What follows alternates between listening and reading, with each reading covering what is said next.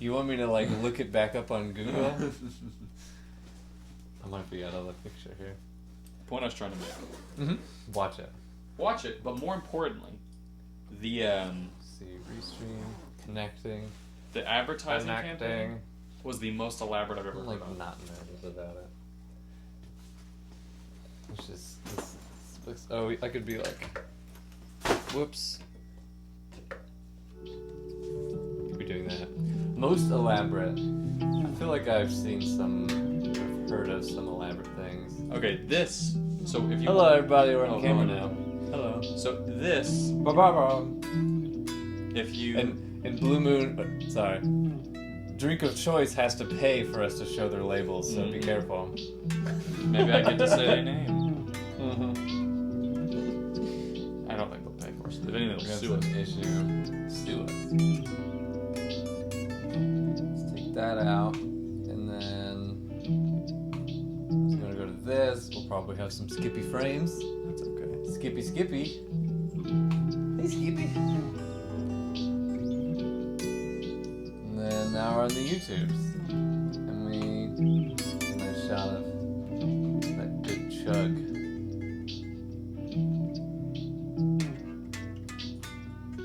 No. Jesus Christ! Now I gotta sell it. Anybody want a bass cab?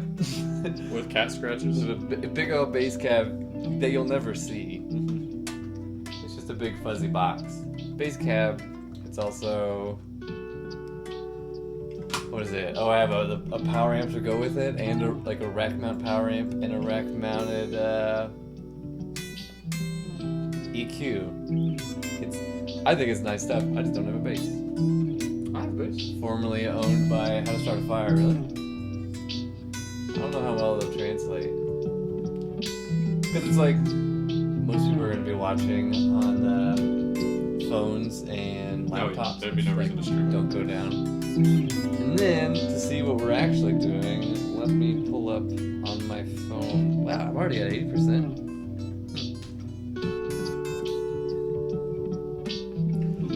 I started to like go to sleep.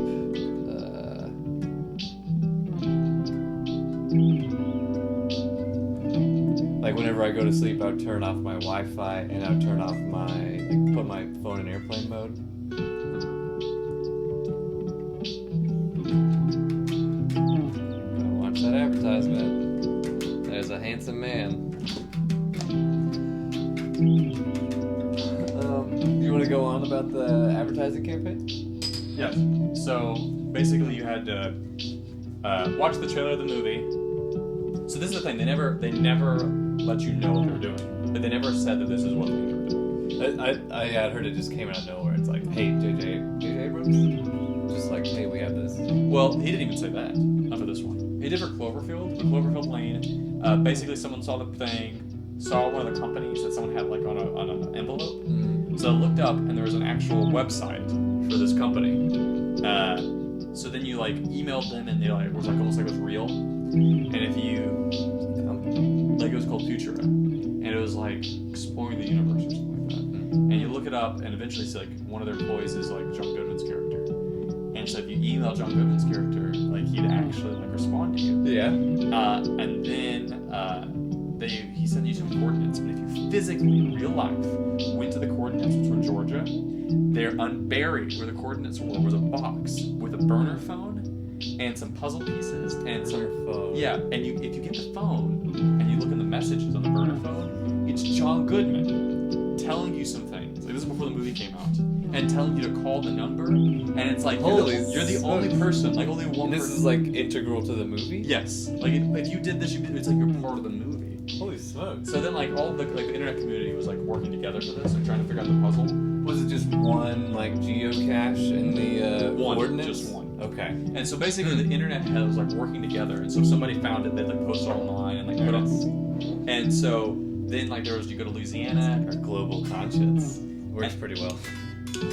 But if first watch the movie because I don't want to ruin it. But because the movie's all about like tricking you.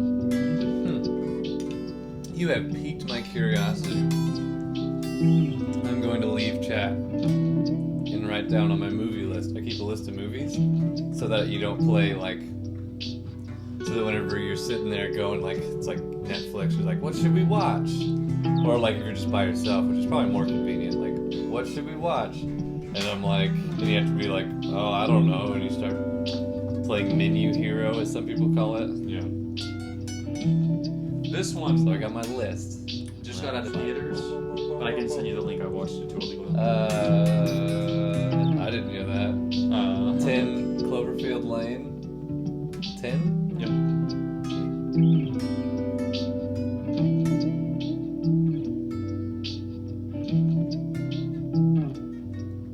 Your story reminded me of another.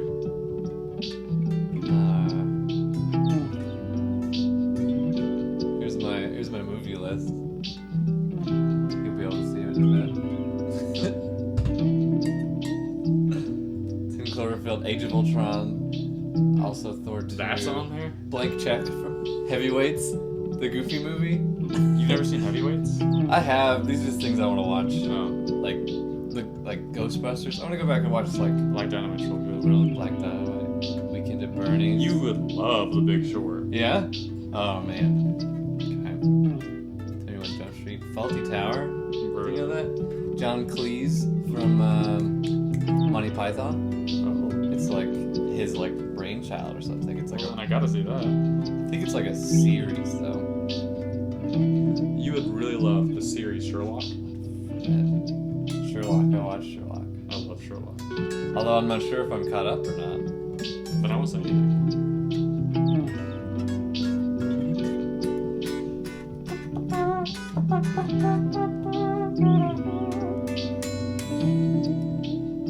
Found that I like pushing my hair up with my glasses. Like, doesn't totally work with the bun thing, but like if I have like hair strands to pull back, it's nice. I just make my. I should just have cool shades. That would help it really. You know work. what would really be cool? What would be really cool, Levi? Scrunchy.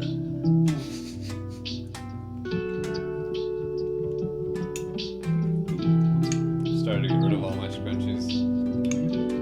Bad move. They're coming back, man. With a vengeance.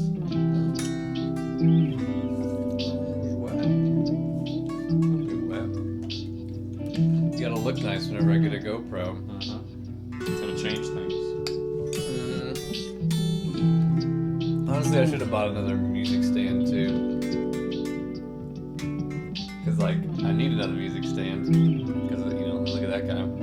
He's doing fine. Oh yeah, he's fine. But like, I need another music stand. Do I want a little bit of air there? Maybe I do. It's fun. But yeah, the thought is I can mount the other camera. Yes, the other camera soon. Up here. Really, it doesn't even need to be that high up. Well, I guess it needs to be out of the way of the other one.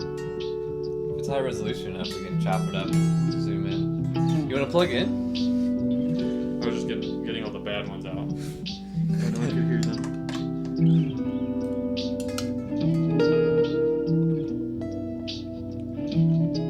I decided to start running that stuff a lot hotter. I think I want everything to be at like, it's like, at least as high as it can be, you know? I think that sounds better. I still need to double check, but that's how I've been running it for a while.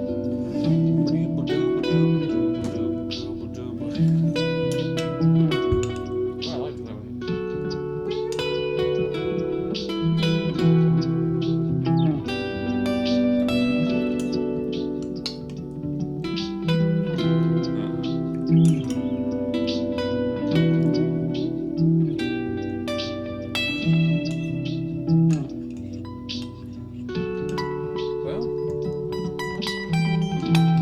Well, glad you're here, Levi. Me too.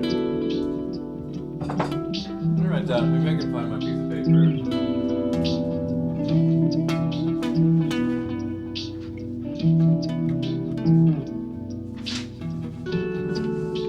I was writing down notes about the stream. One of them was just the problem of having an explicit stream. I don't.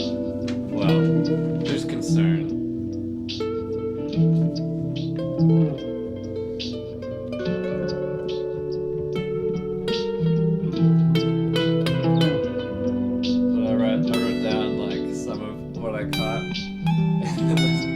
don't know if you remember the big time that Witch Wrangler said that he was vegan. And he said, Witch Wrangler! Yeah.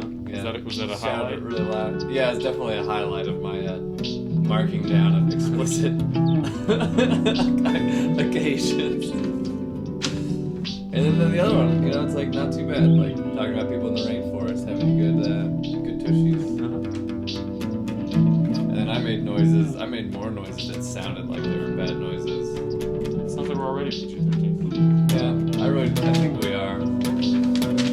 So, from the line of the last loop, I had to really have an what'd you call it? This isn't ethics. I had to have the real ethical thought of the responsibility of streaming and my identity on the internet and how I present myself. It's should it be how I am with my friends and my siblings, or should it still have a curb of oh, this is the world, and professionalism or whatever it would be. Oh wait, I thought I had actually more importantly than any of that. I think we're gonna probably split it right in the middle, right into PG-13. You brought a pick? Yeah. You're so serious about this. It makes me happy. But also, decided to try to do a structure or something. So say we were gonna do 4 hours, I figured loop and then talk. Maybe if we get to a certain point, we can have a theme for the day. Today we're gonna talk about raccoons. Probably not, but it's more looping and then practicing and then maybe finishing songs. I wouldn't mind another section where we get serious, actually talking to each other. So I think we've done the intro talking, What should we serious? Ben, I've been meaning to talk about your toenails. Yeah. It looks like you could swoop down and catch a bunny with those things. Serious talk. Every once in a while, I'm a little afraid. I see you flapping around your room. Right, the cat's afraid. I am barefoot most of the time. Toenails are fun. Yeah.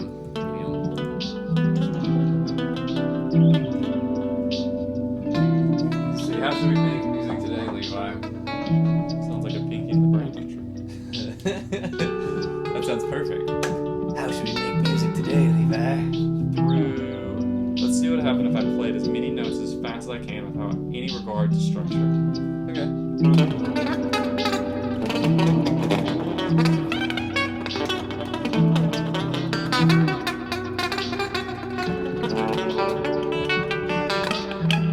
Your children will listen to this type of music someday. That's how it goes. I actually think I can play them faster intentionally. Because most of it's just muted because I'm just trying to play. So I could probably just go. Faster intentionally? Yeah, I feel like playing music. I played a lot of electric instruments. I played every day. I streamed every day since Sunday. What's your peak viewer rating? Or viewership? I think I had 16. Oh. When I looked down, I got 16, and then I panicked. And it got worse. Yeah, you can't panic, And man. then it dropped down to 4.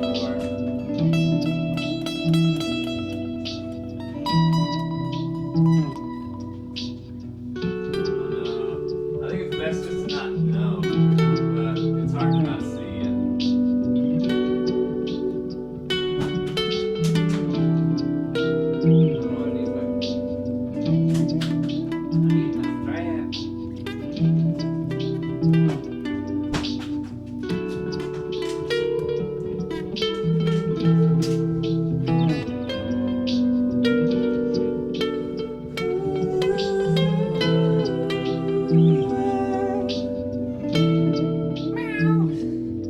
I've had some cat cams. Like purpose cat here? So like you had a Siri? Yeah, I'll I went to go heat up some food and I put the camera right here, pointed at Kobe. You can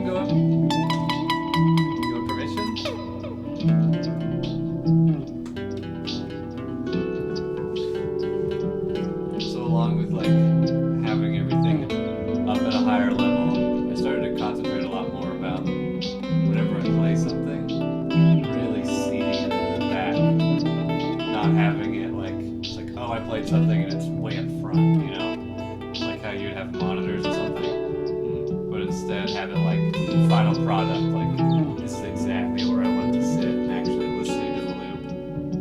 Putting it right at the right volume. Okay. That's how I like it.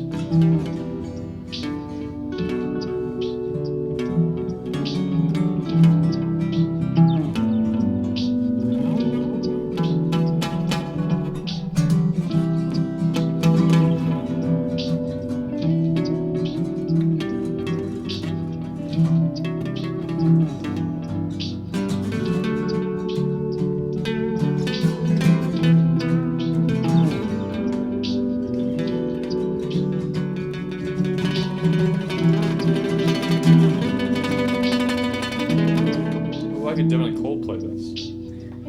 Let's see. Didn't he cool?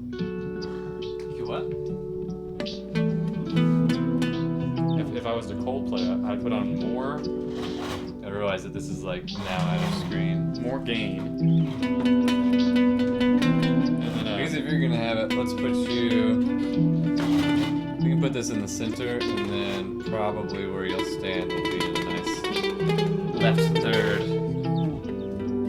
as the human eye enjoys.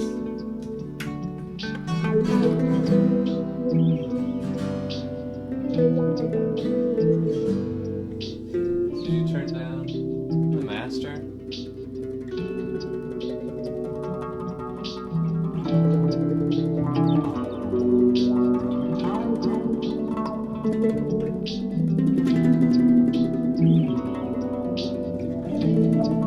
Don't worry too much about it.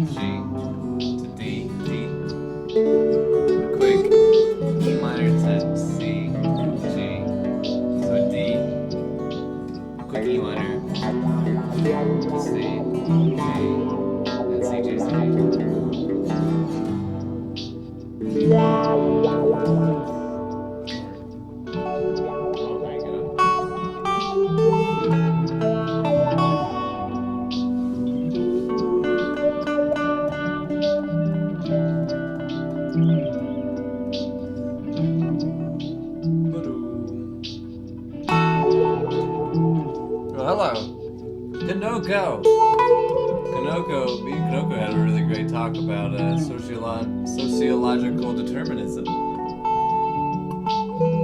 Like the way the world is. He says hello. hello. Late night talk. I've had too many late night talk. I talked with you, Kanoko, 2 nights ago, and then I was up with Chicken and Fish talking about stuff last night. Actually, not that different. It was a lot of like, I need to get a job, and like that kind of like, it's like, why is the world like it is? And talking about a marathon. Marathon! You need help do a marathon? I mean, I have to go to the gym first or play more soccer. Running a marathon, that's... No, playing a marathon. It's like 16 to 24 hours is what I'd want to swing for. I'm assuming we wouldn't do the whole thing. No, it'd be a combination of you and me, chicken and fish, me and chicken and fish. Maybe you, me, and chicken and fish. I don't know how that would go. It is a nice thing to have, Kanoko. How are you doing, Kanoko? I don't know if today was a nice day or not, because I was not outside. It was gorgeous. Oh, dang it. I kind of had a stressful day at work. The past couple days at work have been kind of reassuring and reinforcing. It's I woke up, I did some work, I'm pretty good at it, and then I come home and then so far I've been doing the streaming, and so it's that goes well. But today was kind of hard. Stuff wasn't working, and then there's people expecting to have things suddenly change and be better, and it's if you change anything, things get worse before they get better, and it's yeah, I don't know. Kanoko has his late night shows when he overseas friends, right? What do you think the time difference between Brazil and France is? Brazil's not that far off from us. France, probably about 7 hours. So I'm assuming about 6, 7 hours between France and Brazil. 6, 7 hours? What's the time difference between France and Brazil, Kanoko?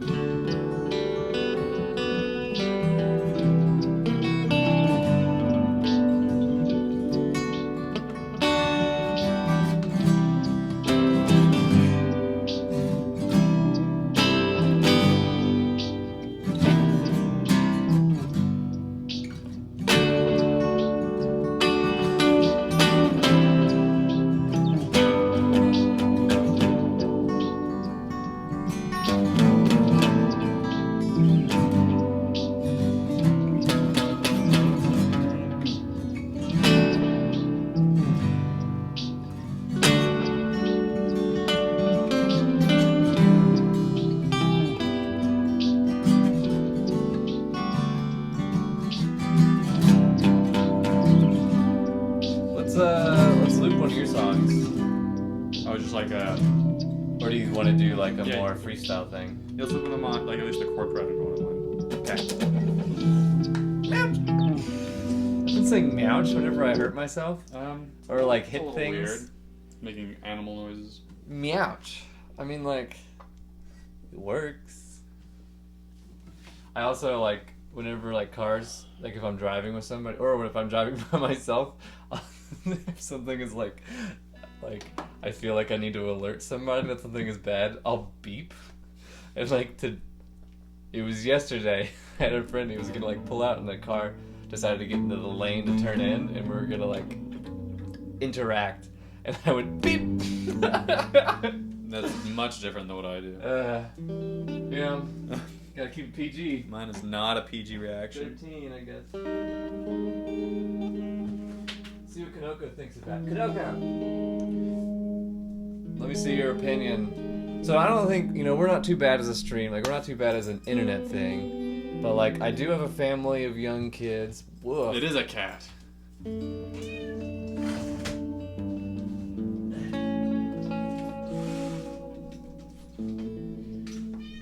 Prevent that.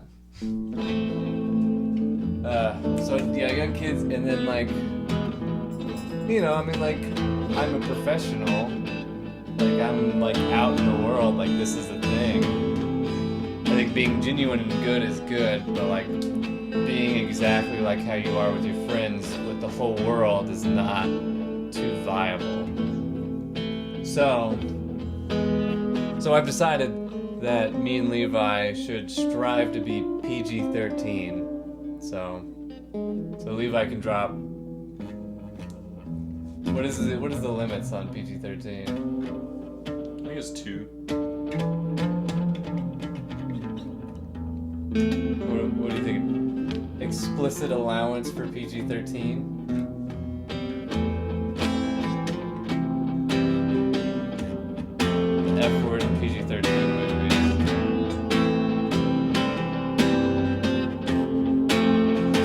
I was gonna ask Kanoko what you think about that. Although I don't have chat on, so I'll have to come back to it.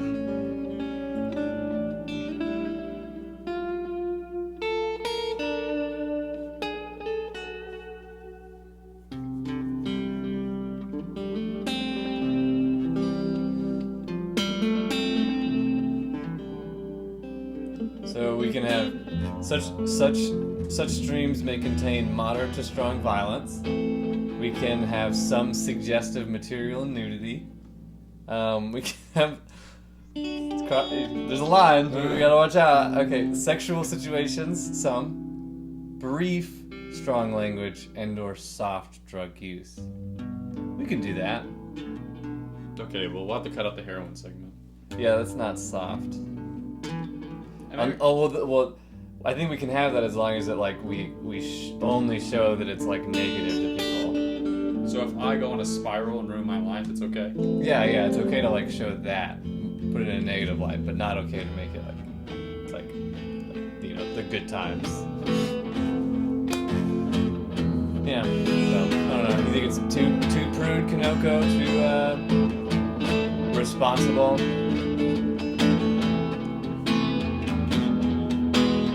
I feel like, so watch the, let me show you the meter. Let me show you how I read it. So the most important thing is seeing my voice bounce up like that. Right? You see the level that it's at? Check, check, check, check. Do you see how? See it. So I'll make a noise and I'm like, okay, that corresponds to me. And then playing, now I've been okay with the playing being equally loud. Unless the mood that I'm trying to get is calm down,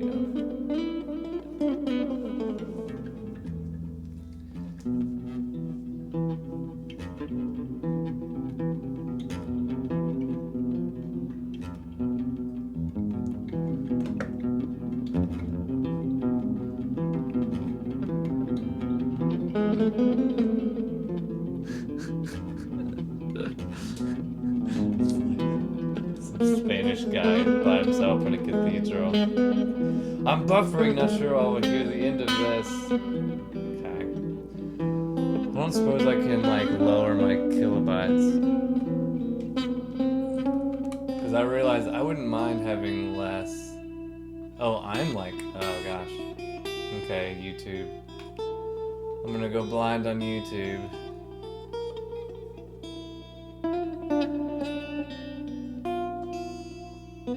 Yeah, we had some drop frames, Kanoko.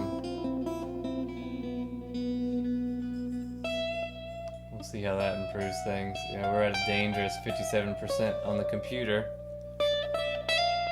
Is there anything else on? Activity monitor.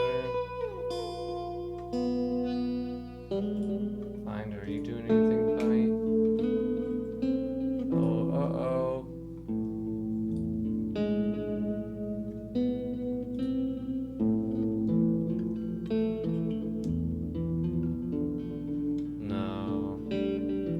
Levi, why is it when you're here? My face has too much resolution. Okay. We're just gonna turn off Chrome for right now. I don't want to have to restart my computer. I don't mind restarting OBS, trying to give lower kilobits. I think this is the nomenclature for kilobytes, but I don't know if it's kilobytes.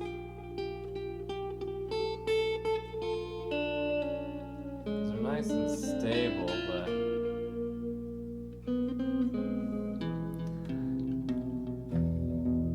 no, it caught up to live. Didn't hear it. Sorry. I was saying, basically, yeah. Do we I'm thinking that we should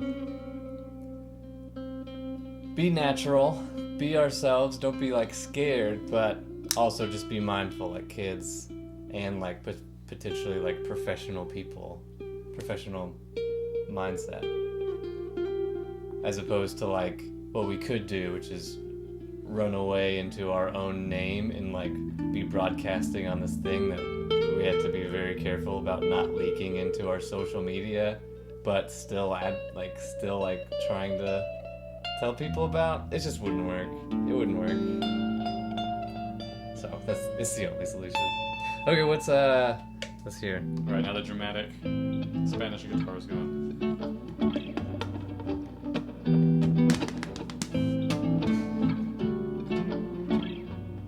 I like that one. But it must be deleted. What song you want to play? Might as well the one I'm trying to finish to write. I'll just put it on loop and we can put it over it.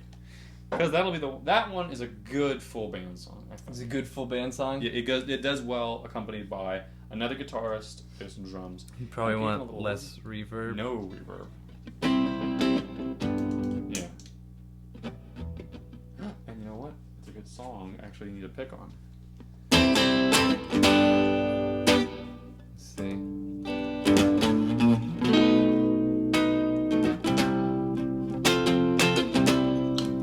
I would say,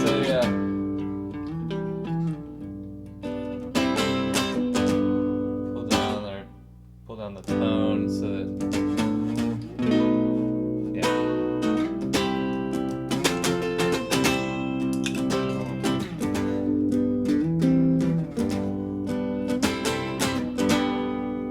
So I'll just play it twice through.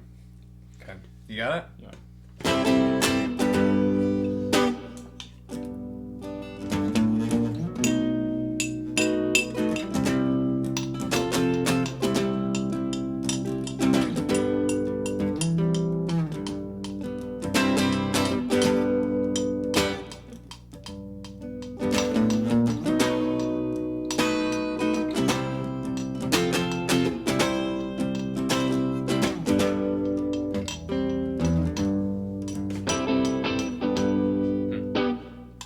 I think you got it.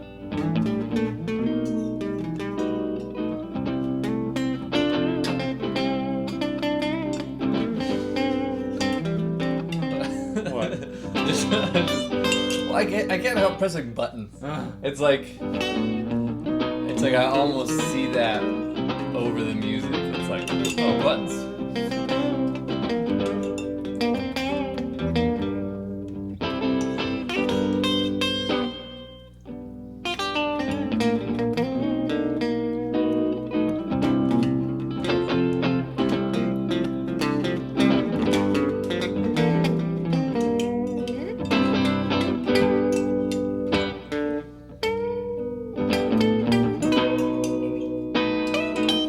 Give us some of them lyrics.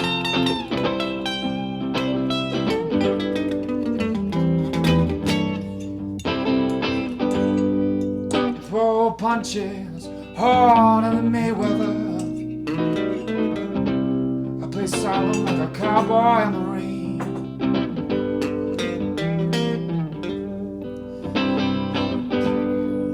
When I watch my heart go asunder,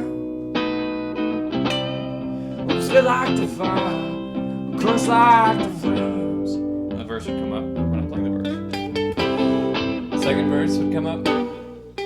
That was, yeah, sorry. Did you do an instrumental bridge first? No, it would go this little sequence, and it plays twice, which is the verse, and then the second part of the verse, which is different set of chords, which is all, it's like the first chorus. Okay. Because then the chord, technically, I guess the end of that is just three chords, and it's just me saying like one sentence. So it's more like a verse chorus hybrid. So then I'd play this for two measures for an instrumental break. So I'd go here, go like.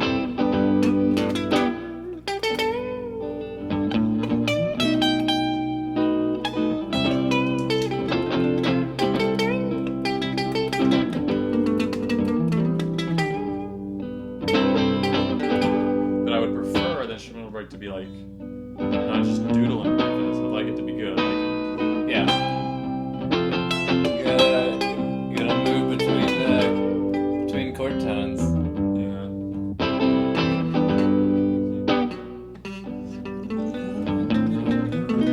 Gosh. Can't even replicate the vibe. Still a sharp there.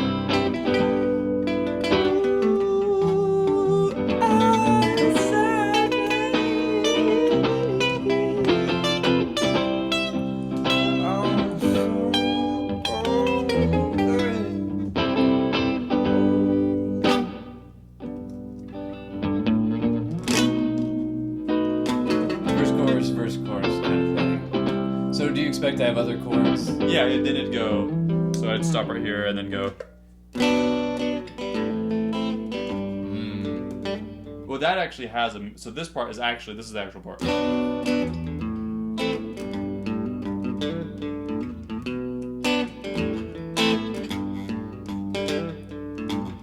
then I do that one more time. And then I go. And then I need to hit the C, but I need to be a lot higher, not here. It needs to go.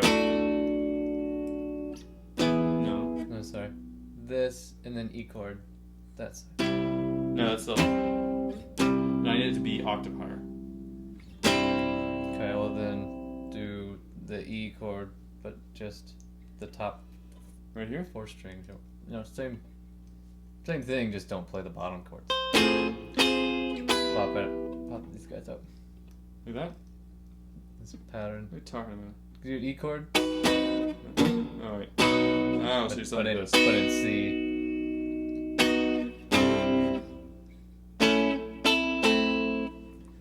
Okay, well then do an F chord and then slide it up to the that's C. over here. Okay. That's what I'm talking about. It's a D. And then,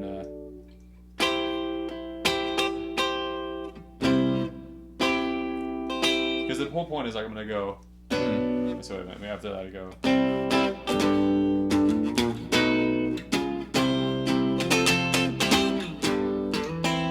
And then I go to this. So much of the century bell. Blacked out cold before it could rain. Met concrete when I fell. But make no mistake. Let's see. See, and then you get octave higher G as well. So that would be. Be a D chord right here. So do you want to hear? D, or you could do did you ever learn the Cage method? Probably, but I wasn't a very good student. I just played a lot. Got my pick. Okay, so the I guess whatever you call it, the chorus. First do A, and then A minor, G, and then you're gonna lift this. So it's don don don don don don. Bone down. So you just you're plucking out the G chord, but you're gonna lift that. So it's like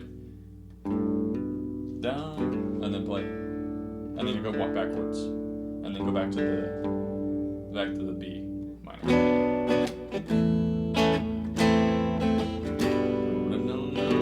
But faster. Bone down. Oh, is it? How fast? That? Like this. Okay. Huh?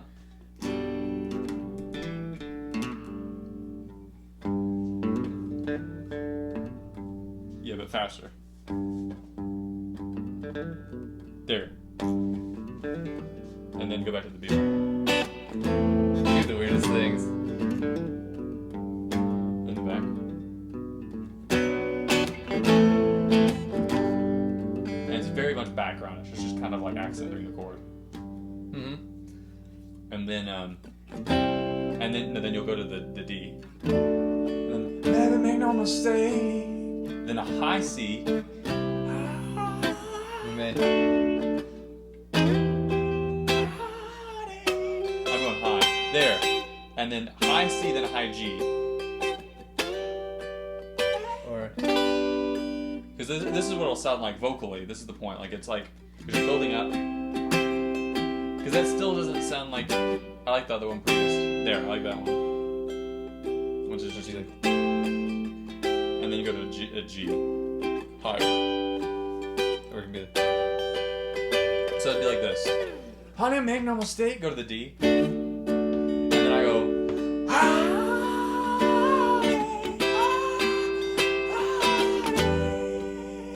And then you stop. That's all I know before I met you. No, then you go to the da da da da, which is a G, G D. It's this. Okay. All right, sorry. okay.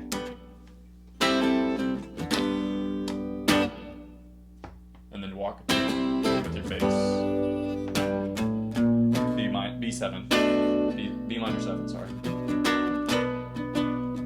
And then you go up to a, there would be a B flat major. So you do a Up B minor to a 7. B. So it's like, you go, like, and then you're doing the B minor 7. Oh, B major, or B dominant 7. You B dominant 7, and then you're going to do, I guess, an A flat major. And then you're going to go A flat major. A flat major into a, I guess that would be what, an F I think you're flat? doing a C to just Sorry, F. C to F. And then you go back to the G. And then you're going to slide. Wait, no, wait. Whenever you're coming back to back to the G. And then this is the part where you slide the D, and then you're going to hit this right here. No, right here. Wait. So, There it is. you play so different than me. Like nothing I play is like particular. Yeah, mine are very particular. Nothing.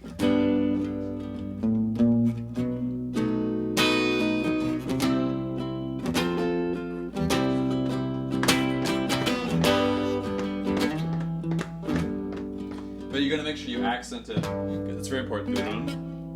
Because you're only plugging those two notes. There it is. Okay. Think like old school surf. I think it's funny country. because like you're so particular, but like it doesn't seem like it whenever you play. Right, because I'm doing it so many freaking times. Like I'm doing it so many freaking times. That, like, that's what I like. But it's very. You want to make sure it's so like that you don't think about it. There it is. And then I don't mind learning how to play like you because I like the way that you play. Okay. I would like for it to be a little tightened up. Yeah, it definitely needs to be that.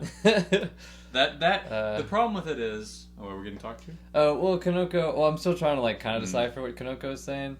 It may not be related to you. We're talking about the buffering, but the Twitch replication system. Although, if you had dropped frames, could be both. Right. Yeah.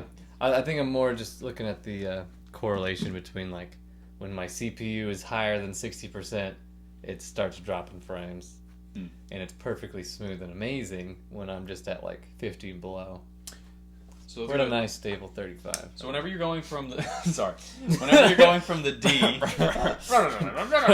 the dinosaur eggs will do fine.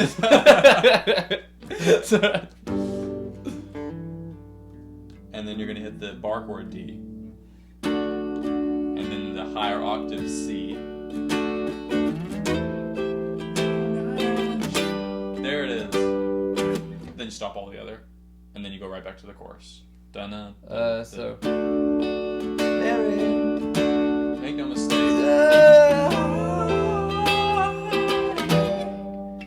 See, I'm wondering, How do you want me to stop? this is the thing. It's gonna end on the G, but I don't know if it's supposed to be a G. This is the problem, because this is the part I was thinking in my head. No, it's gonna be. No, it's. Heartache.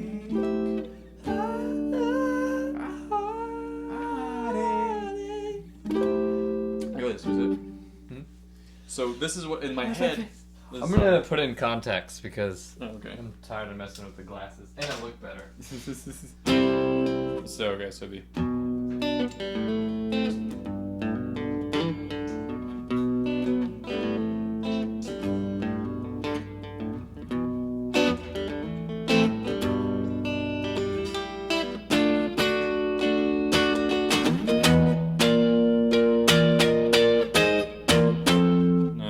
It's not a G.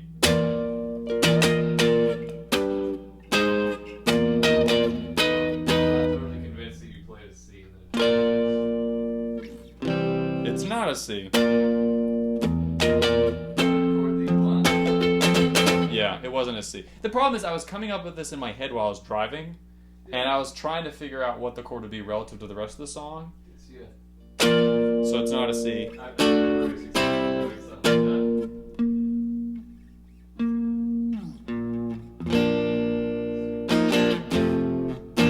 It is.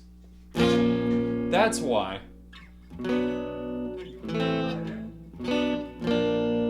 I want a B major, B dominant. Wait, no. I want a B flat dominant. Whoa. And it's not a G. No.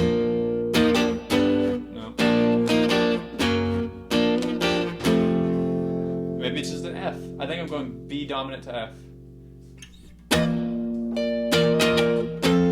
Maybe that isn't. Because I want to go.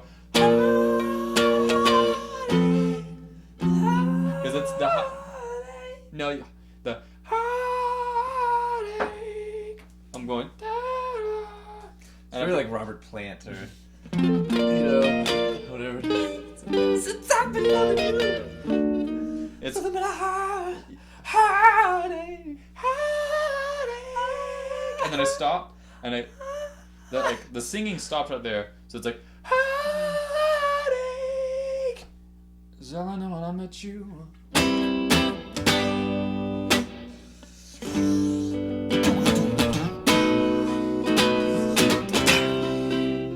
No, it's not a rock. Probably It's not. it'd be more like Dude, it's like I want it to be shuffle.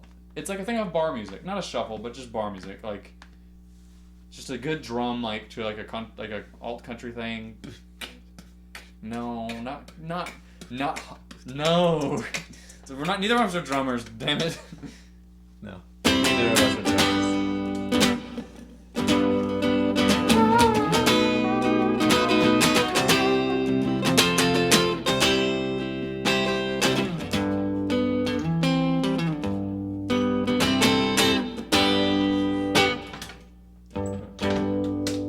Throw punches harder than Mayweather. Play silent like a cowboy in the rain. When Wi-Fi hearts go asunder, stood like the fire, cursed like the flame. So much for the Central Bell. Okay, so much for the Century Bell. Knocked out cold before I could see. I met Corny when I fell. And then But make no mistake.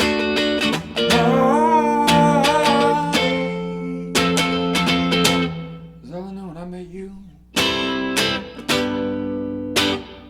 So that's what you want? I think so. D to F. Go back over that. Hit the notes. Go from D.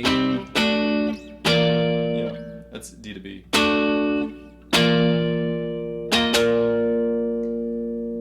Sing the notes that you want to sing. Let's see.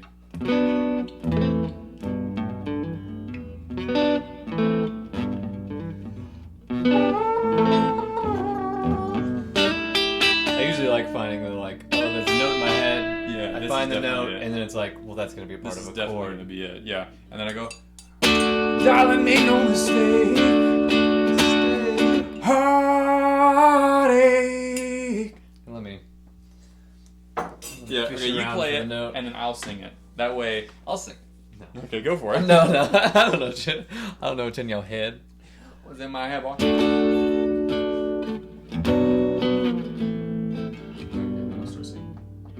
it is. Almost.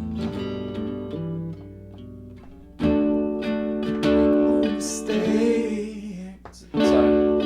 Make no mistake. I wanna. So I start with the reference. So I start with the last words of the Make no note that you mistake. know you Okay, want. So that's gonna be. Wait, go back to here. Let me start right Make here. no mistake. Wait, think of it. Make no mistake. No. Sorry.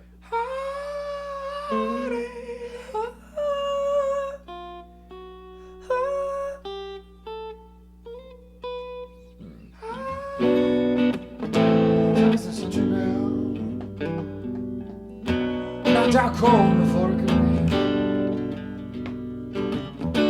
Oh, darling, make no mistake.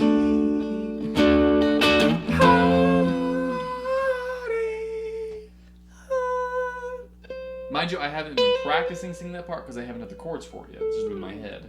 Okay. So it's. I'm pretty sure it's an F. I mean, B to F.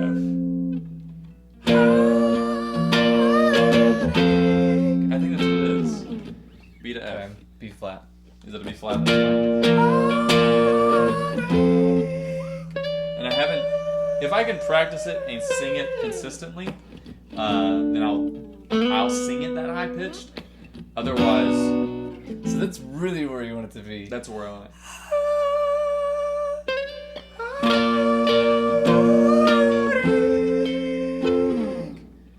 And then I stop and it's.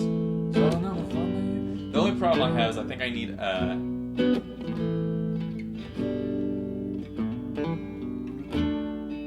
No mistake. Oh.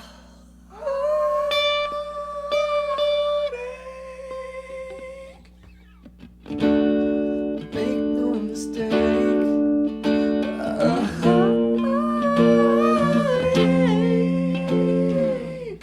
Is all I know before you, when I met you. Make no mistake.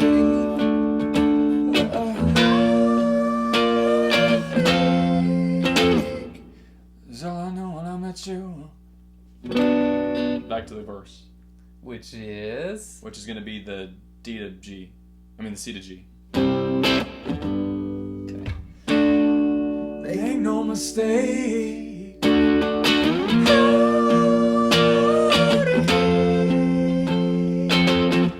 Is all I know when I met you. Here it is. That's what I was hearing in my head. And then here would be an instrumental part. Like, I bet I've written one.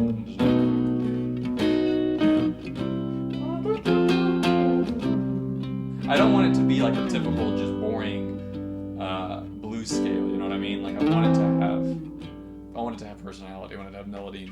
So I've got to write that. I feel pretty. Oh, okay. Oh, you can do that as well. It doesn't matter as long as it's there.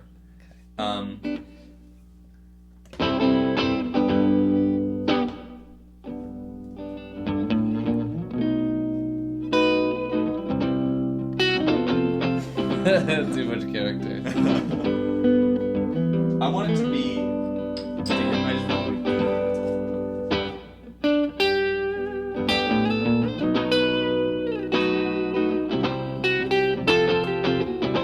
Remember, it's the tone of the song is like it's fast. Like it's like a.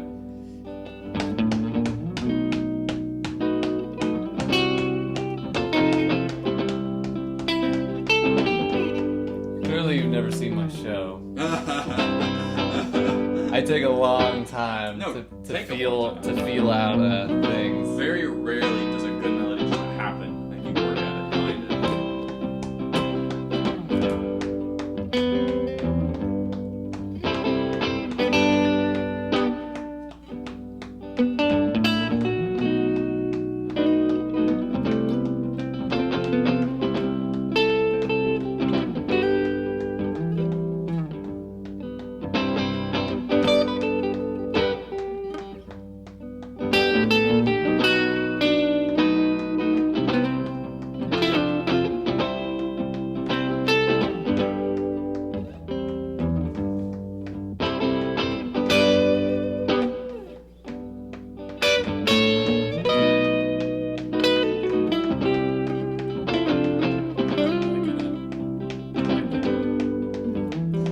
You don't make things easy, do you, Levi?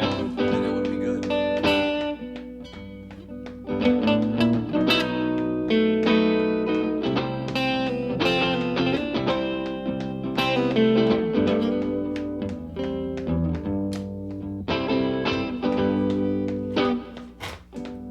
What personality? Just like reverb makes things good. Yeah, sometimes I worry it was fake personality.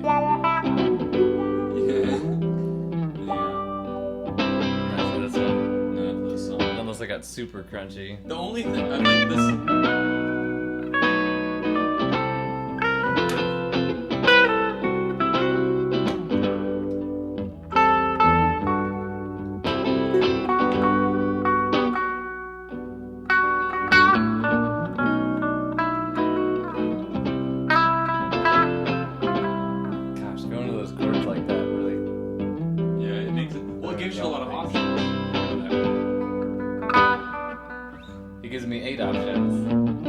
swaps over to other 8 options for a few little bit, and then it comes back to 8 more options. And there's a perfect melody in there somewhere that you're figuring out on the guitar. You just gotta hunt it down.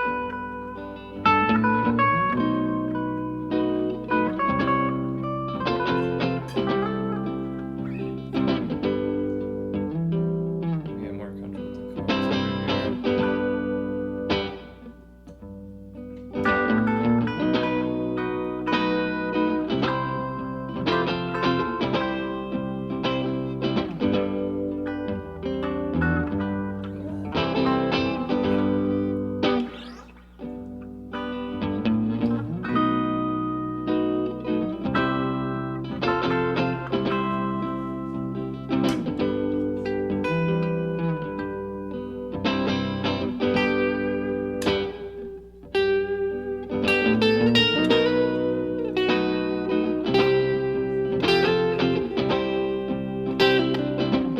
Who is stronger out of the two of you? Like, just able to lift? Stronger? Paramore Josh. Well, Paramore Josh. Hey, Paramore Josh. We are allowing ourselves some violence, right? That's true. It's PG-13. We get some. We're trying to be PG-13, so we're allowed some violence, I think. Yeah, so if we want, we could have like a fist fight. But I don't know if that would necessarily be strength. Is it strength? It's an arm wrestle. Yeah. Interesting. Well, let me say this. Paramore Josh. Paramore Josh. Let me tell you something. Is it Paramore a thing, or is it just like the band? It's a great band. But yeah, is like some sort of other context that we need to be aware of before I start making references to anything.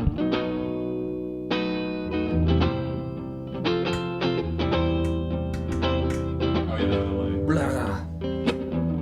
While we're waiting for your response, Paramore Josh, let me say this. It's been maybe 6 months since I've been to the gym, so I'm not feeling terribly confident in my bicep strength. I do lifting for my job, so I don't think I'm the worst thing I've ever done. But it could be better. Oh. What? Nothing. Did you do your homework? I told you to do that. Did you listen to the Dolls album? I told you to listen. Someone tells me you did. Is that what you told me to do? Don't listen to the Dolls album. It helps when you know how chords go.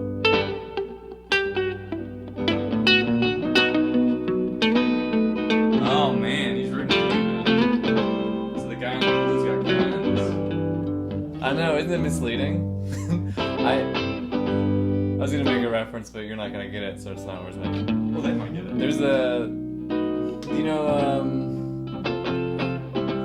Let's see, do I have guys? I forgot his name. There's like an artist that I saw live once with Allie Lee, and we went, and whenever I saw him play acoustic, Phil Wickman, when I saw him play acoustic guitars, I was like, those are my arms. Like he has my arms, like the weird they're like kind of like veiny and like Yeah, you're kind of bicep-y. It's tight. Yeah, and it's like literally you could take my arms off and put them on him and swap them and nobody would notice. Like, See, even whenever I do go to the gym, like consistently, my muscles get like, I think wider than they do get like taller. Cause like right here, I think I don't have much. I don't really know what to add to this. It's like It's not terrible. bass, besides just copying you. Yeah, you don't want to copy me. I mean, like a bass could at a lower frequency. That's the bass's job in this song.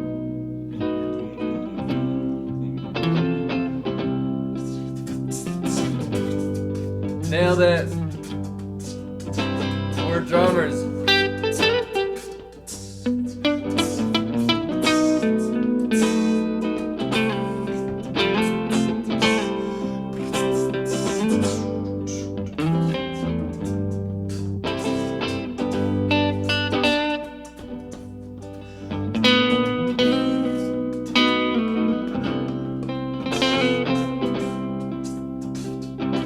That's the drum.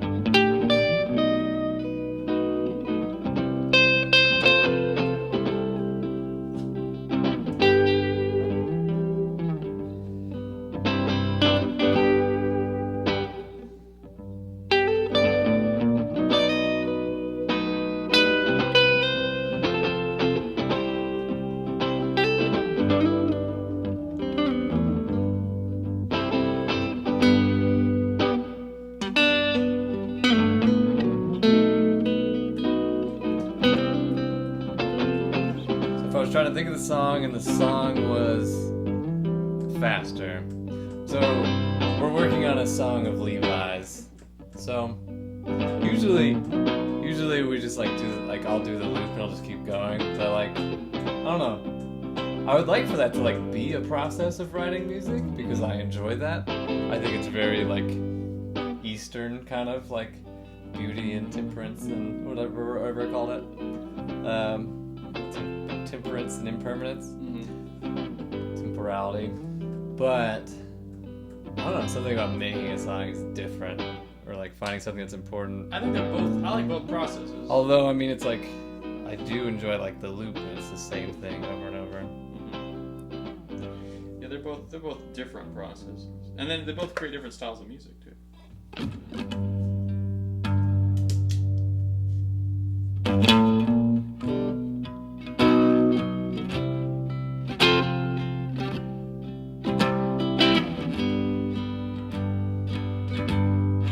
Saying Levi. Damn, it's hardly watchable for me tonight. TT. His keyboard, the T key is like stuck. I'm not, but like sometimes I'm not sure because he's really savvy on the acronyms. Like I'm not that great at it, so it could mean something. See? Hardly watchable. That's Is it stream-wise or content-wise? Then you're dropping the no, ball. I know. No. Oh, okay, Kanoko's gonna be talking about stream quality. You can definitely try the YouTube stream and just chat over here. You can give that a shot. We're like hovering at like higher kilobytes than I would like. No, TT is crying emoticon. Crying. Oh. It's eyes with tears coming out of them. See, to me, it looks more like eyes that are frustrated, like at a disappointment. It doesn't look like crying. got TT better.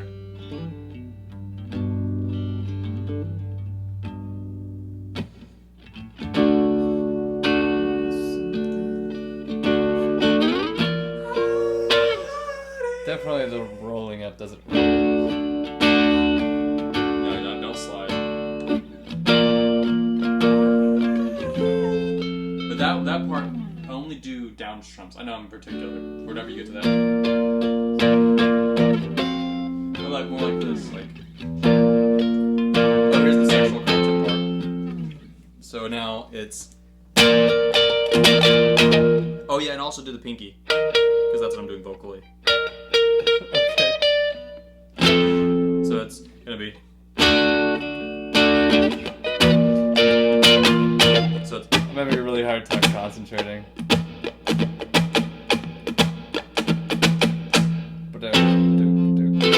I'm scratching that nice guitar. So the pick guard's for. No, the pick guard is to be beautiful. It's a guard. Pick Look guard. how many times I've scratched it. There's a pick and Hardly it guards you any from time. the pick, from the Yeah, wood body. the pick guard. Yeah, but when the pick guard's beautiful, You want to tell that to your seagull? you don't. You want to tell that to your seagull? Yeah, I'm sorry. That's how the world works. You get a practicing violence. guitar. You get a practicing thing. Sorry. I'm gonna smash this bottle and cut you. Oh gosh. As long as we don't show it. like if I get knocked over here. Oh god! Come back covered in blood. We decided we're gonna. Yeah. Because one thing, for sure, I wrote the song with the intention, like when I started writing it, for the point of being a high energy band song. And so that's. That's all I know when I met you. Done it. I guess I should finish. It's so hard to follow, Levi. I'm just trying to be difficult. Oh no, it's just it's an interesting balance. Sloppy in particular. This is what it is. I get something stuck in my head, I decide it, and then I never practice it again. So then it becomes very sloppy because I've never practiced it, but I worked really hard to get to it. But then I just let it fade away. And then the only time I play it again, this is a very bad flaw on my part as a musician. I typically only practice on the stage, which is the worst time to practice. So That's interesting. If I played a lot of shows, that makes a lot more sense of why this works. Like has a higher potential of working out for both of us, or why it's attractive to you. 'Cause it's like, oh hey, I can be on stage, but then I also get to practice for when I'm on stage. Right, because if I'm by myself, all I'm doing is trying to figure out things to And write. just repeating whatever. Trying to see if you can read the books on my shelf. Because I don't want to encourage people to do that. It's not bad though. I mean, like I have mostly what I'm like proud of. Apologetics, it's fine. Yeah, Singing, I don't know. fine. It's a little Virtuals is forward. fine. I mean, I guess it's not like Yeah, no one any cares. kind of secret. Yeah. Dramatic. Okay. I have 5 copies of Batman. That's a little suggestive. Those are really good. There's nothing suggestive about Batman.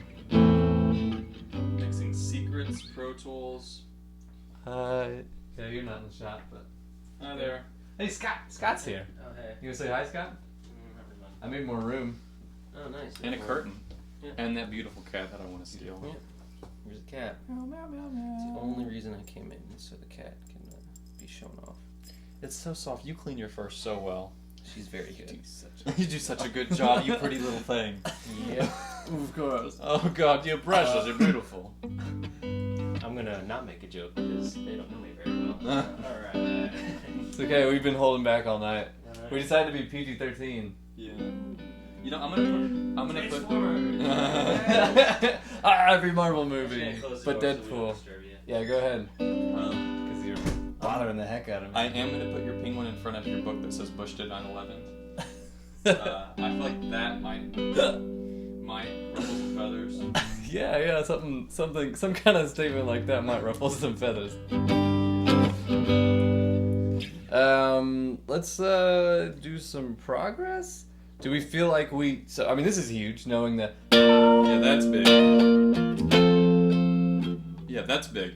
And the only difference is depending. I will try to practice this, vocally also.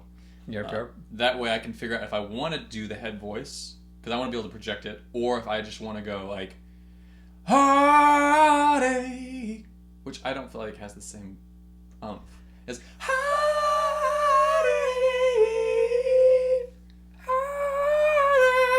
It'll probably be better practicing it because I'll hit that voice a little better. Is all I know when I met you. I also like the difference between going for the head voice and then to the Mhm. I like that. And it is very reminiscent of. I mentioned the name earlier. Zeppelin. Zeppelin. Hmm. Yeah, that's nice. That kind of era. This is West Texas Zeppelin.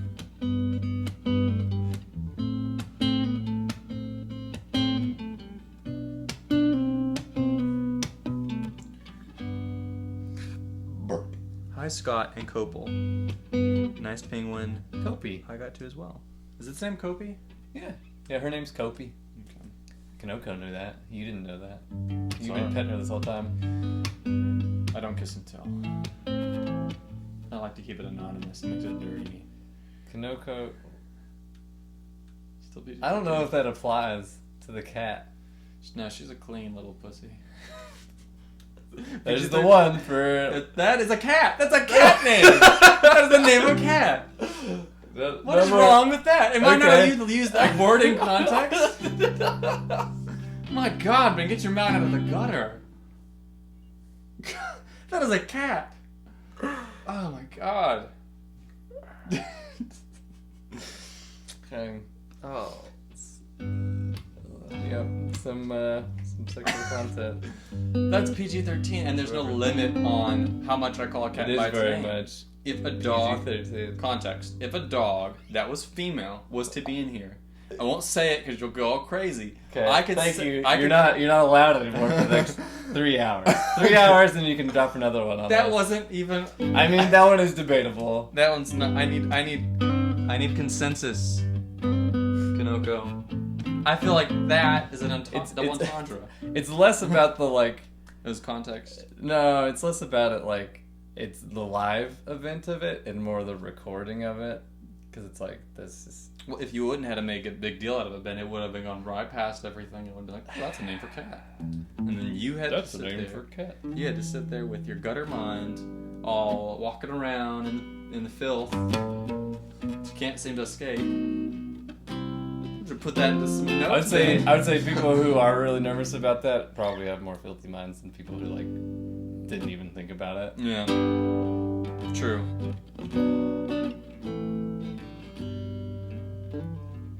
And it's funny that even though that's exactly what I've written, I get it 50% of the time just because I never practice it. And then I was like,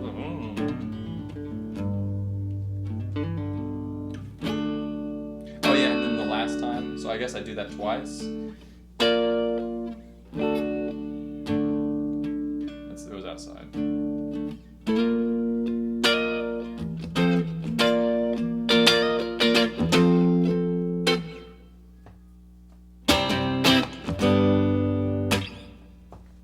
Your band is going to have to practice a lot. I know. There's no like getting somebody charts No. and then having them like play. Maybe a drummer. No, this is gonna be even more difficult. No, for the drummer it'll be fine because the whole thing is just. It will be difficult for because of that feel and stuff. Yeah, it's just. This is my plan. So, obviously, finish I'd writing. like to move on. Yeah, let's do something else. Yeah, we made progress. At the end of the day, all I need to do is, because it does that, has that little thing for your solo that you're gonna make that's gonna be beautiful, and Well, I'm then, making it. Okay. and then after that Yeah, fair enough. is going to be another version of chorus, which I've got to. What is this? What do you Oh. have in here? Oh God, Ben! We've oh used my that. God. See, I mean, Oh. I would like for Whoa. maybe that should be toned down. The OMGs. That is not cursing. It? No. Yeah, I mean, you're from West Texas. There's nothing wrong. It's an issue. That's not even taking the Lord's name in vain. It's an issue. If I follow it with a curse word. Yeah, but I mean, like, you can't do it around children. What children? Internet. Internet children? Everybody. Internet. You shouldn't be on the internet. Everyone is here. Everyone is here right now. And you have this just floating around. That's the issue. A range expander. Yeah. So that's the what is it? The TS9, whatever. So what do you use this for? This is just overdrive, but it's like people really like this pedal. Mhm. And it's a tube screamer. It's a tube screamer. It's standard, very standard. But it also has the Analog Man mods to it. Interesting. So extra coveted. Interesting. I have, if anyone is familiar with the Klon Centaur, I have a Klon Centaur replica that was hand wired to be exactly the same. And the funny thing about the Klon Centaur, Ben, that you've been listening, Yeah. that is like I gotta make music. $1,000 or $1,200 pedal. However, the replica that I have disgusting. costs like $150. It wasn't bad at all. Yeah, it's a replica. It's all brand is very important. It is. I don't hear the difference at all.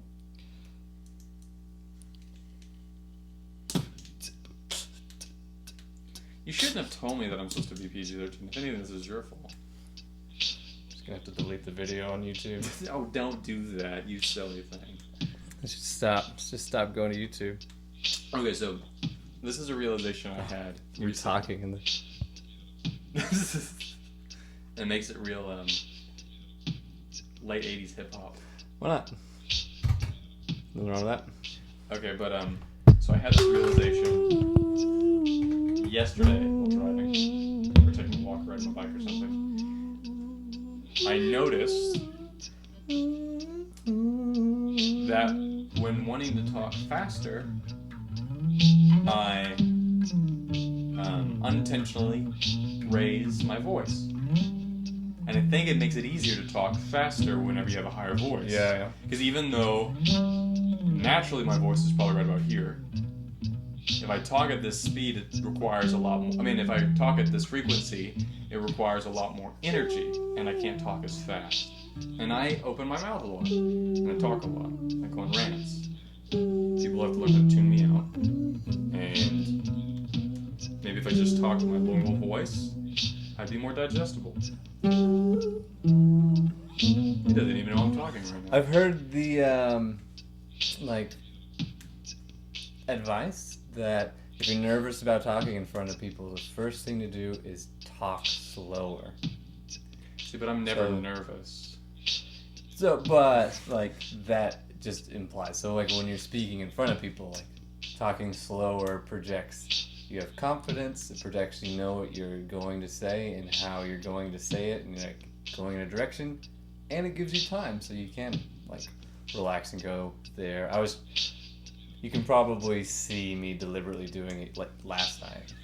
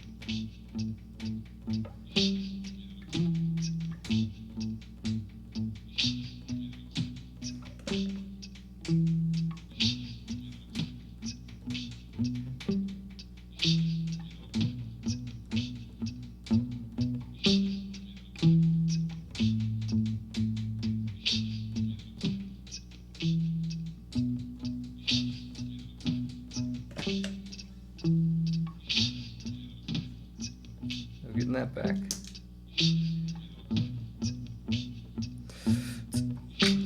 Ooh, let's postal service this. Layer. Oh, is that? Oh, yeah. It's postal service. That's how they did it. That's what's called the postal service. He was. Oh, is you blowing your mind right now? So That's if you less clever than I thought it would probably have been. if you know the postal service, Ben Gibbard's band. You speaking to them? Yes. Okay. I listened to a podcast that. Go ahead. The reason why it's called the Postal Service is because Ben Gibbard or whoever, I can't remember who else is a part of it, someone from the Yeah. They would write like a just either a drum beat or a chord progression, and that's it. And then nail it to another member of the band, and they had to write another layer, and they did it, I guess, 4 or 5 times, and that would be the song. So maybe Ben Gibbard would have a vocal melody, and he would sing it from scratch, and then they had to create a song around it, yada yada. Hence why it's called the Postal Service, because they did it through the mail. Cool. Let's do it. Postal service then. I always talk so fast, not because I'm nervous, because I have much to say. I type really fast as well. He does. And you know, it's probably. Oh, I was going to say something, but it wouldn't be PG-13.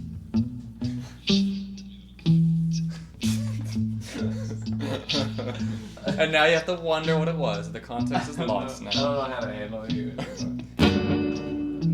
It's like it's like I told myself, what am I worried about?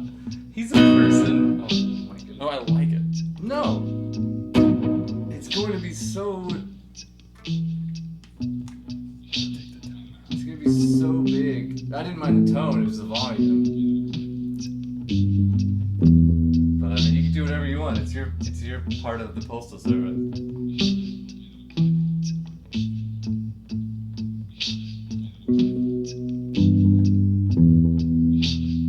I like that a lot. I need Ben. You probably see it in my face. This like. I need you to be my tremolo. You want me to do it? Mm-hmm. I've decided that this is the better spot to do the tremolo.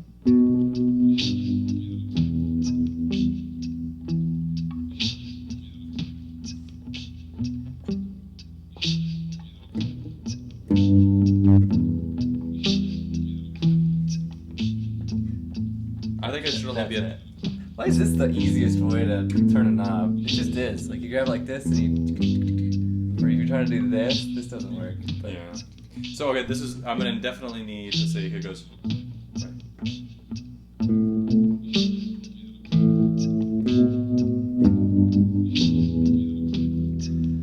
Will it be exciting next week when everybody can see what I'm doing? Next week, if it works. it is. Okay. Just gotta go to Cabela's.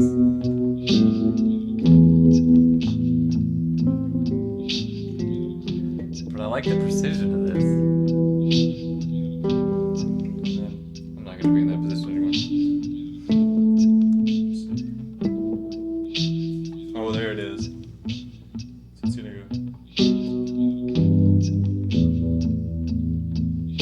Just ask me when you need to tremolo.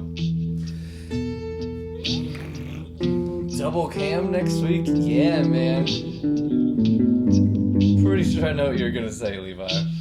We're gonna change our name. Don't worry about to it. the Cam Boys.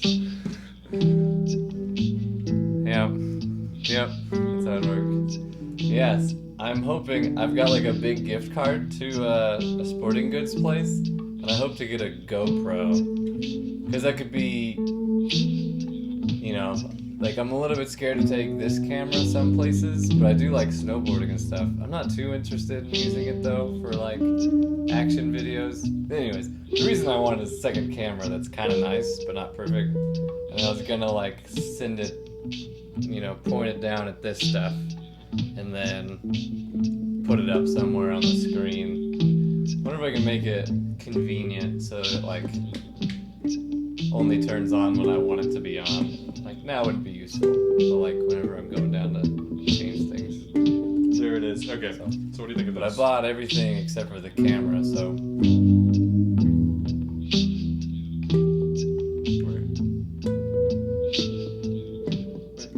There it is. So then I go.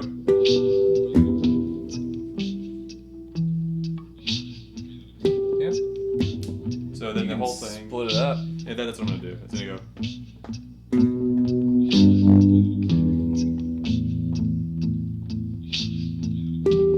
Would you call this 80s what? That's really good. Okay. I said 80s hip hop. 80s hip hop has the people talking in the background. Okay. Oh yeah. Let's go for the next one.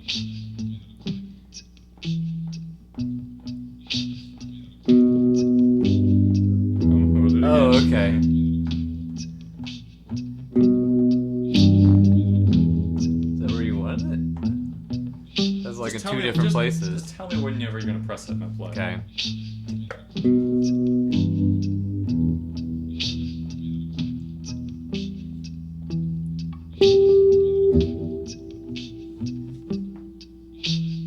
Is that it?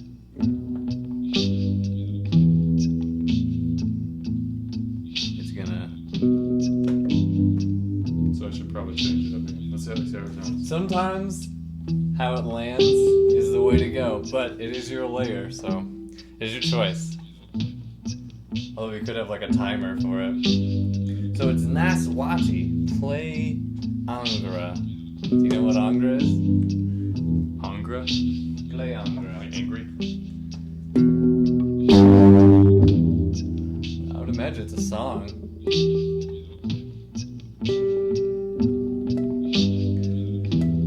Oh, there it is. I've changed it up. Okay, we're gonna re-record it. Okay. I'm just gonna make it simpler. Not a sponsor. In fact, I'm gonna press it with my knee, and then you just be much simpler. Okay.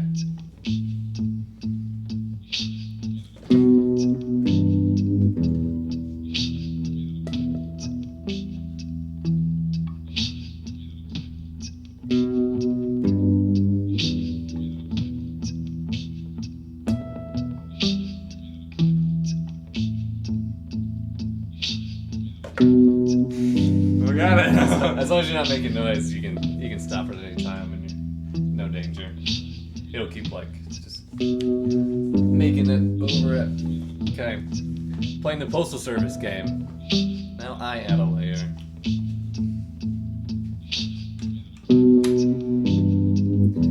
Go opposite direction. Add a little bit of reverb. Let's do some plate. Say Weaver. Reverb, yeah. A little Weaver. A little reverb, or commonly known as just reverb. It's a little bit.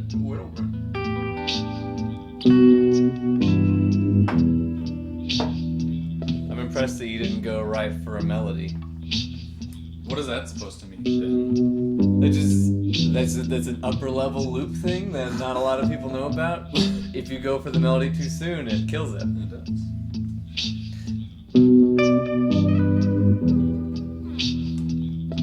As he goes with the melody.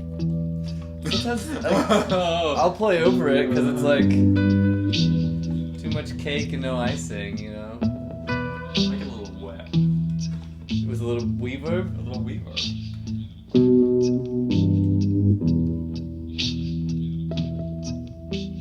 The voice really helps in the background.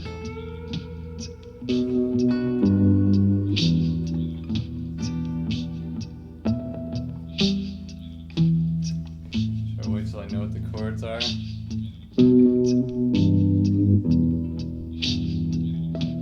You made it E minor-y.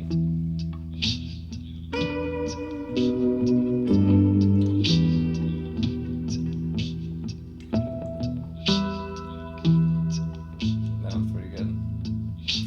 Let's just milk that one, huh? Milk it, milk it.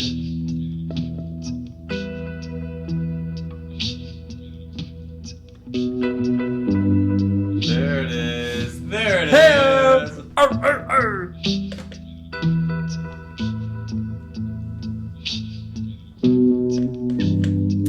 Just once. You don't need to add it too many times. Oh.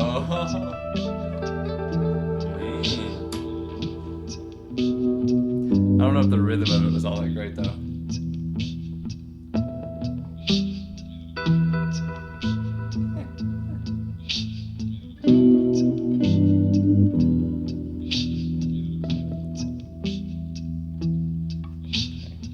Anything else for me to add?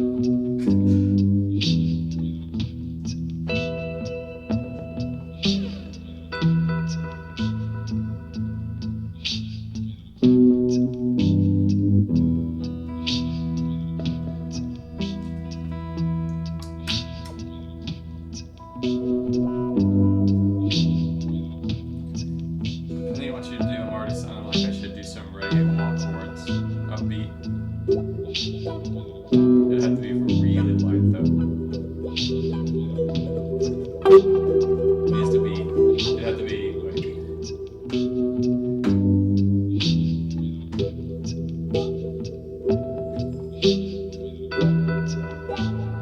This is your chance to kind of construct whatever the melody's gonna be.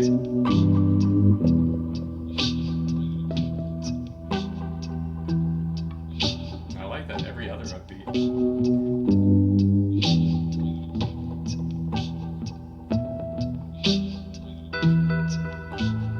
Yeah, if you add a little more. A little more. I was about to say, if you add a little more reverb to it, which I know we're kind of reverbing out. That way you could do. That way it lasts a little longer. So it's every other upbeat. It's like.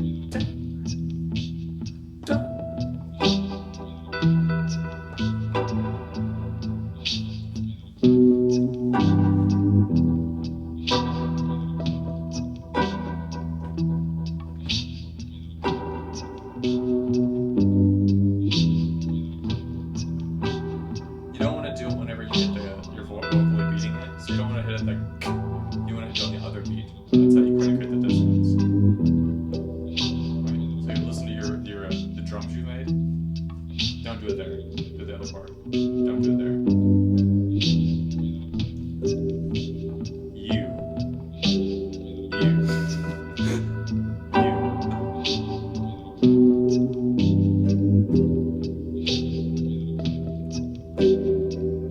No. Don't do it on the. Are you even doing it on upbeat? No, yeah. Like you. Okay, here's the point. Like you're going. Don't hit it there. Upbeat. Upbeat. Upbeat.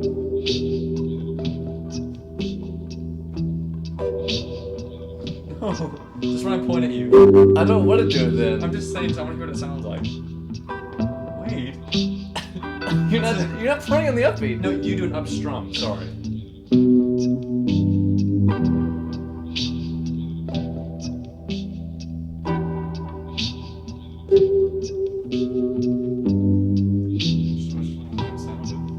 Yeah.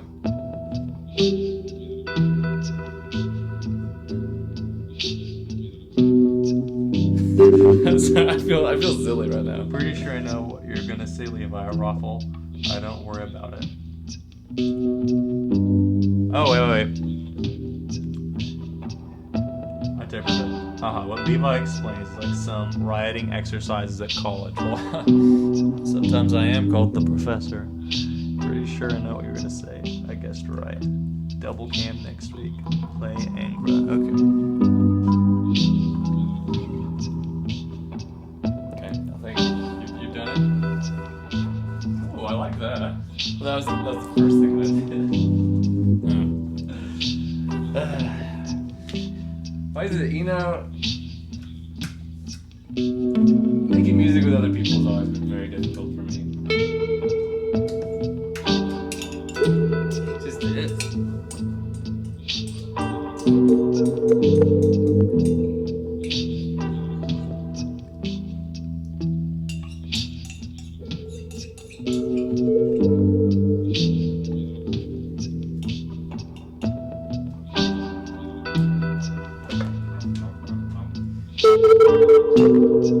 No, I don't like that. I feel like I won something, but I don't know what it is. Maybe dinner? I had like a 4 o'clock dinner, 3 o'clock dinner. I'm staying up till 3. Man. Oh, so yeah, of course I'm hungry. It's 7 hours.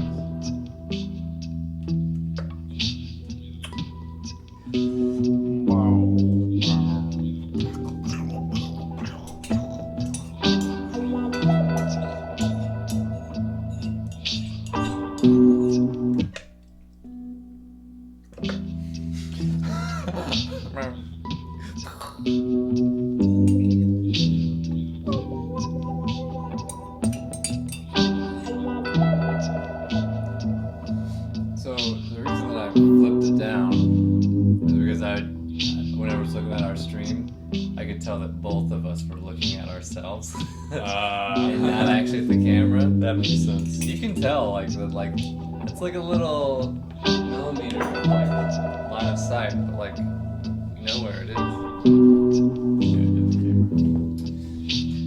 But you can't even tell what I added then. I can't, yeah, because you have the same delay and reverb and everything.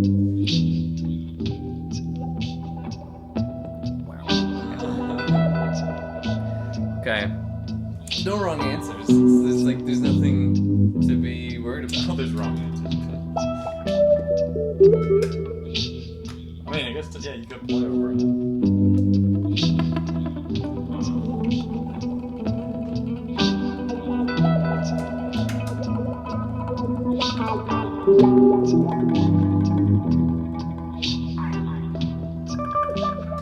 It's a little bit of I don't want to say that. But I can't think of another alternative. Don't say it, just let it be there. If they know what it is, they're gonna say it. No. It's this feels a little bit, and I think this is my issue with making music with other people, is a lot of times it feels like, gosh, how can I only think of bad terms? Let's just use, this is PG-13, I guess. Pissing contest? It is. It's a pissing contest. It feels like it. Whenever it's like, oh, I'm gonna play something, and then you play something. How about you look at me play things? Hey, you look at me play things. That's how you make great music. Because it forces you to try to do your best. Yeah. And you're gonna, no matter what, do good. But if you're forced to try to impress the other person, Wait, so I guess I think the component that I have is maybe too much empathy for the person watching. 'Cause I don't like watching people play. It doesn't make me happy. It's very bad advertising. what? I don't like what I'm doing currently. Well, I'm not watching. I don't mind watching myself play. Because, I'm narcissistic. But I'm also, I'm empathetic for the person who's sitting there, because it's I don't enjoy, sitting there and being like, oh, hey, let me, show me yours. I'll show you mine, it's That's not totally into it. And if my cat So I reveal all my cat comment So I reveal got me in trouble. all the things in the back of my head. They're making a suggestive comment. Show him skills. Skills is what Gosh. I mean, it's I'm pretty good. I'm not too worried about you. I'm more worried about you being here and being my friend.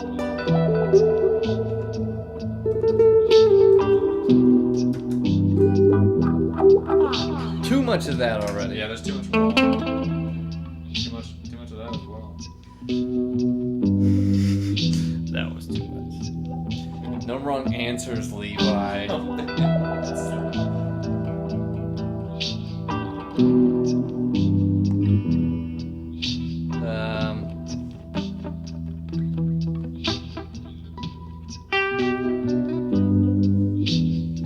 Get that delay out of here.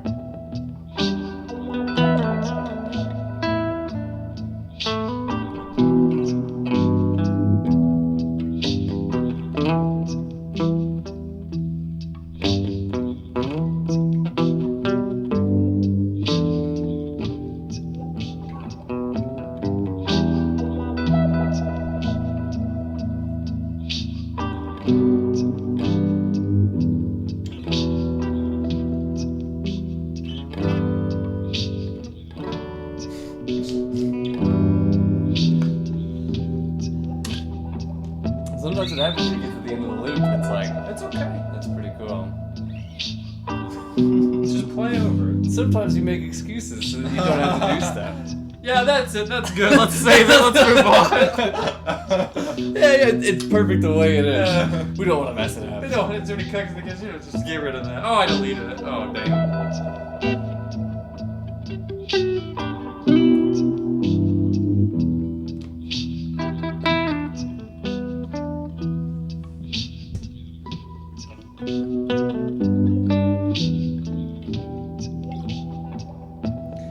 So usually whenever I do get stuff like that, I like to think of like, okay, so I'm in E minor, right? And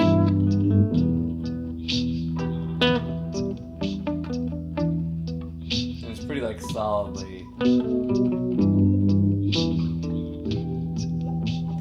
in E minor, so I like to think like, what's like a relative, maybe major thing that I can do.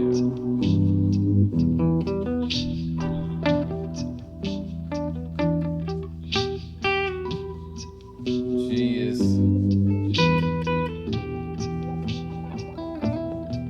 It's too forceful in being happy, so not G.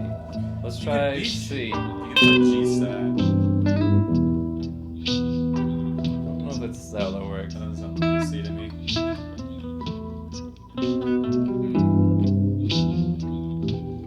Let's do that then. Let's do F Lydian.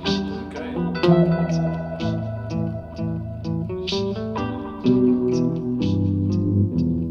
It's a little piratey. I actually have a lot of piratey sounding things. Shuri Timber, let's ride the horse. The SS Bob Marley, arg! I forgot to change the title of the stream. Yes, that's Bob Marley.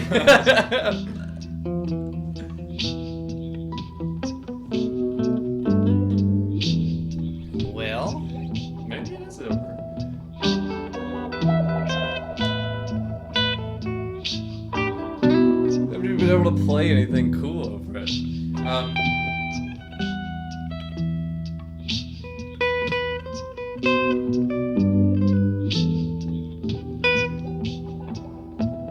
It's so goofy.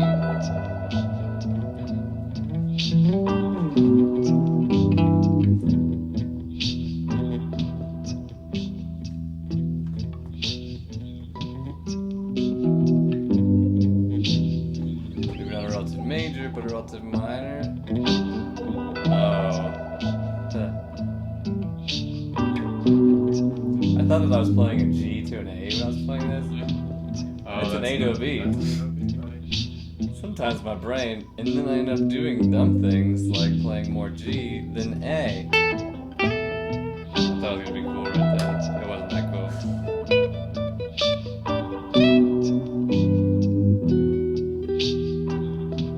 So then...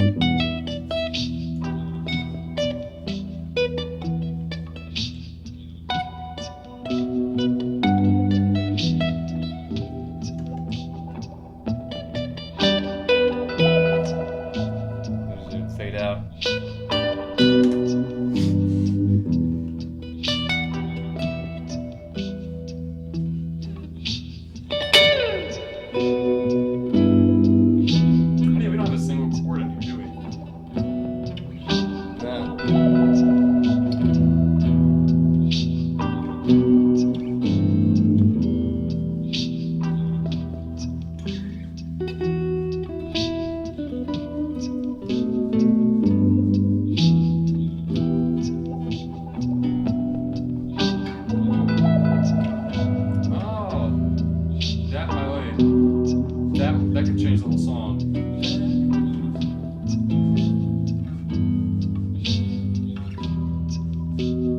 Maybe not end on the E.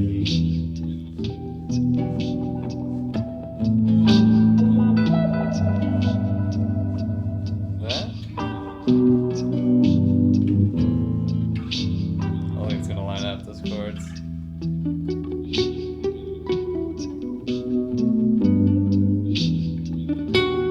You're finding the pocket for sure. I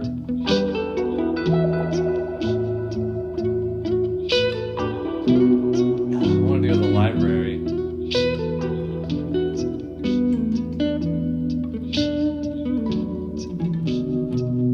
Do you feel more confident knowing that it's not really a G, but A to B, B minor is your thing? I don't know if you, I don't know if that clicks like it clicks with me. Well, here's the difference, but which it's become very clear, which makes it to where we're good together. Yeah, that when I play music, I don't think at all of theory. Zero. I don't think at all about how chords relate to each other. I use that to get to where I am. I'm hungry. But like when I play, I don't even think about where I am on the guitar. I first off try to figure out what sounds good and try to find that in my head onto the guitar. So it's like,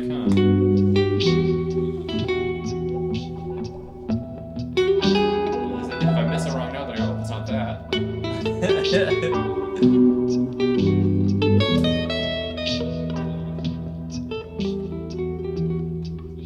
It's a long way of doing it.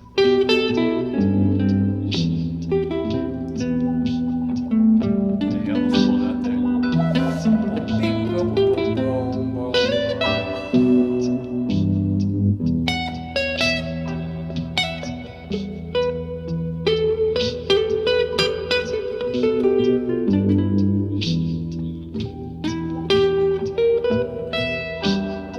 Yeah, things will be okay. I'll just make this unlisted.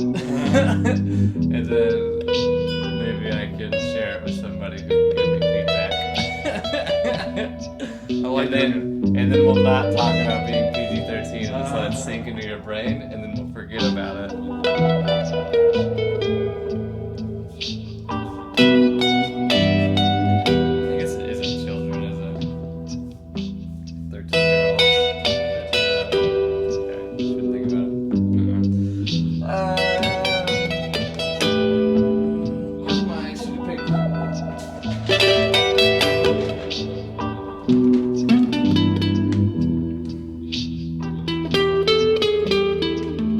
So things that I wrote down that I like, that I think that we can do, like here's the sections of things that we can do, and then here's like orders that we can do it to make it feel like it's flowing or it's going somewhere, so that we can be like, okay, that's enough of that, and then like we go on to the next thing. That's kind of the thought.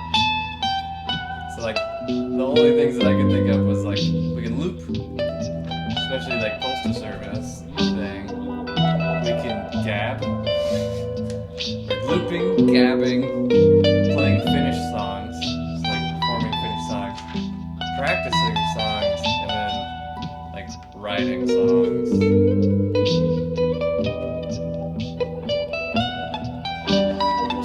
We should get a secretary who helps us write down the songs. But this is what I was gonna do. Ooh, this is a good time to start this from the whole two people watching. Learn covers. You wanna learn covers on stream? Maybe not on stream, learn them ahead of time. That we have like a cover or two to play every time. I don't wanna do covers. It's like a legal gray area and I'm not into it. We're two people watching it. I don't think we have to worry about it. No, we don't, but like, say that's why the people are here. Yeah, but okay, this is the thing. Think about all the people on YouTube with millions of views who are doing covers and making money off of it. They don't make money off of, like, the person who, like, gets the millions of views is the person that they cover. And they, no, Like, Death Cab for Cutie has monetized my cover of 405. I don't think I've done 405, but whichever one I put up there.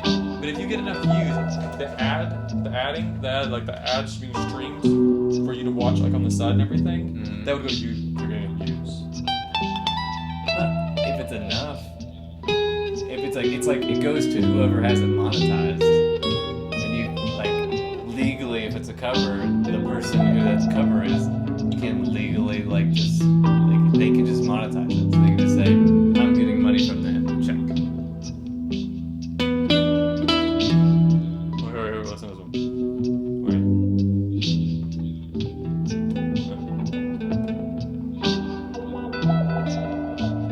I'm just gonna do a little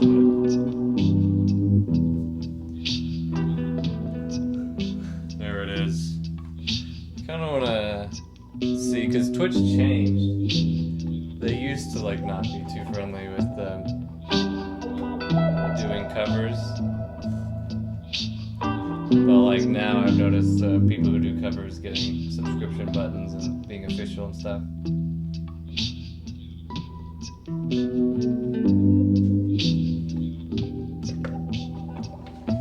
There it is. Add a little more layer. Okay, yeah. Wait for it again. So hungry. It's subtle. It's nice. Less subtle.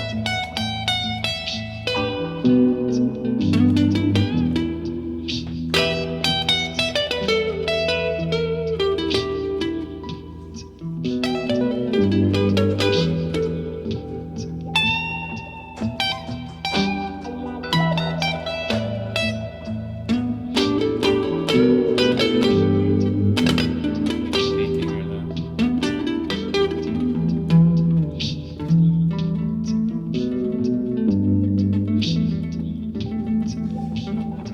I'd have to think again about covers. It'd be a whole other existential crisis.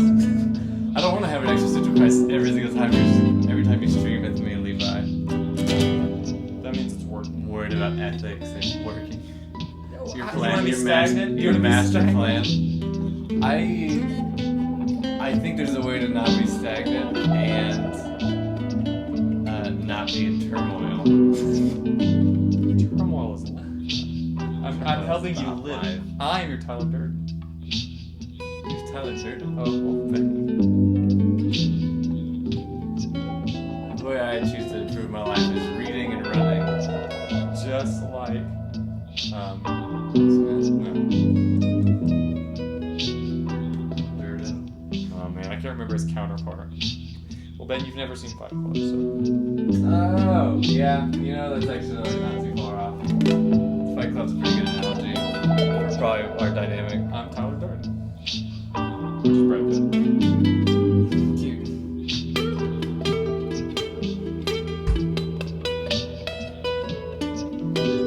Well, besides, this has been going long enough.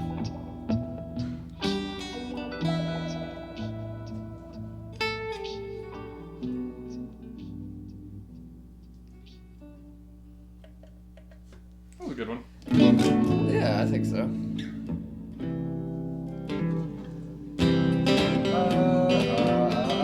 You wanna play a song? We can do that. I No, wanna- food. I wanna heat up food.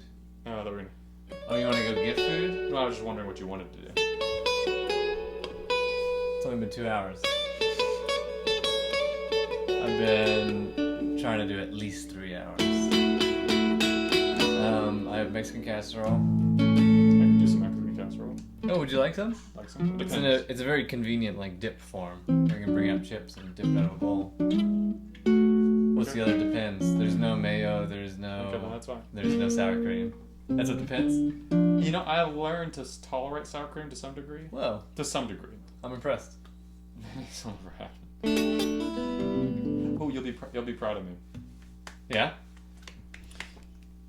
First, I'll tease the camera by not showing you. Okay. Actually, this may only affect you, Ben. Only affect me? Am I gonna feel things? Maybe pride. I don't know. Proud of me. Pride. Oh, I made an omelet. Before, Oh, you made a classic omelet. Whoa. it's a little messy, but it's not bad. Yeah. It was good. It was wet in the center. I would say it is very useful. Okay, so life tip about making cooking eggs in the morning. Instead of like scrambling it around and like having a thing, and you're like, is it cooked? And you're just like flipping it, and you're like, oh, I hope the runny stuff gets solid somehow. Instead of doing that, it always on the outside. The outside gets cooked before the inside. So, Kanoko, you're probably the only person here, and you probably already know this. But what's his name? Something Pepin?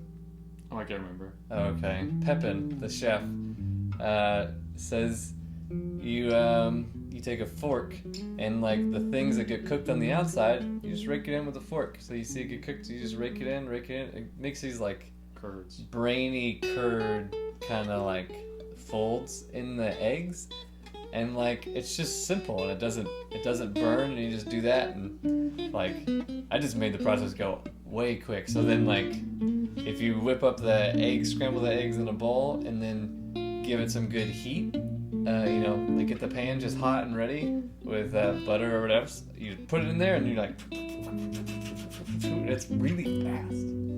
It's good, and like it's very convenient. I'm trying to make cooking show music. Cooking show. This is the cooking show. Kanoko, I'm here. Sorry, reporting a complicated bug of Spotify. No problems. Okay, yeah, so Kanoka's French, right? Yeah. Okay, so I'll just show the camera real fast. I attempted to make a classic French omelet. Classic French omelet. And Which I haven't attempted yet. I need to buy chives. It's very important. Scallions. It changes everything. I think It really chives. is. It is pretty elegant. So this is my attempt at it had a moist center. My classic French we omelet. did have a moist center. Yeah, I don't know how long this is gonna.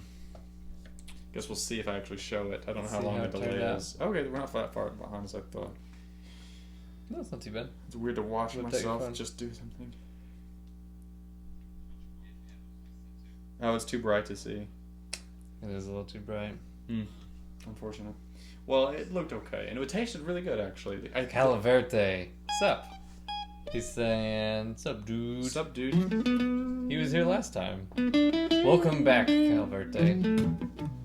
I'm about to heat up some more Mexican casserole for me and Levi to enjoy. I guess while we're doing that, I'll play a song. I would love for Levi to play a song. Which one should I play?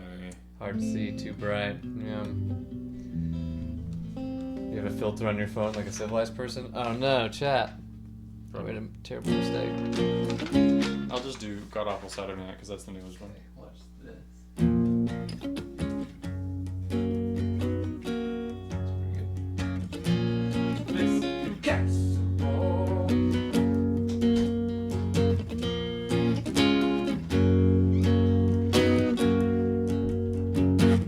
Flying by at a million miles an hour, everything's a flash. With the slight lights of a Saturday night, back of the car. Passing every dinner, every wedding, every fight. You walk through the park. You're gone, where do I go? How am I supposed to walk away wearing the shoes you bought me for Christmas? Nothing feels alright. It's a god-awful Saturday night.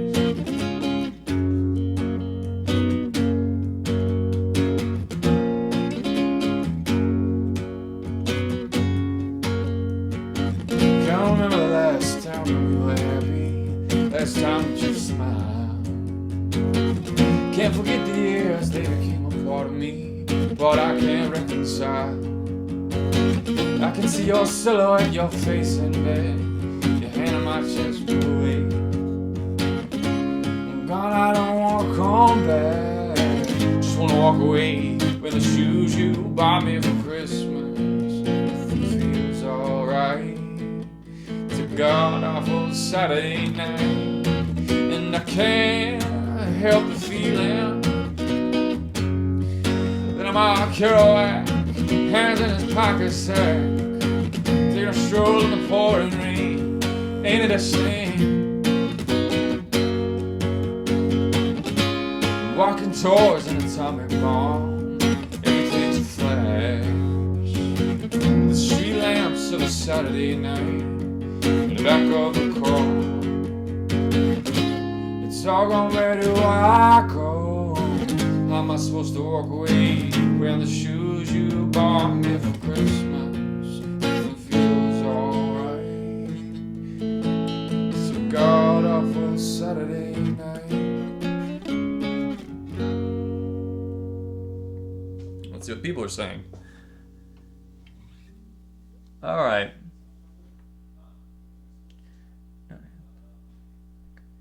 Oh, this is funny. I'm actually reading. Ben's phone's plugged in, so I have to crouch down for a moment. Nice then, Levi. Inspired by the omelette du fromage. Every time people from the US find I'm French, or actually they tell me about the Dexter meme. What are the odds that you had an omelet to show me? Also, I don't know if Ben told you, I enjoy JP Levi. Drawing from New 12 is pretty good. Talking about my extra fluff. So I realized that. Oh. Well, thank you, Kanoko. He didn't tell me that you got it. I appreciate that. Yes, drawing from him to all specifically made to wallow about your in sorrow for your ex. That's exactly what I made it for. You're good to go there. The omelette du fromage was not what inspired me to do it, even though it looks delicious and the Dexter thing is hilarious. It was some cooking guy. I can't remember the name of him. Maybe I can just see what your message I sent you was. It's like Juan Pepin or something. I love specifically whenever he says butter. But yeah. No, he says it like an American. So he has a French accent. He's like, first you put this in here, and then you turn it over, and put your little butter. Let in me there." come in. Butter. Butter. That's funny. So, it's 11. Uh-huh. It was Oh. a weekday. And like, I'm pretty sure their bed is right there. So, I could do We a can- very quiet drawing from him too well because it's a good one. they wanted to hear it. Well, he said Drawing that from he Empty liked Well? it, so I thought I was gonna play it real fast, very quietly. Like I'd go.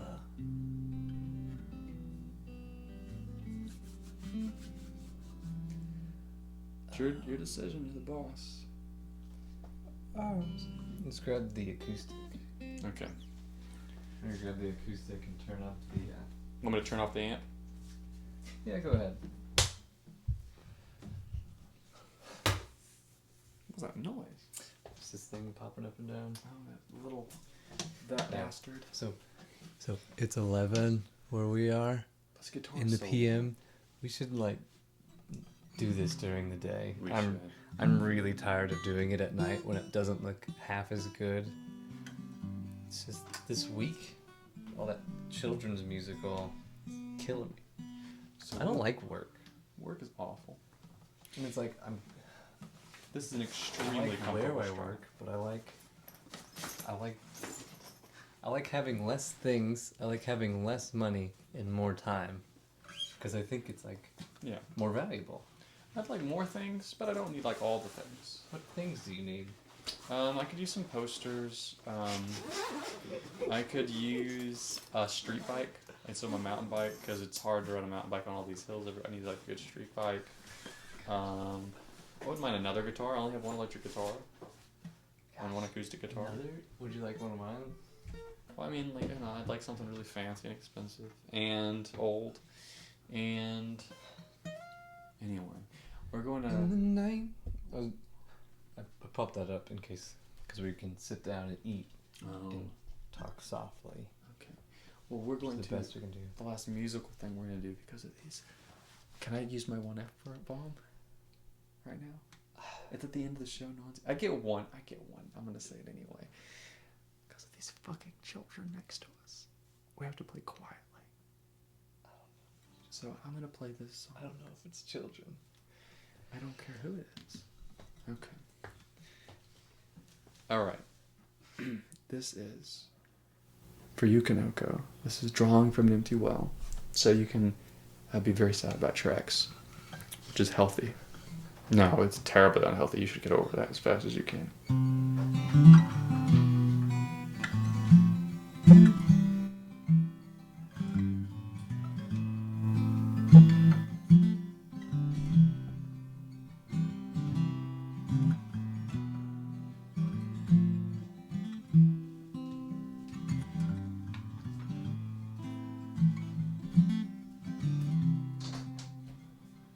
Wish I could take a look inside your eyes and find out what you had been searching for. I was lost and in my hands thinking, how could I forget what mattered more? Just letting go of something that I never owned, passing through. This is where I met you. My heart lies at the bottom of the well that I had been drawing from you. Wells run dry, and I've been dying to be through.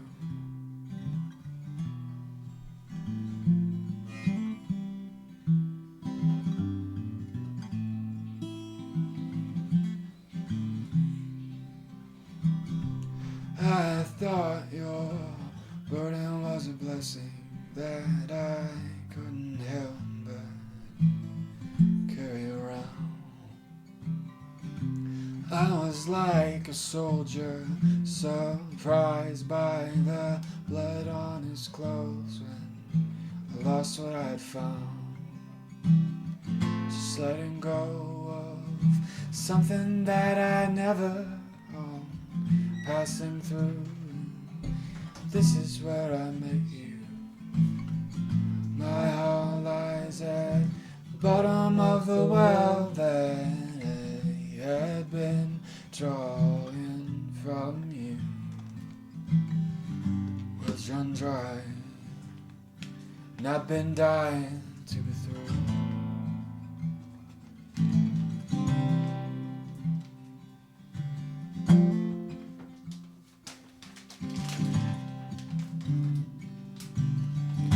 I've been praying for rain to wash you away. Everything that you've touched became stained. Just letting go of something that I never owned, passing through. This is where I met you. My heart lies at the bottom of the well that I had been drawing from you.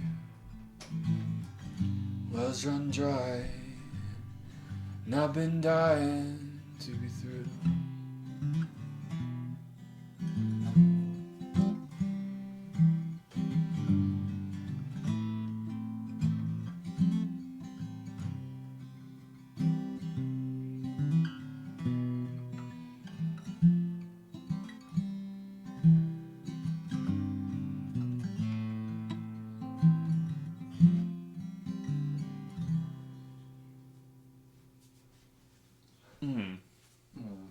What was there? I'm stiff in touch with him. He tags me on stuff on Facebook, spam me messages, then ignored me for days. It's like a long agony. I'm debilitating him from the social media actually, but we only broke up because he had to leave France and go back to Brazil. They hate when you write Brazil. Haha. Anyway, my life. That sucks. Screw Brazil. Except for every Brazilian. Who's that other Brazilian person? What other Brazilian? Isn't there a Brazilian person that watches? Oh, maybe, but I don't think I know. Oh my god, what this is I this don't know who they weird, like, back and forth, and you don't even know that it's him. She said her ex was in Brazil. Kanoko's the guy. Oh, okay. His ex is in Brazil. You should definitely delete him from social media. It's the best decision you can make. You don't need that floating around. Get him out of there. Dang it. Or meouch. It's called The Whole Thing. The whole thing's good. Oh, chips. Delicious chips. What are these white things? Onions? Yeah. And don't you know I'm deadly allergic to almond smell in the air? And smell. Yeah, I can eat them, but smelling them. Do I have another chair?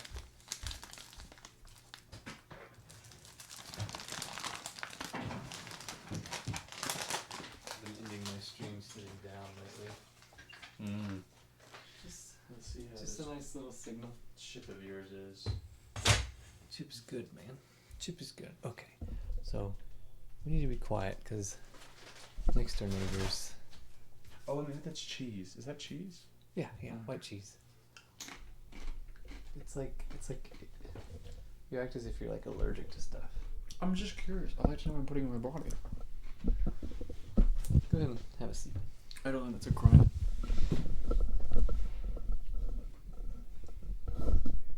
It's like I think it's because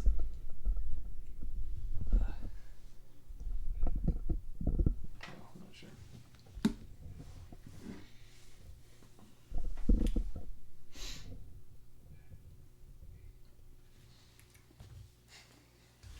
You could use some jalapenos. Yeah, you could use a little spice. Then you get like knockoff Rotel instead of like real Rotel, which you can add some spice with Rotel. So let's actually scooch this forward.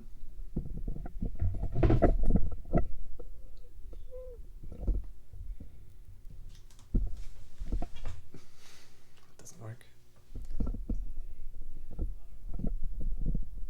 Something like that.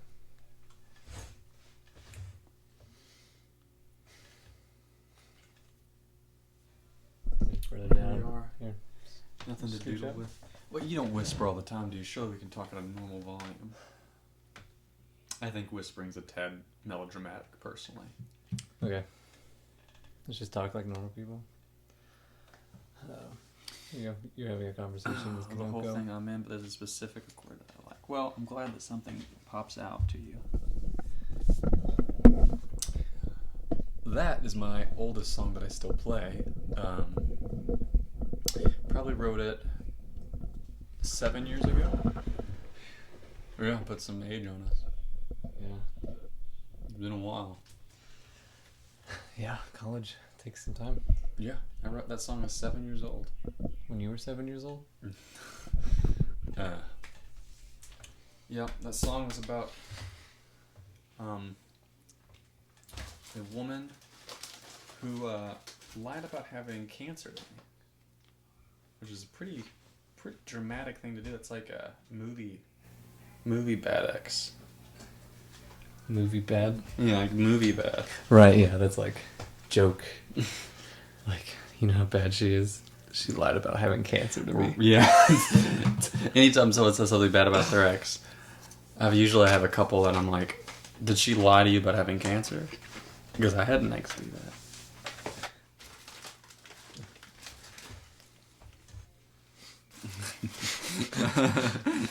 Looks a little bit like I was probably all subconscious. Right.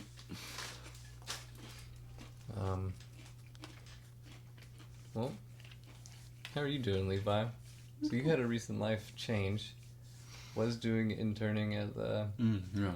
federal building, but now your schedule is much more open. That feels great. But you're not like crazy open. You're still doing 2 jobs.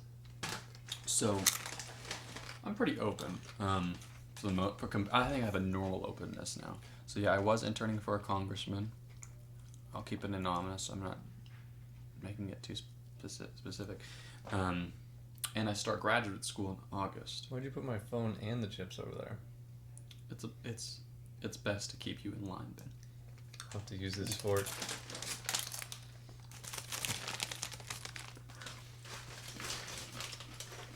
I put your phone over there because it's the only place that was like level. But so yeah, I finished an internship, and then yeah, and so I started graduate school in August. Only thing I have to do there really is do some reading to catch up because I haven't been in school in a Graduate while. school in August. Late August. Which I'm looking forward to some so degree. sorry. You animal. Because if I get a research or a graduate school assistant position, that'll mean that I have 12 hours of school that I'm in class and 12 hours of work. So that's 24 hours of being at the actual school. Really? What kind of position can you get? I can get like a research position, so someone's researching something and I help them with the research. I call people. I can get just a grading, but essentially a part like grade papers for a teacher. And it usually pays pretty good. TA, you know. It's true. I'd imagine that works really well with your school. If I can get that, then I mean I'll have to do like a lot of papers writing, like a lot of You're gonna reading. have to really write. Really right. I mean, it's a pretty prestigious school, so they're pretty heavy on the papers and the reading. Just suggested readings alone for the summer, it was like they suggest like 40 books over 600 pages. 40 books, 600 pages. A piece. Oh, each are 600 pages. Oh, okay. I was about to say. For the summer, though, you can do 40 books in the summer. If I like diligently If did people are readers, the people who read, they're nuts. Like people who read a lot, like a whole bunch. I mean, I read, but I mean like casually read. Like novels. Not a lot of novels. I've read a few novels in my life. I'm more of like an information reader. Yeah, me too. I read a novel to like relax at night, wind down. Here's the thing: if you're reading a novel, you can plow through it in a week because it's a story. But if you're reading something technical, like I'm going to school for global policy, so it's all about like economics. So you can read it in 10 minutes. So like a page takes like a day, and so when it's dense stuff. So, for things that are more informational, usually there's like, if it's a good book, there's like quite a few things to take in. But like most books that are informational, especially like self-help books, which is what I've been reading mostly, I guess they're self-help. But usually there's just one really good idea in it. Yeah. And you can skim through and just like find that one really good idea and integrate it really quickly. You can do that in 10 minutes if you know how to do it. You know. What was the last novel I read? Last novel I read was The Girl with the Dragon Tattoo. Really? Very good novel. Really? I very much liked it. I think I finished it in a week. It was a pretty long book too, but it's just very enjoyable. Even if you've seen the movie. And I preferred. I know this has contention with it, but I preferred the American version to the Swedish version. Whoa. I feel like the Swedish version tried to do the entire book, and so it felt rushed. Always a mistake. And the American version, I think, cut a lot of stuff out, which makes it not true to the book, but it makes it have a lot healthier pace. Makes it a movie. Yeah, book. Yeah, you can't make a book movie. No, you can't. If you enjoy the book, that's great. You enjoyed a book, but wanting that to be a movie is impossible. So I think it's better to have a good movie than God damn it. I don't care. the actual movie. The exception would be probably The Hobbit, because they made 3 movies out of a book. So I imagine they probably... Even then, you miss a lot of the detail stuff that a book has in there, like just them describing things, which arguably The Hobbit did too much of. Or at least Lord of the Rings did, in my opinion.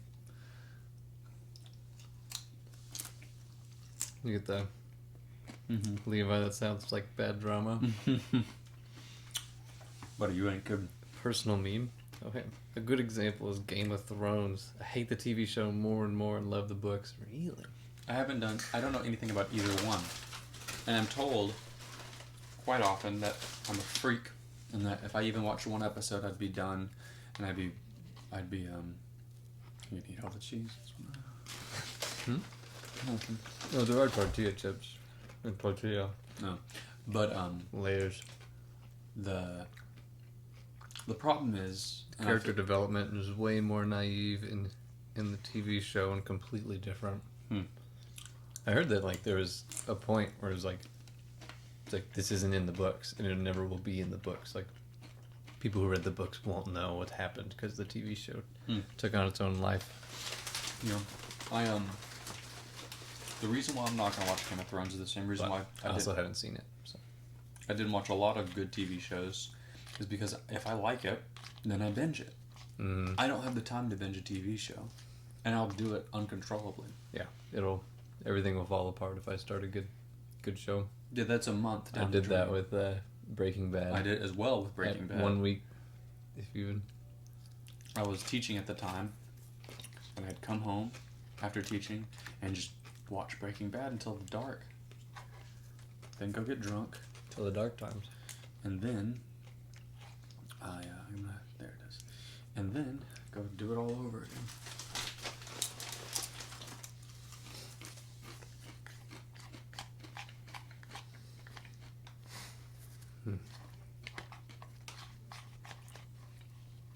Nothing new.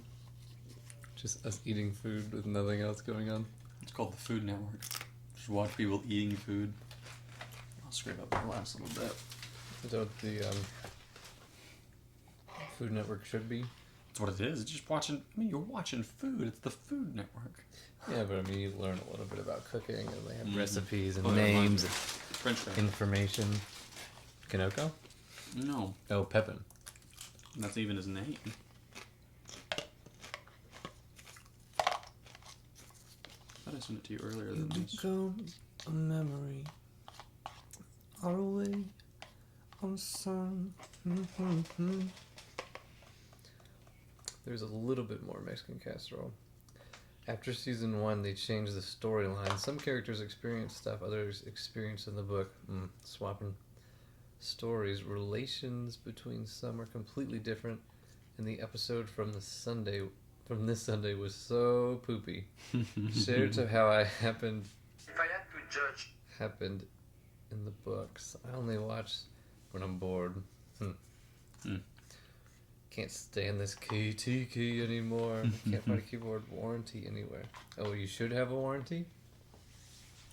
So the French guy that I've been learning omelets from, his name is Jacques Pepin. Pepin. Well, one thing I've learned, my French friends have told me, and you can let me know if this is right, Kanoko, is pretty much in French, just don't pronounce the last letter of the word. Pepin. So it's not Jacques, it's Jacques. And it's not Pepin, it's Pepi. And it's not omelette, it's omelette. You don't do the T, you do Omelette. omelette. So it's not omelette, it's omelette. The So same the way. last consonant you don't. Yeah, and like the same as, I mean, we adopted it to some degree. Like the word buffet, it's French. We don't say buffet. Well, yeah, Ballet, we don't say anything ballet. that's French, we do that. The same with the French language. But it's like, I thought it was specific to like the E and T. Well, there's I think other things. Like, well, maybe he can tell us. Yeah, Kanoko, just tell us what you don't pronounce in French. Is it all the ends of the word, or is it? You can tell us. You can tell us. I want to know. I don't want to live in ignorance. Everything is right. Omelette, you do the T. Then I thought it was omelette du fromage. Omelette du fromage. I thought it wasn't. Is it not omelette du Is fromage? it supposed to be omelet cheese? Omelette is how you pronounce it. Is it supposed to be cheese omelet? Yeah. Is that what it is? Yeah. Oh, omelet. Du fromage. Fromage is cheese. What does it do? Of? I'm making this up. You gotta let me know, Kanoko. Omelet. I'm assuming du. Omelette.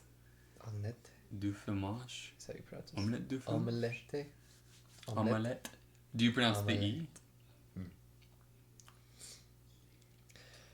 But he said everything else is right. So it is Jacques Pepin.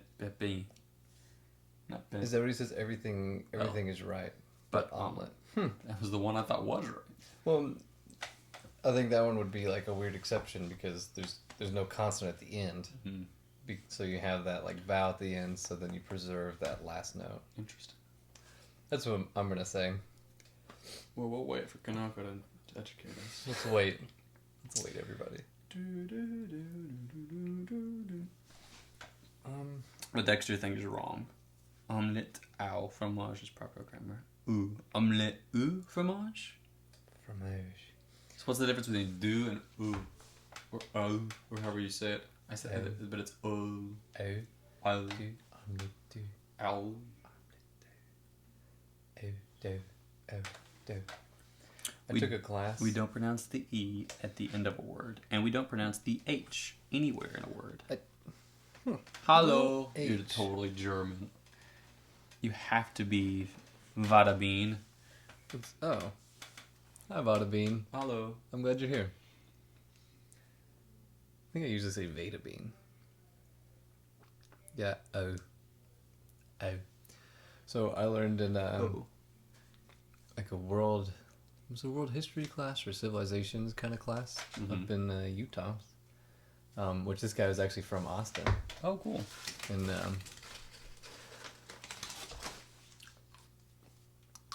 I decided if I wanted to say what I was going to say, but the class like had a really interesting concept of the way that languages change. It's in a very predictable way. So it's like people move, like, and it kind of moves in a way of being lazy. So like you think of do, like D, like duo. Duo moves to tuo, but you sound dumb saying tuo, so you just move to two. It's like the D, d, d, d, d, d, is a similar motion to t, t, t, t. Basically, the evolution of... I mean, I was a language teacher for many years. Basically, the evolution of language... And I had a major in Spanish. I majored in that. I majored in the language that kids learn it too. Can you speak Spanish? No, but I don't need to. If I needed to, I could. I worked at a Hispanic conference, and I was speaking like kind of Spanish the whole time. Okay, well, anyway. You studying?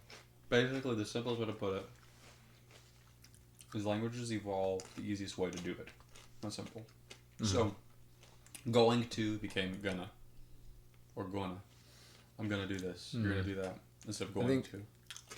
It's definitely what this thing was getting at. But it's like a predictable chart of like how the words progress, because it always goes like D goes to T, T, K. And I think K is pretty similar to like, it just depends on if you do it in the back of the throat with the mouth in the front, or T, D, D, or like, and if you have like a sound with it or something. And it's like, it always goes in that cycle. So like everything's progressed that way. It has like G, G, and B, and H. Like those things are in a certain cycle and go in a certain direction. So if you go and you rewind the clock and go in the opposite direction, you can like retro, like predict what it was. So like this is mainly when we're talking about Indo-Europeans. Mm-hmm. So like they have a pretty good guess of like how the Indo-Europeans would have like pronounced stuff. And they also think that they never saw the ocean because they didn't have words for it. Ayo arms. Hey. Beta beam. brbenji. brbenji hype.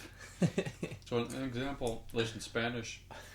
So if you want to Opposite say of hype right now, we have to be quiet because you guys don't have to be quiet, but we have to be quiet because it's 11 o'clock on a weekday, and I share a bedroom with. Can I do a PG-13 sexually suggestive thing to express my hatred for that?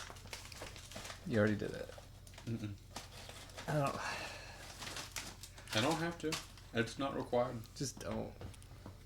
I would describe it Levi, non-suggestively. So here's the deal. If you can't censor yourself, there's so much work for me to do To editing. to rebranding. Not editing. I wouldn't edit you.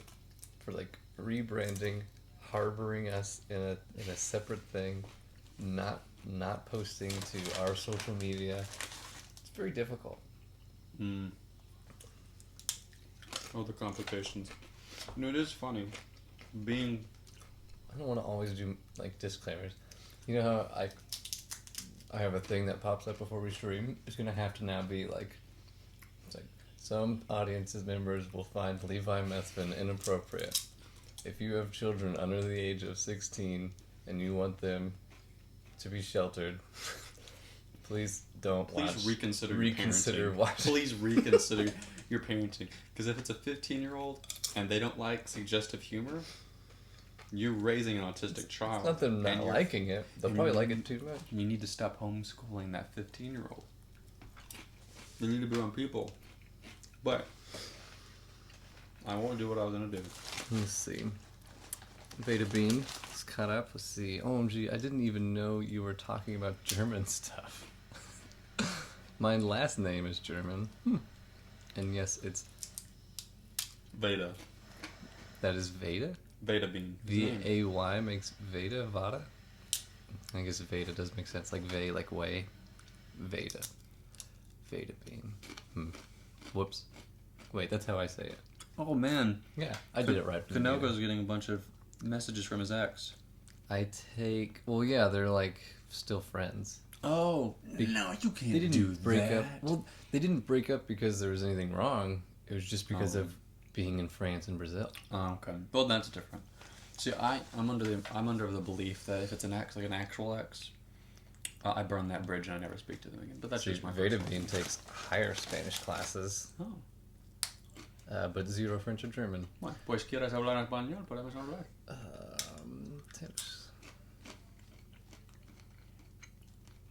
Oh, the past hour. Oh, well, I'm glad you're here spending it with us, Kanoko. Calverte. This is starting to hurt my head. I'll catch you another time when you're back on that music. Okay. This one is very different. I hear your advice, Levi, but it is more complicated. That's funny. It's like one of those occasions where the T key made it an actual word again. Yeah, that's what I'm Totally saying. feel you. It's fine. I was saying this because I actually told Levi about my situation earlier. More food. Because he wrote a song that is perfect for wallowing about exes. Mm-hmm. True fact. Music is only about wallowing about exes. Every song ever is about an ex. Whether it's Star Spangled Banner, Work, Work, Work, Work, Work by Rihanna, Baby Baby by Bieber. New York. Bacon pancakes. That phone's gonna drop, man. What? I thought earlier you said that I could grab a bunny with my toenails. You were worried that I was gonna swoop down and grab a bunny. It did. We can watch ourselves look down at the phone. Well, my French friend, don't sweat it. Figure it out. After work out, it works out. I'm gonna scoot up so I can lean back better. I've always wanted to go to Brazil. That'd be cool. Right? France is cool. I was in Paris once. Maybe you can sell all of your things and go to Brazil. We won't have to sell much. The euro is worth much more than whatever Brazil has for currency. Than whatever Brazil has. Obviously, I'm an expert. I did used to live for Knowledge is power. for a couple months. Just end up with everything. I lived in Venezuela. It's a hard time, man. Venezuela, at the time, it's much worse now. The bolivare, which is their currency, $1 could get you 8 bolivares. And if that wasn't already crazy, That's great. gas per gallon was 5 cents. Pretty crazy, right? They went crazy a couple months ago because gas skyrocketed to $0.25. That's a lot. From 5 cents. But for the record, at the moment, Brazil is Really? currently Dollars? Venezuela is currently collapsing. Everything's falling apart. There's riots in the streets. The supermarkets can't make food anymore. Just basically, like they're not get produced. Like Can't really. the problem is, Venezuela Don't never. just eat my chips. I need that to eat Mexican casserole. Well, we need more Mexican casserole, man. We have a little bit of Mexican casserole. And left. you're hoarding it from me. It'll, That's fine. You can eat your own it food. takes at your own 3 pace. minutes to go out there and get it. I don't wanna leave Back to the stream. Venezuela, Ben. The reason why is they never invested in producing anything as a country, really. They were just gas. I mean, the whole economy is based on selling oil, essentially. And not that they don't make anything, but they really just import a lot of things. from around. And since Chavez died, whatever you want to think about him, his predecessor just doesn't know what he's doing. And so the whole country is in turmoil at the moment. It's about to collapse. I don't know. I honestly have no idea what they could do to make it better. Unlike France, which It's seems to rough. do very well. You know, I've been thinking about that a lot. Like, I mean, like, this stuff's coming up on the radio, of course, but, like, because of, like, the candidates and stuff and, like, the different ideas of, like, how do you handle impoverished, I guess? Because, like, the only reason that I'm where I am is, like, because of Where you were like, born. where I was born. Yeah.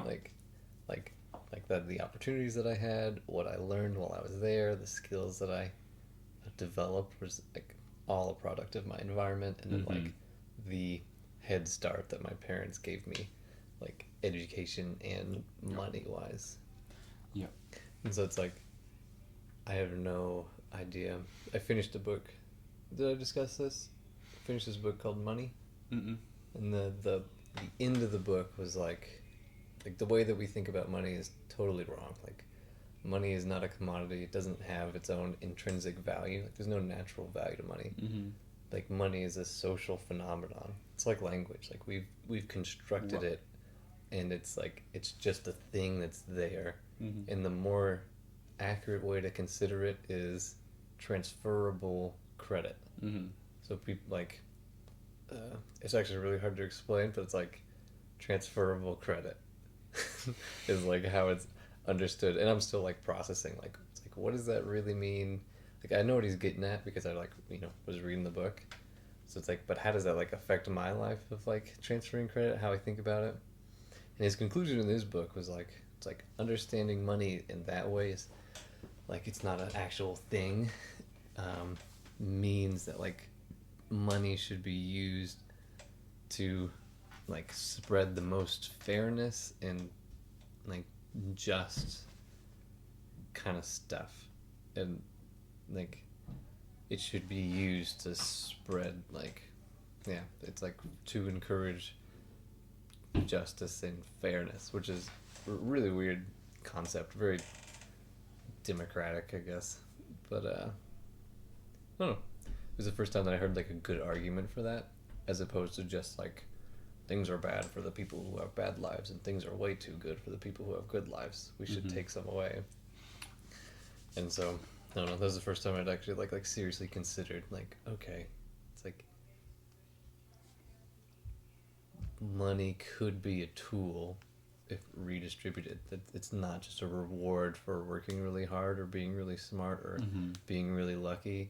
It's like a way to distribute the current like well-being and welfare that our world currently has to offer. And it's interesting because it gets a little convoluted when you think about like what money represents, and then how each country's economy distributes it the relative to what a society values differently. So for instance, you go to the Philippines and you make $5 a day.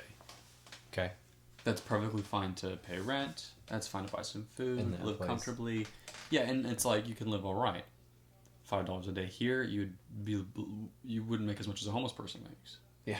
Like you really honestly wouldn't. Yeah. Very, very big to very little. So it's like relative to. It's very different than music. Oh, and I saw the muito contraste thing, which is interesting. I'm a little confused to some degree on what a meme actually means, because I know, is it like just a social phenomenon? Does it have to actually be a little photo with the text on the top and the bottom?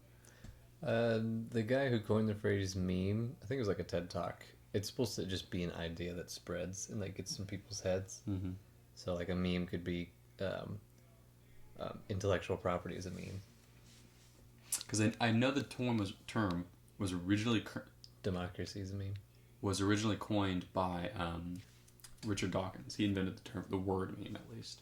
But I think whenever he'd said meme, I think he just kind of said a word to describe it, and then it kind of blew up and became its own thing. Yeah. Because he was describing instead of social a- phenomena. Yeah, instead of a gene, it was It's a like meme. a meme, yeah. And I think A mind gene. Sweden, Finland, Switzerland, Ontario, considering base salary of about $900 for everyone. But it's not welfare, it's tax with yeah, I mean, is a small amount of an idea and it gets replicated. Okay. Yeah. I guess I haven't made any memes. Sweden, Finland, Switzerland, Ontario are considered a base salary of about $900 for everyone. Stacks with actual salary, it's not welfare. So like paying your citizens to be citizens. I guess it's just kind of like We kind of get like tax breaks. Like there's like the automatic 7,500 or something. That's like our breaks on taxes. Like that's why we get tax rebates. Yeah, I think it's a little different though. Like for sure in the U.S., I think there needs to be Feels different. there needs to be More. for sure a high minimum wage set. But the only people that would argue that it doesn't are people who are already extremely wealthy and have tons of resources. Because you can't live off of, I don't think, like for in the U.S. for $7.50 an hour. There's no way you could live off of that. Zero chance of living off $7.50 an hour, unless you worked like 99 hours a week or something. Like given how much rent costs, food, and even then it'd be a bad living. Like you gotta pay taxes as well. And so it's like it would make sense to me because it would really only person it would affect was like the CEOs, the people owning companies that just wouldn't have as high profit margins. I feel like Which affects there's not stockholders. There's not a trickle down effect as much as you. I don't think the trickle down effect is real. It stops everybody who doesn't have stocks, which is like people who don't have money. So that, yeah. Yeah. So yes, if you I'd be hard pressed to find somebody that owns stocks and isn't doing okay financially. Right. Yeah. Yeah, that's just not gonna happen. Mm-hmm. If you're wealthy enough to get stocks, you're already past my sympathy. Is there like any like actual examples that we can have like a higher minimum like wage? Nordic country. Well, the reason like They haven't had the Right. salary, that additional thing. Well, I will say this: the Nordic countries, as far as like redistribution, have kind of figured it all out. In that, really, they've done a lot of things that I think need to be implemented worldwide without any discrimination. One, they have paid maternity and paternity leave. Okay. Which is incredible. It means we don't do that. If you take maternity, paternity leave, you don't get paid. Like, you just stop receiving money. You get punished for having a child. Unless you like have a job that does. No, there's not a job that has paid. What job is it? My sister had paid maternity working for Fidelity. How long was it? It's like, I think like they implemented 9 weeks. Something really ridiculous. It was pretty crazy. In actually. Nordic countries, you get like 8-9 months. But 9 months. And so you get to be pregnant. Paternity and maternity leave. Kid. Yeah. Yeah, because it's like it's a little fragile little sack of whatever. So they have that. They have like, I don't know what the minimum wage is, but it's like a lot higher than $15 an hour. And they do a lot of things. Like I was watching this thing about their prison system. Like prisoners, like one of our biggest problems in the U.S. is our prison system. Like that's huge. Yeah. I was listening to a thing on the radio, and that wasn't what made me realize it. I took a rock and roll class in learning the System of a Down, like prison song that they have. I have never heard it. It's like you've heard it. You heard it. It's just like you've heard it, but like it's just about the prison system and like whenever we discussed what it was like because in the song he like goes to the stats like ever since 1985 the prison system has increased 80% or something like that, and it's like it really is like crazy. Whenever you look at it, I was like, this is wrong. It's really racist. bad. Our prison system is racist, and It's racist. I think it's racist. Yeah, it's racist because we're racist. Well, we're a racist society. At least our government is racist. I think, yeah, there's a huge issue of the fact that it's privatized, and like there's a profit to be made in it. The idea of privatizing a prison system is insane. Like for it to be profited is And more to me, It's like that's clearly like it's like what's the issue? People can make money off of putting people in jail. Mhm. That's the issue. We were I sat in one of the classes I'd be taking this next semester, and it's specifically talking about using statistics to justify kind of whatever you want. Yeah. And there are ways to use statistics if they were followed like a standard to make sure that that it makes sense and it's actually like representing something factual. But it was showing like once prison systems that are privately owned, once they kind of their stocks went public, like judges were given like subsidies or something, and then locally people start going to prison for things they weren't going to prison for. Like it increased like 50%. Yeah. Like, oh, you had an ounce of pot on you, jail for 2 years. Yeah. And of course, this would always happen in poor neighborhoods, which are predominantly Hispanic. Or Yeah, yeah, because it's like, who is going to protect them? Yeah. That's It's like it's obvious it's going to happen there. Which is it's hilarious that you look at the majority of people in prison; they're not violent offenders. It's like drug possession, and I've looked at all these like Harvard. Heard 1/3 people in jail are traffic violations. Really? And that that's crazy. that excludes DUIs. That's crazy. Isn't that nuts? And like a lot of people that are sitting in jail are like, it's just because they couldn't make bail. So right now, they by the law are considered innocent people. Like regardless of if they did it or not, like they are, innocent before proven guilty, but they're sitting in a jail cell, which like if things don't go right, that would be their punishment. It's a little bit of It's crazy that legless dude in South Africa that murdered his girlfriend, Pistorius. He murdered his girlfriend, and because he had money, he could wait in his house for the trial to happen. yeah. And they also acquitted him because he had money. So he didn't go to prison, which is insane. But anyway, and then what the more than anything, I think about how like all the people that go to prison that shouldn't go to prison. Mm-hmm. But also, let's just say someone was in prison. So I think like for me, like the jail thing is definitely a government thing. Like you need to like that should be something that gets taken over, changed. Mm-hmm. The minimum wage thing, although I do think it is fair and just and should work, I still feel like education and the way that we think about money is like the thing that's broken there. Well, even if we change the way we think about But money, that is a it's representation really hard to for goods- educate. for goods and services, then we have to provide goods and services to Like, make it say equal. it again.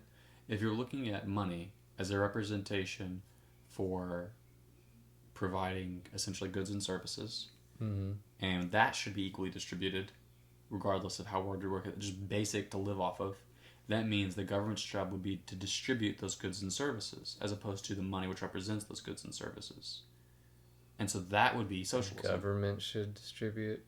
So like, So why did you jump to socialism? okay, because, which I'm not against, but okay, so we got to change I don't think that they would do any better than business. So you should. It depends on how well it's implemented. I don't think just Yeah. do. I don't Okay. think just do because. Let's hand it to those people who are doing so well. Okay, so like for instance, I wouldn't Venezuela. want Congress to do that. Oh no, not I want- our government. I want somebody who's motivated by somebody who's motivated on making a profit on economically conscious consumers who are concerned about right, pricing and right, handling of things. Yeah. So like if you're a consumer, if the people that you have to appeal to care about things, you have to do those things. So it's probably more important to educate like kids and stuff about. To me, before all of that, also having been in it, the one thing that will, no matter what, if it's not changed, none of this will be affected, is the way we approach our government in establishing it. So I personally don't think capitalism and democracy can coexist, because you can do things like lobbyists a lot, like a big percentage of lobbyists, like 40-something%, were former U.S. representatives or congressmen. Can't coexist. At least not a true democracy, because you can buy it. If money can buy your So vote, first off, we're a republic. yeah, we're a republic. Is that what you're saying? No, So our republic can't No, I'm saying capitalism. can't coexist with democracy. capitalism. We don't have a democracy. So is it is it what we have can't go with capitalism? First off, a republic and a democracy can be this. Like, you can be a republic democracy. Democracy just means the people decide. A republic is how that's structured for that decision process. I thought so democracy isn't strictly one vote, one person, one vote. I think democracy, basically, the reason the republic is the way we structure how we count those votes. So like legislation, the branches and all that jazz. What are they saying? Oh, there's like quite a bit here. Oh, okay. Let's see, Kanoko. We read that. These basic values are considered because they actually stimulate consumption. So you can live basic life with it and study on the side to get a job. See, that is pretty cool. Like, is that what you mean by social net? Yeah. Earlier you were saying that is that what you call it? Like social net, like people have these things to live, and if they, That's a form of it. it's like this is, here's level 1 of living. It's like this is what it costs for level 1 of living. We will provide that. If you want level 2 and 3, you can go to school. You can spend that time and money going to school and getting more. That doesn't sound unrealistic. While you're reading that, I'm gonna read what this article says about the difference between democracy and republic. To yourself or out loud? Or either one. I was gonna Then read it I was out gonna loud. give Kanoko a voice. You could give of Kanoko. But this isn't a democracy, Kanoko. Well, 4 of us, it can totally be a democracy. I'm not allowed to go. See, him in France, he's on unemployment, but he's not allowed to go back to school. And it's less than 900. Other problems of the U.S. Superior education being out of price. Yeah, which the way that we solved that was by, just handing people money, and then all the colleges ended up just inching up the cost, because people who probably never were going to be able to pay the credit all of a sudden have credit, which is money. Credit is money, and so giving people money didn't work out like that. You'd have to take, I don't know what you'd have to do, but that kind of failed, just throwing money at it. Healthcare not being free, that is pretty rough. We have the only big country without a social net, with social nets and free healthcare. Also the lawsuit culture,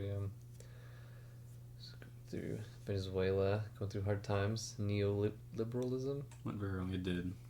People are queuing at the stores for food. The government cut electricity 4 hours every night. Yep. Government workers only work 2 days a week now. Wow. I agree with what Levi says. Capitalism lead to democracy being corrupt and owned by the richest. Right. So Okay. this is what I was saying. Back to where we are. I'm going to put it That into Our a better way of explaining it. Democracy. Okay. Democracy means essentially the people decide. It isn't a monarch, like a monarchy. Okay. Is like one I can person accept decides. that. A republic. Definition. A republic means the Yeah. You split it up instead No. of doing. Oh, sorry. A republic means that the whole government I see. has a base, like a charter. And the charter makes it to where even if the majority decides something, it doesn't affect the minority. So basically, the reason why we're a republic is we have the Bill of Rights. The Bill of Rights makes us a republic. So that means that if 55% of the people say, we don't want women to vote, being we're not a true 100% democracy, we are a republic, that means, well, actually, we decided that women have an inalienable right to vote. So even if you are the majority, you don't get to decide that. Yeah. A democracy is just a form of deciding, and then a republic puts a limit on it. Mm-hmm. Capitalism is a form of how you structure the economy. not how we structure voting or. Yeah, of course. So, in a capitalist society, it is simply you can buy whatever you like. Profits are what rule. So it doesn't. There's no moral limit. There's no monopoly limit. We actually have amended it in the U.S. to where monopolies aren't allowed. We amended it because our true capitalist society allow a monopoly to happen if it happens. So the problem is with capitalism is it allows things like lobbyists because you can pay it or it can happen. So things like I had an ex and her father used to be a senator, and the Senate, whenever he finished his term in the Senate, he then went to work for AT&T as a lobbyist. He had all these senator friends. So AT&T paid him about $2 million a year, and he went to his lobbyist friends and said, "Hey, we'll give you a donation of about $500,000 if you vote for this bill," which makes it to where we don't have to pay a certain amount of taxes. And they would say, "Okay." So then they'd vote for the bill, they'd have a big party and all get drunk.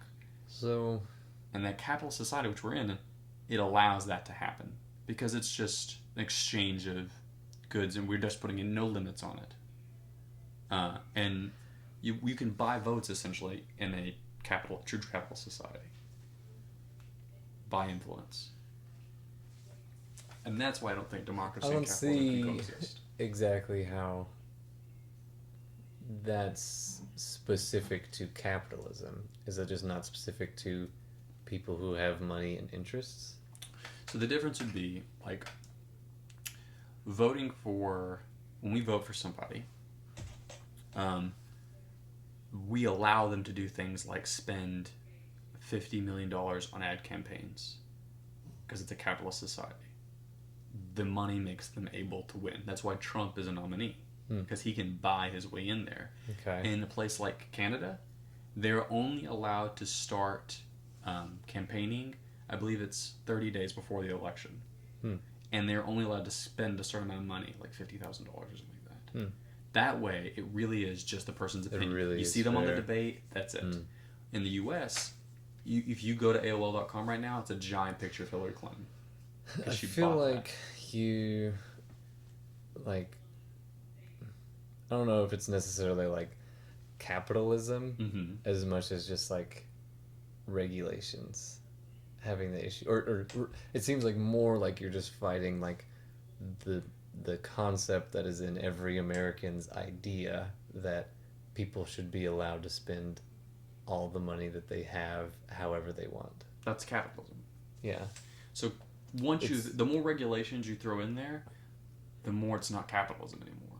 So by putting limits on things like how much you spend money on campaigns, how you buy votes, what you're able to do, like for instance, because we're a capitalist society. So I like that idea that like when it comes to the government, whether you have a lot of money or not, like there's these buffer zones that say, no, that's a little bit unfair. Like, no, that's not cool because you're influencing our ability to know what the people want and to give that to the people.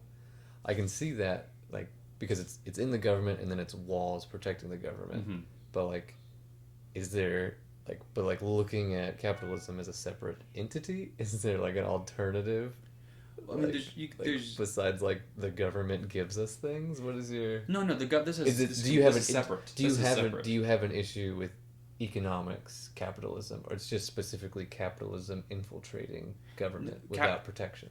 That with everything, not even just government. So, for instance, like morally, Apple computers, which I have a phone by Apple. I like their things. Yes. They build these, and this is completely documented, and this is a fact. They build them in camps in China with people that they don't allow to leave, and they put nets up so they can't kill themselves on the top of the buildings when jumping up because there's too many suicides, and they pay them like quarters a day, and they're barely surviving. So in order for me to afford this and get this, and Apple make the profit it does, and because we're a capitalist society and we don't have any limits for moral reasons, we just allow people to buy whatever they can. There's no laws in China about exporting and importing. Whatever happens there just happens. They can do that because it's a capitalist society. I would imagine the fear is if you neuter yourself as a country, you know, somebody else just could do the same thing. Like China is gonna just take advantage of India to like progress and produce more, Mm-hmm. and then like then all we have is just Amazon China, and that's how we get all of our things. We mass produce in China almost everything. I know, but I mean, I'm just saying, like, Yeah. Amazon. Amazon. Oh wait, I said something. Oh, sorry.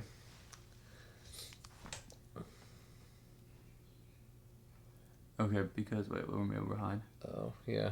Oh man, we're really behind. 2 weeks.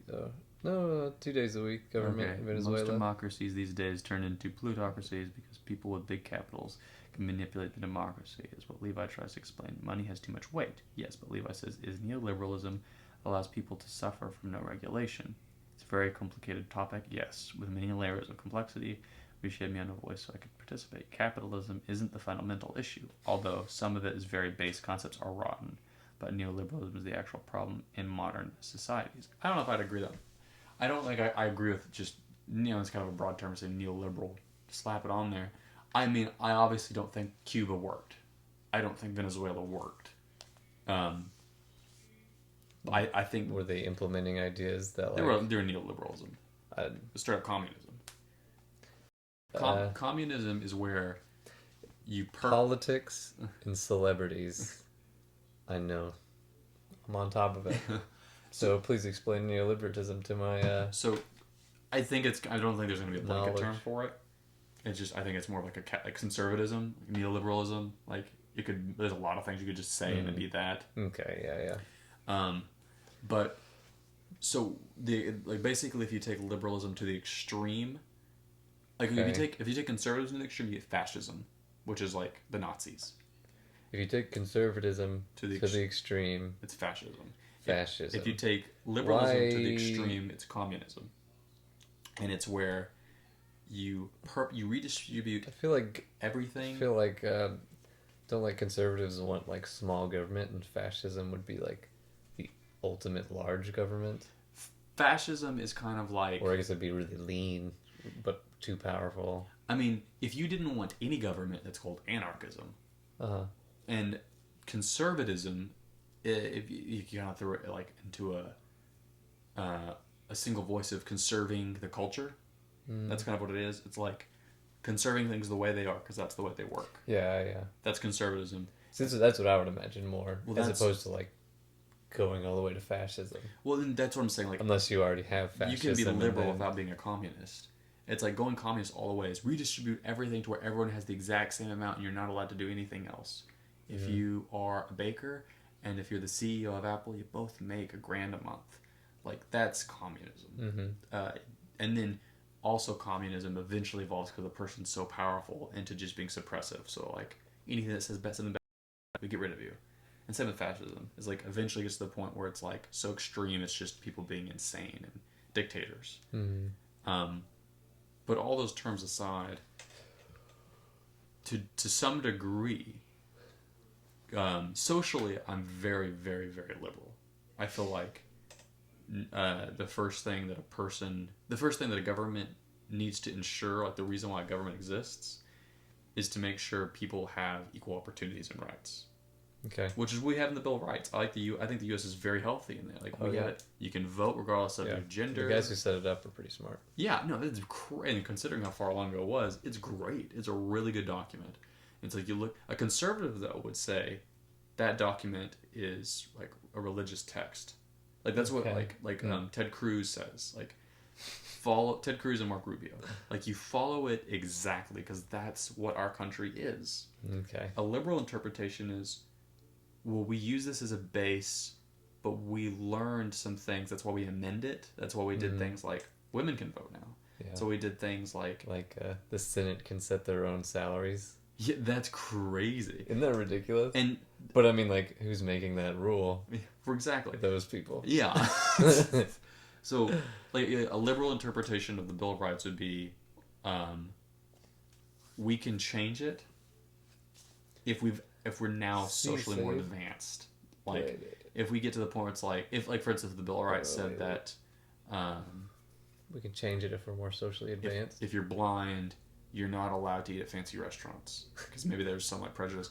Okay. As we got more advanced in society, we could be like, well, it turns out blind people have just as much rights. We've decided now So let's go ahead and mend that and just get rid of it. You know, this idea that like humans progress, I'm skeptical of it. I'm skeptical that humans have really changed. Like our brains, like even like a super scientific thing. It's like our brains haven't changed in 10,000 years, something like that. Oh, Calverte, what have you missed? A lot of political talk, which is, I think, like very civil, instructional political talk. I think. Yeah, sorry, Kanoko. I think we're jumping around too much. Are we? Well, no, about concepts between no, I'll whisper the link to you, Benji. No, but like the difference between like capitalism, and then we were talking about republic, and they were talking about neo-capitalism, and eventually gets. We didn't talk convoluted. about neo-capitalism. Well, that's the problem. Oh, neoliberalism. Sorry. Oh, okay. Yeah. No, yeah, it is and then also a lot of basically the only point I was trying to make, I don't think I actually talked about neoliberalism at all, I'm sorry.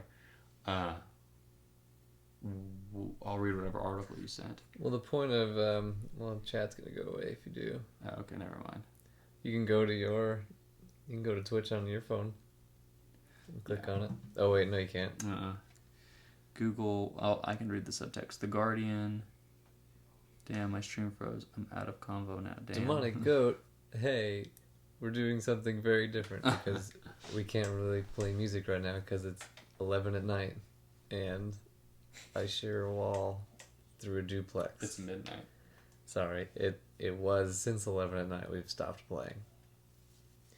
Which, I mean, it's not like we're gonna get to a concluding point because like this discussion has no end. But yeah, came here for music learning about politics. Love it. Demon Goat. I'm glad you're here and you're okay with it. Oh, this is funny. My siblings are arguing about what years we were all born. Okay, Kanoko's back. We've almost just been talking about what has happened. Oh, okay. And I have a Didn't group miss. text message with my siblings, and I have three, and my oldest sister is confused about what years we were born. And then I was born in 91. I was born the day the Gulf War started, and then my sister was telling me it was my fault. Probably was. That makes sense. So, allegedly started. Yeah, this isn't very musical at all, is it? I think. Let's turn this sucker back on, and then just to get ready for the exit music. Exit music sounds good. We can eat the rest of that Mexican casserole. Yeah, I really wish there was an answer, but like I have been mulling around with that, like the new concept of money in my head, because honestly, like this year, like, so I got, it's like one, like the start of last year, finished school, boom, hey, it's like finished school, I had a job already lined up, and it's like okay, I'm gonna have a salary, so it's like I know what I'm gonna make every single month and how it's gonna go. And it's like sweet. It's like here I am. It's like I've arrived into the real world, and like I very quickly realized like I don't know what I'm doing. I was not prepared for this from college, and like I need to figure this out. Luckily, like literally the drive, like I finished school, and the drive back home, 1,000 miles, I did with my sister, and she did kind of like entrepreneurship, and she'd been really into like budgeting, and her husband had like sold their house to move into a tiny apartment and like get all of their debt off, and then move into a now they're able to move into a much larger house, and like they're very stable. So she just got really into budgeting. So she just gave me the whole lowdown on like budgeting and stuff, and that kind of like sparked something in me. And I was like, this is awesome. Like whenever I had a budget, and I was like, okay, like this is how much I have to spend, and then I have $50. I'm gonna spend that on clothes. I took that $50, went to Target. I was like, I can get this pants or this shirt, or I can get 2 of these pants. It's like that's it. And then I was like, sweet. And then I'm like, I want these 2 things. That's under $50. Let's go. And I was like, it felt so good. Like I knew how much money I was making and all that kind of stuff, and I really liked budgeting. And then like, so I was going all right, and then I got unemployed, and like then I was like, it's like I still don't really know what's going on. After the like going back to my sister and budgeting, she one of the last things like I kind of clicked. It's like, okay, budgeting is all about like, you know, using your money, like getting what you have and then shooting it where you want to shoot it. And then as soon as you're like stable and it's like you have food and shelter, like there's really like not, like for me, like I'm not that ambitious with like what I need or want. So it's like I realized very quickly that like from some of the money, like after I get stable with the budget thing, like you get to enter the big dog game of like stocks and like, oh, I have a thing, I'm looking at my phone. I have a big thing, and now I can make that thing bigger using that like really, like the really big game that everybody is playing. And so like that was kind of a spark of whatever. And now, so it's like, yeah, got unemployed, realized, you know, I don't know about money, I'm starting back at zero, like very scary. And so like I just pursued reading about money and business and trying to figure out what those guys are thinking and all that kind of stuff. And like I feel like I do and have like gotten a really good base of like what money is. Money I don't know if you want me to keep talking, but money for me, I'm definitely working on it now. very I'm not, helpful. I'm not. The reason why I'm not doing so hot financially is because I had moved to another country. You gonna do some freestyle rap a cappella? I moved to another. I'm not gonna try. I'll be embarrassing. Sounds more like a Woomba way. It's not gonna be a rap thing, but I was thinking a little more Paul Simon or Paul Simon is in town tonight. tonight. What did we do? He's playing at UT. Oh. I mean, obviously the tickets are outrageous, but I had spent all my money over the last, I guess, 3 or 4 years, all of it traveling. So any dime I had as a teacher, I went to another country, or I lived in another country for a couple of years, and so basically when I came back to the U.S., I came back completely financially drained. And since then, I've been living job to job, paycheck to paycheck. It's hard when you start from nothing to get to a point where you can comfortably build, because you're always trying to get those bills to pay. So and then on top of that, if that wasn't stupid enough, I'm about to go into debt for school. Yeah. But the good thing I is, wouldn't. The good thing is you wouldn't. But the good thing is that by taking out, I'm going to take out as little money as I possibly can. Okay. That's a good place to start. And that'll also give me some money to start with, because I don't have any disposable income right now. Mm-hmm. When the end of the month comes, when I have to pay the bills, I scramble up enough money from my jobs to pay them off, and then back like at zero again. And so it's like, if I can just get Now you're doing. Yeah, currently. And so if I can just get my head above water even a little, like when the end of the month comes, I have like a couple $100 or something, Mm-hmm. then I can build on that. Yeah. But yeah, I've also tried selling things, but Gotta- always when I sell something like a musical equipment, then some random bill happens, like, oh, I had to go to the doctor, Yeah. and so it's like, well, there goes that money I was gonna make. That was gonna put me above water. It is really tricky. The things that I learned about money. Mm-hmm. So like, all money is rare and desirable resources. Mm-hmm. So that can be like, it's just like things that people want. Mm-hmm. You know, like I like told this to Kanoko last time. It's like, if you're well off, it's like those rare valuable things are like stocks in a business, or like land, Mm-hmm. or like actual money. Like, but like for somebody like us, like the rare and desirable resource that we can obtain is like actually like free. We just have to like figure out like what we're really good at, like what are our strengths, Mm-hmm. and then like pursue that thing, especially, well, you find what your strength is and then find the avenue that like would be desirable to people, and then like pursue that and be really, really good at it. Which I think So like pursuing a skill, experience. A huge one is like knowledge. Like people don't read books. People don't know things. And like honestly, and a lot of money is like it's social, so it's perception. So if you look like you know what you're doing, if you've like read a few things, like one, like you're gonna blow like 85% of people's minds because you're like, well, I read a book yesterday. And like, oh really? And then like, was it sure wasn't Wikipedia page? yeah.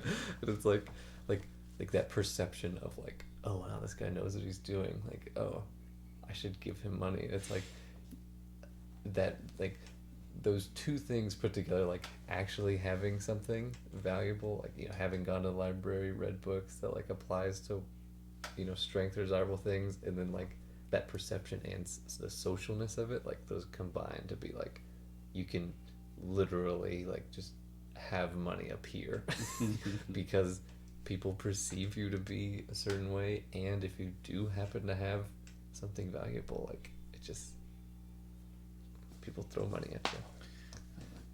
Demonic Goat says when he gets into the real world, he's gonna crash and burn. Oh yeah, me too. Which is, I mean, having your bank account go zip to pay bills is pretty rough, man. Man, it is rough.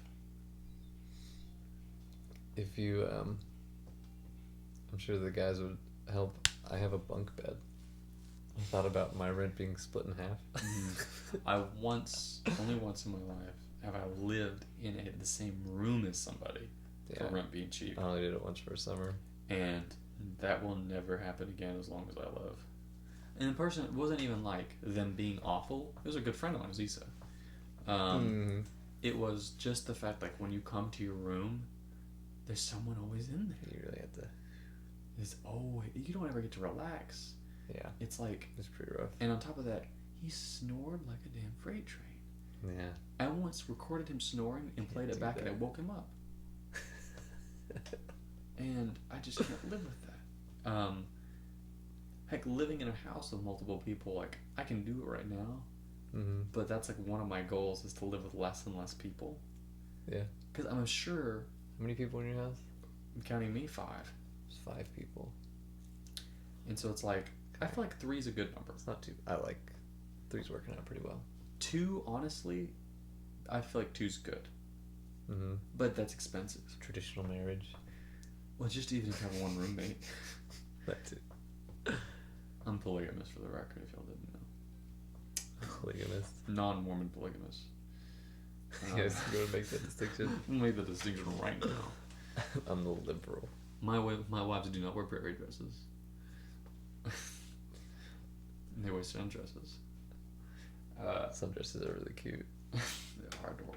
God, I'm a sucker. I am a sucker for a sundress. Isn't that what like Katie Howell wears all the time? Check out Katie Howell music. She's really. I forgot about Katie. She turned 30 yesterday. She's 30? I guess it's like that's just 4 years away from me. She's cute. She's dating a guy that she's been with for like. This is all weird. I hate Facebook. Gotta put a ring on it. Gotta put a ring on it. I hope the You best. want She's a sweet girl. She is very sweet. Very sweet girl. Who else got married? Did you know Hannah Hunt? Yes, I was there. When she I got wasn't. married? Was I there? She was at my cousin's wedding. I used to play tennis with her. Well, she's married. It's funny that you know her, actually. I think we're getting down into very specific conversation that. Yeah, it is very us. feel like- Kanoko. So Kanoko has offered. Keep it low. Start all the way off and then fade it in. But you'll need the amp on too. But it was Bring on. it from standby. Oh, okay. And I prefer when it comes off standby first for a bit, and then taking it off.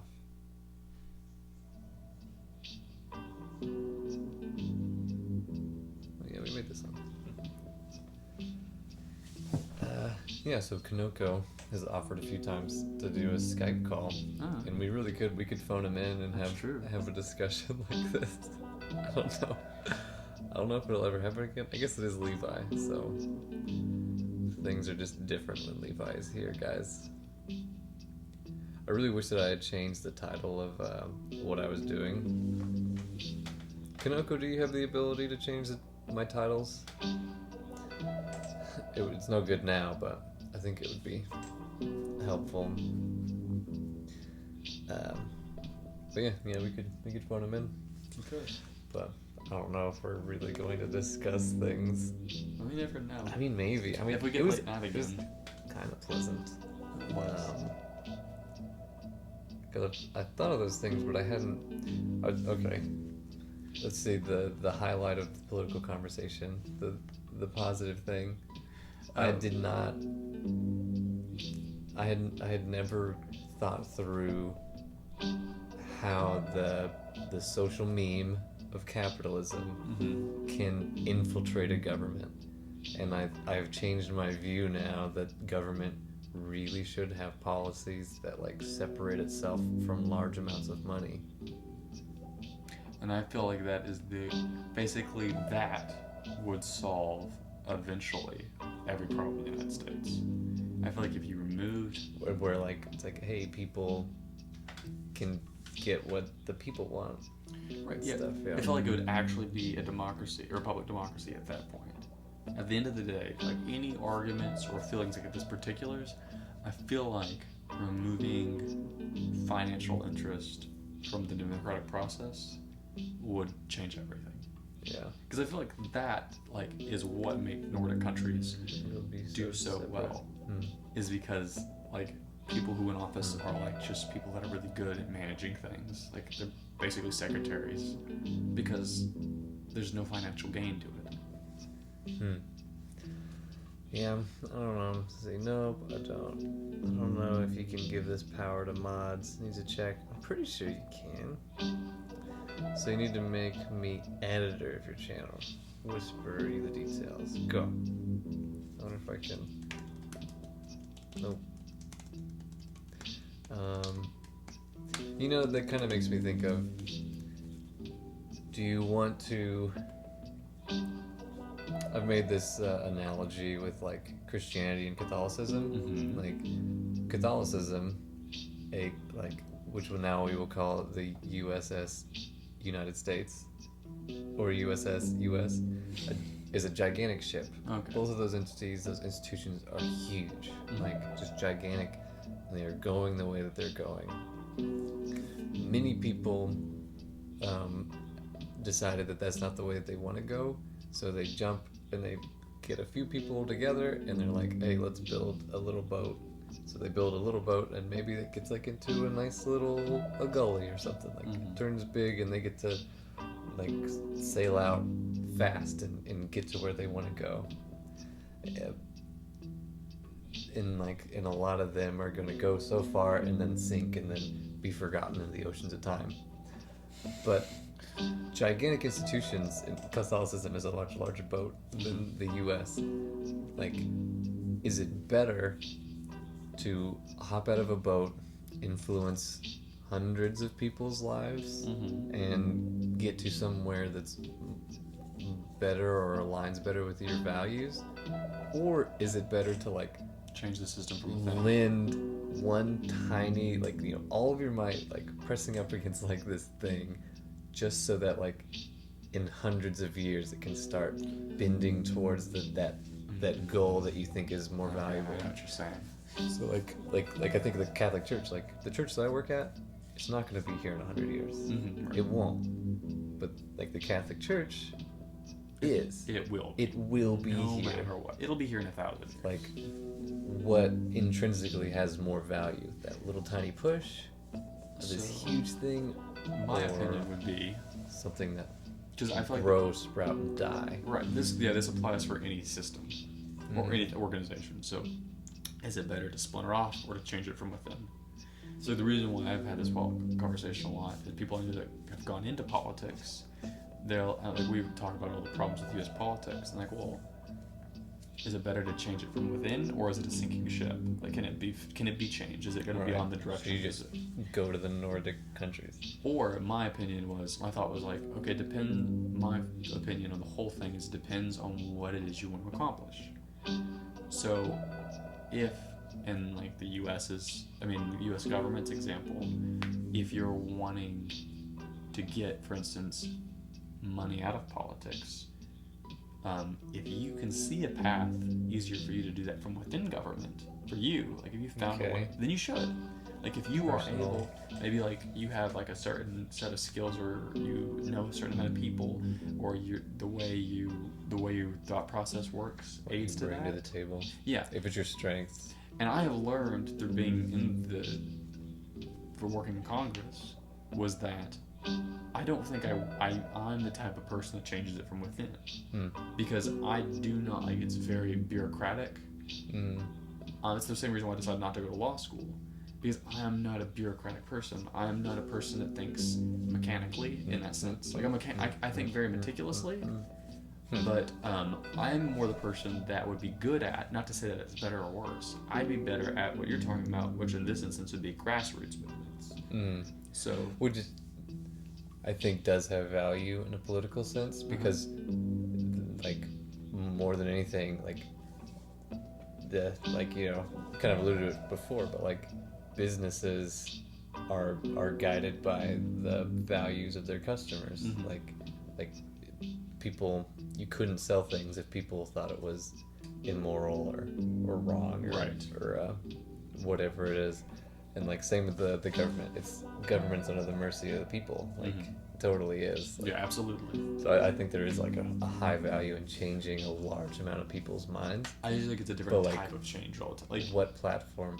It's a more thorough one, I think. I think once you've influenced people's hearts and minds, the change is permanent. But whenever you're changing things from the government, you're changing the way the system processes those things. Do you have any plan? You think you can be as big as Bob Marley? I would never plan to do this through music. I guess you can like influence key like rich people. Well, my thought is, personally, I don't think music has an immediate social impact in the world. I look at it as art. Say it again. I don't think music is like an immediate social impact. Maybe it can, but I don't think it's the point of the medium. I think it's art to me. It's meant to relate to it. It's meant to express, and for people to share connections. I was also like just like the bigger context of a social change and my a bigger whole context culture developed from somebody. I just separate the two. Like My demonic goat. Like what I do with music, I do just to express myself and relate to people. Now, the reason why I'm going to grad school for this particular topic is something else that I'll do. And whatever it is that I find, which I hope to do in grad school, something that I can passionately pursue and be effective in, more importantly. So hoping to find something that you're passionate. I already know what I'm passionate about. Oh, okay. It's about global political change. Like this is already pretty specific. Like I've already kind of outlined it. A lot of it is international conflict is a big issue I'm interested in. You know, I feel like that's a very like millennial, our generation. Do you think that's specific to our generation? Do you think our parents didn't think like, I want the world to think differently, and I would like to pursue that? I mean, that was the hippies. Yeah, that was it is about the as big hippies. as it got. You know, we are totally in the 60s again. I looked at a picture and I was like, that could have been taken today. like the sweaters and the mustaches and like the girl's hair like straight and stuff. I was like, oh my goodness. Yeah, but this definitely isn't an us trend. Think about Vietnam protests. Think about. I mean, we're benefiting from that. Like things aren't perfect, but like things are a lot better for like. What was it generally called? Like social rights or like protests, social civil rights. Civil rights. Civil rights. Oh yeah, the civil rights. Huge for movement. civil rights. Oh yeah, there's a while women long to go, and minorities, specifically black people. It's like helped. Absolutely Helped. Didn't fix. I think social, like this type of social progress, I consider progress, and I have some hesitation. It's in the back of my head. Yeah. That like humans Don't progress. probably, maybe not. Yeah. I don't think there's like an end point. there's an ethical like what we consider ethical. I think if we take that seriously, like, and apply it completely across the board, I think it looks different than we currently have. And I think that progression towards... So you're saying, like, the standard is whatever our social conscience is, it should align with how things are? And I think, in my opinion, is that I don't think social conscience, at least what we feel is right and wrong, I feel like it's been a pretty consistent direction in all of humanity. And I just feel like as we, as a world, as a global society, get more interconnected, it seems like we do things like respect. What is he saying? Well, so first, like, Kanoko is giving, like, kind of a reality check for the Nordic countries. Okay, what is That, he like, saying? that it's, like, not all countries doing so well. Sweden, Denmark, yes, but Norway is in big trouble. Okay, yeah, that's true. Dead economy, big unemployment. Thank you for... Finland's in trouble, and that's why they're doing, like, this base salary thing to help. Thanks for keeping it level. Yeah, so you can't just move away. Yeah. So he's saying bigger countries, like France and the US, who have a lot of foreign asses and interest. We have a lot of foreign asses. Not asses, assets. No, I think he was right the first time. There are foreign asses in the U.S. And from what I understand, Which apparently is a huge problem. it's our biggest problem. Wait, We have the is it? biggest foreign ass problem. Big ass foreign problem. Big ass foreign ass. Wait, so like, gosh, so I heard like the Republican side, they're like, this is simple. We want to protect our borders, get our jobs back, and there's one other thing, but like it's simple. We want to protect our borders and get our jobs back. Like that idea is just like please take me back, and then like draw me all the steps of getting our jobs back. It's like they're like, it's simple. It's like, don't you see how easy Just it is? saying it's simple. It's just simple. This is how it is. It's like what? The logist. My argument is it's how it is. Like, it's one thing, which is also insane, to say that it'll work, but the logistics of implementing that is insane. Getting our job. The protecting borders. Like, actually, so I guess the thing is, sorry, that not to get too far into that, right? But like, is the issue of having a lot of people come into America really huge? No, because I feel like because it's like it seems like that's an issue, but it's like I feel like as a privileged white person, like I kind of sit on the backs of like people who have no like net and support and like are willing to like do bad jobs for a little money. Like I've thought that that's what we're built on.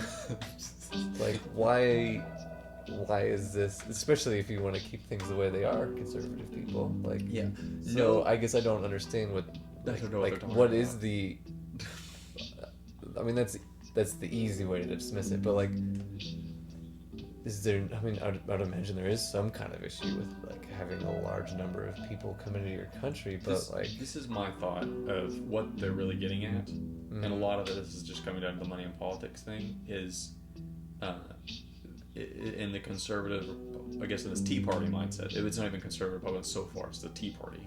The idea is illegal immigrants aren't paying their taxes, the government can't support them, yada yada yada. Like that's more taxes than like the people who are really good at evading taxes. Right, exactly. Which is like it's insane. A lot of money. Like if anything, like the Panama Papers and all. I think I honestly like Hillary Clinton has a good like tax plan. Like she just like keep things the same, add one more bracket that has higher percentages. My thing, I don't think is that not a good. I don't think it was far enough. I think the problem. It's not far enough, but it's simple. It's very clear. It's very to the point, and I can see it happening in 4 years. This is the, I guess, assume the appeal of Hillary, is she seems to do incremental progress really well. Like her competency is like beyond anybody, I think. And this is somebody that's not involved at all. Like this is just what I hear and what I think.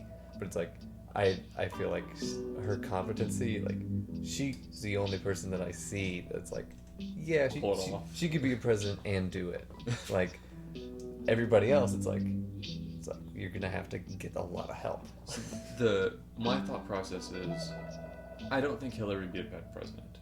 My thought is, which a lot of this is just the issue with Congress. I also don't think like I can make that point later. Sorry, you can keep it going. So I think she would do incremental very well. But my problem, like we were talking about earlier, was money in politics, and trying to change that. And I think that does take a more extreme step in implementing that. And that's why I like Bernie a lot. Why do you feel like this change should happen this year? I feel it would. What I are mean, your no matter what? What are your expectations? No, I'm I gonna don't change the camera. I don't mean it happening. Because I just want to see how it looks. I mean in the sense that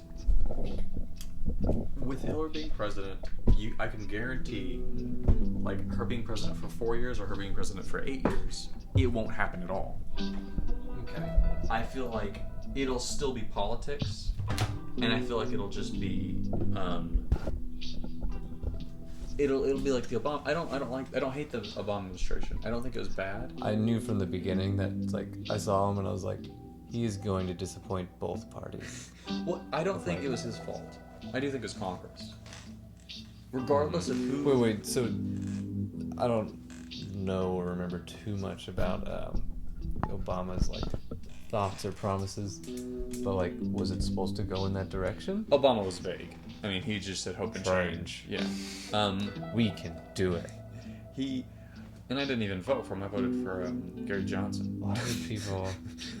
I don't understand why people like just get off on the word change. So weird. Yeah. You It's just say just like, change and people change. Yeah. Things shouldn't be the way they are right now. Yeah. Yeah. It is probably a young thing. It galvanizes. But things that he's done very well. Reestablishing relations with Cuba. I think that's positive. I thought that was a really cool thing to like punctuate his. I think Obamacare was a good thing. Even though I don't totally know the implications of it. Mm-hmm. I also think that the healthcare reform, it was probably a good idea. I think it's good, but it's going to hurt people right now. It needs to happen though. Some foundation needed to happen. Mm-hmm. I think he should have closed down Guantanamo. He didn't. You should have what him? Closed Guantanamo Bay. Mm.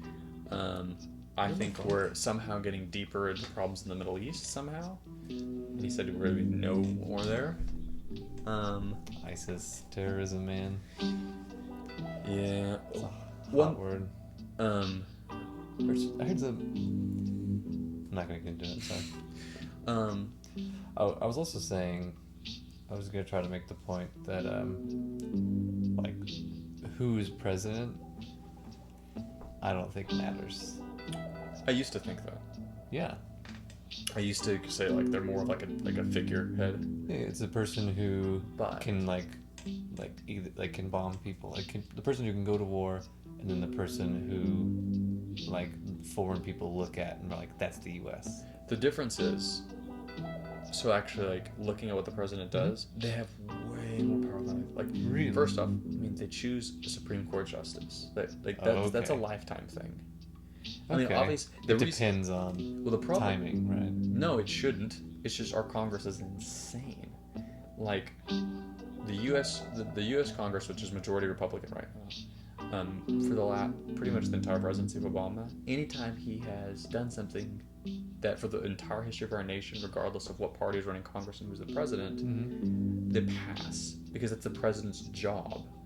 Like, no matter what, the U.S. Congress does not decide who the Supreme Court is. All they can do is veto it. And so Obama chose a guy who is, he is the definition of in the middle. Like, he made, even all of the Republicans in U.S. Congress said, we love this guy, but as a principle, we're blocking him. Like, how stupid is that? Like, it's a power game. I know. Congress, like, I think a lot of times, like, if they were my peers, like, if they were my age, I would be so pissed. Such dicks. it's like do your jobs. Like you set your own salary. So it's like, This is how shitty Congress is. Okay, so the congressman I worked for. so hey, we've got a lot. Oh man, From Pinocchio here. he seems to. If only he was in I Skype. feel the same way, Levi. Which is why I keep having those debates, discussions with people, because essays and the social stuff, nation, leave you a little energy, time to think about these matters.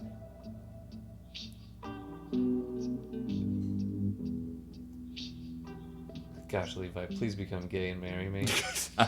Sorry, I have Pinocchio. the same ideals as you, so few people share them. Care for these.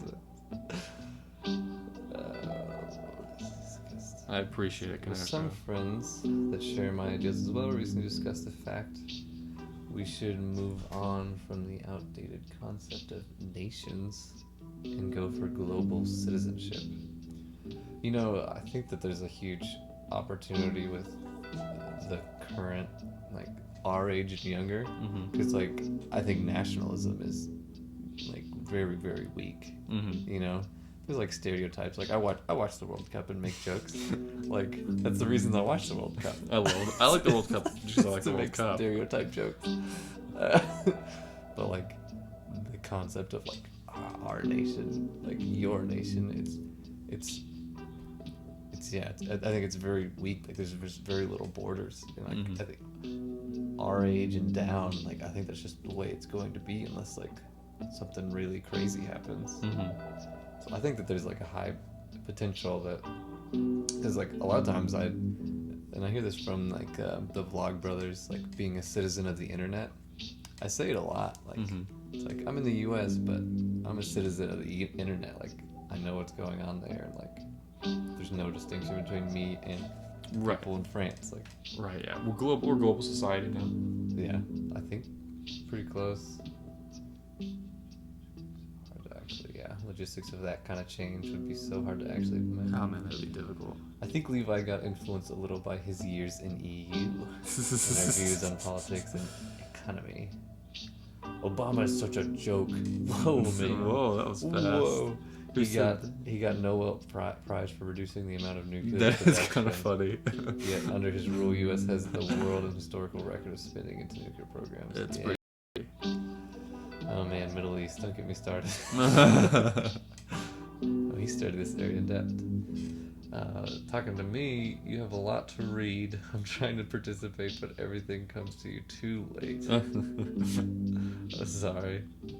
Oh, I got you. I finally got to the bottom. Yes. We're back now. I'm trying to find this thing I was going to show you to make. If we hit another political discussion, I don't want to go too much longer. So This is we figure out Skype, and we need to figure out Skype with Chicken and Fish, Uh-huh. because Chicken and Fish, we want to coordinate that marathon. Oh yeah. And I would like to do at least the middle or the peak of it. Do a Skype together thing. Let's see if I can get this up. It's hard to do. My phone's touchscreen is not doing so hot lately. That's rough. I'll just retype it. Do you have like a protective screen on it? Yeah, no, I don't think. Oh, stream went offline while you were reading. Oh, it is offline.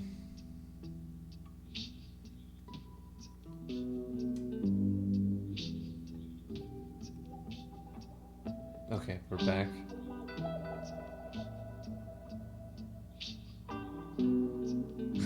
While I was reading and reacting to the comment. Let me start it up again. Nope. Gotta watch that ad.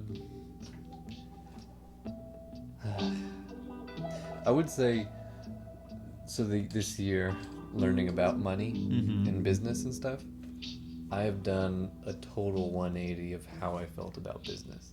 Like, I thought business was like evil and like profit grabbing and like Right. you have to tear down people or take from poor people in order to gain something. But like there's definitely a movement like Tom shoes and stuff, like even like integral to like if you learn like how to have a good business, one of the 8 pillars of having a good business is social like a social mindedness, or like you know, having the perception or having some kind of philanthropic goal. Mm-hmm. Like, was it?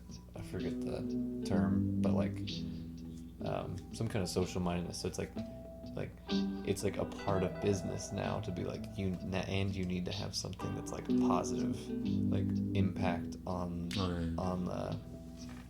on the world or in society, and like that, and then like the very basis of business is to add value to people's life. Like your job is to maximize value. The way that Apple does it is like through design that they spend a lot of time on, a lot of research, and then to make it affordable for as many people, they ship it to the cheapest thing possible, and that is not like ethically okay, but like the goal, which, you know, that's something that I'm kind of like reconciling. Like, yeah, that is no good, but like, I don't know, learning about good business practices, like, one, it made me kind of angry about like my lost job. Like, I don't want that job. Like, I'm glad that I don't have the job before, but like, I realized like, wow, like it's really bad business practice to like, hey, like I wasn't good at where I was. Like, I was leading the music, and it's like, I'm not good at that. Mm-hmm. Like, my skills are elsewhere, and in a good business practice, you would like kind of reevaluate and be like, okay, well, cool, you fit in with us, so like you're all right, but like you're just not working in this position. Let me shift you over and change what you do, and then like you'll probably do better. And like if they had done that, I think like they would have benefited. They would have been further.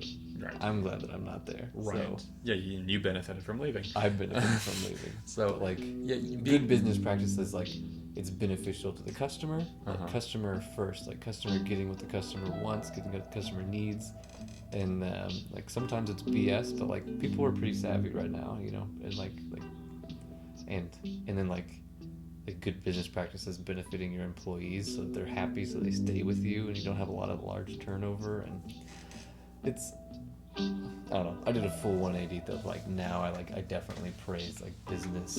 Well, that's especially over like the that's religious a big realm. part of being a good leader in a business too. Like being able to see employees or people that are part of your business and to utilize their strengths to benefit the business.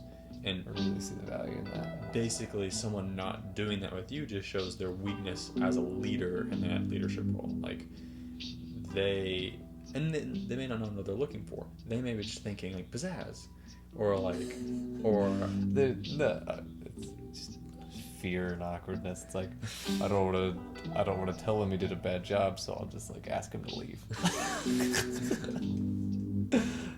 It's weak. It's weak sauce. It's no strength and no warmth. Not a very charismatic church leader, I suppose. No.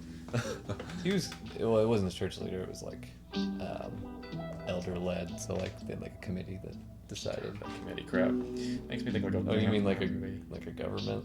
No, it makes me. Have you ever seen Underworld? No, it's on my list of movies to watch. It's like a vampire council or something. It just makes me think of that, like these old people. Not all businesses are like that, but some really are, even when indirectly sometimes. Businesses also bring new things to the world that wouldn't exist otherwise. See, yeah, Kanoko's picking up what I'm putting down. Yeah, it's Businesses are good. I think so. And it's like, I have a lot more trust in that than like religious hierarchy and like at least current government. I don't know, man. Anything, I think I am starting to think a little bit more about government, because it's like, I realize like the way you get rich is like making sure you don't get taxed too much. It's like, that's one of the ways you get rich. One thing that I'm interested in is anything that inherently gives you power. At least right now. Any position that gives you power. Mm-hmm. And unfortunately, like, there are people who are that are kind of like put into powerful roles because they handle the power well and are like very empathetic of the people that they're under. Like, those are good leaders. There are people who just crave power, and those are bad leaders. Like people that just want to be in control and not relinquish it. and there are people who kind of happen upon it maybe because they just acquired enough resources or wealth, and they're just kind of a byproduct of it. Because wealth is power. Because you're essentially you're controlled resources. Yeah, it's very money is very fluid.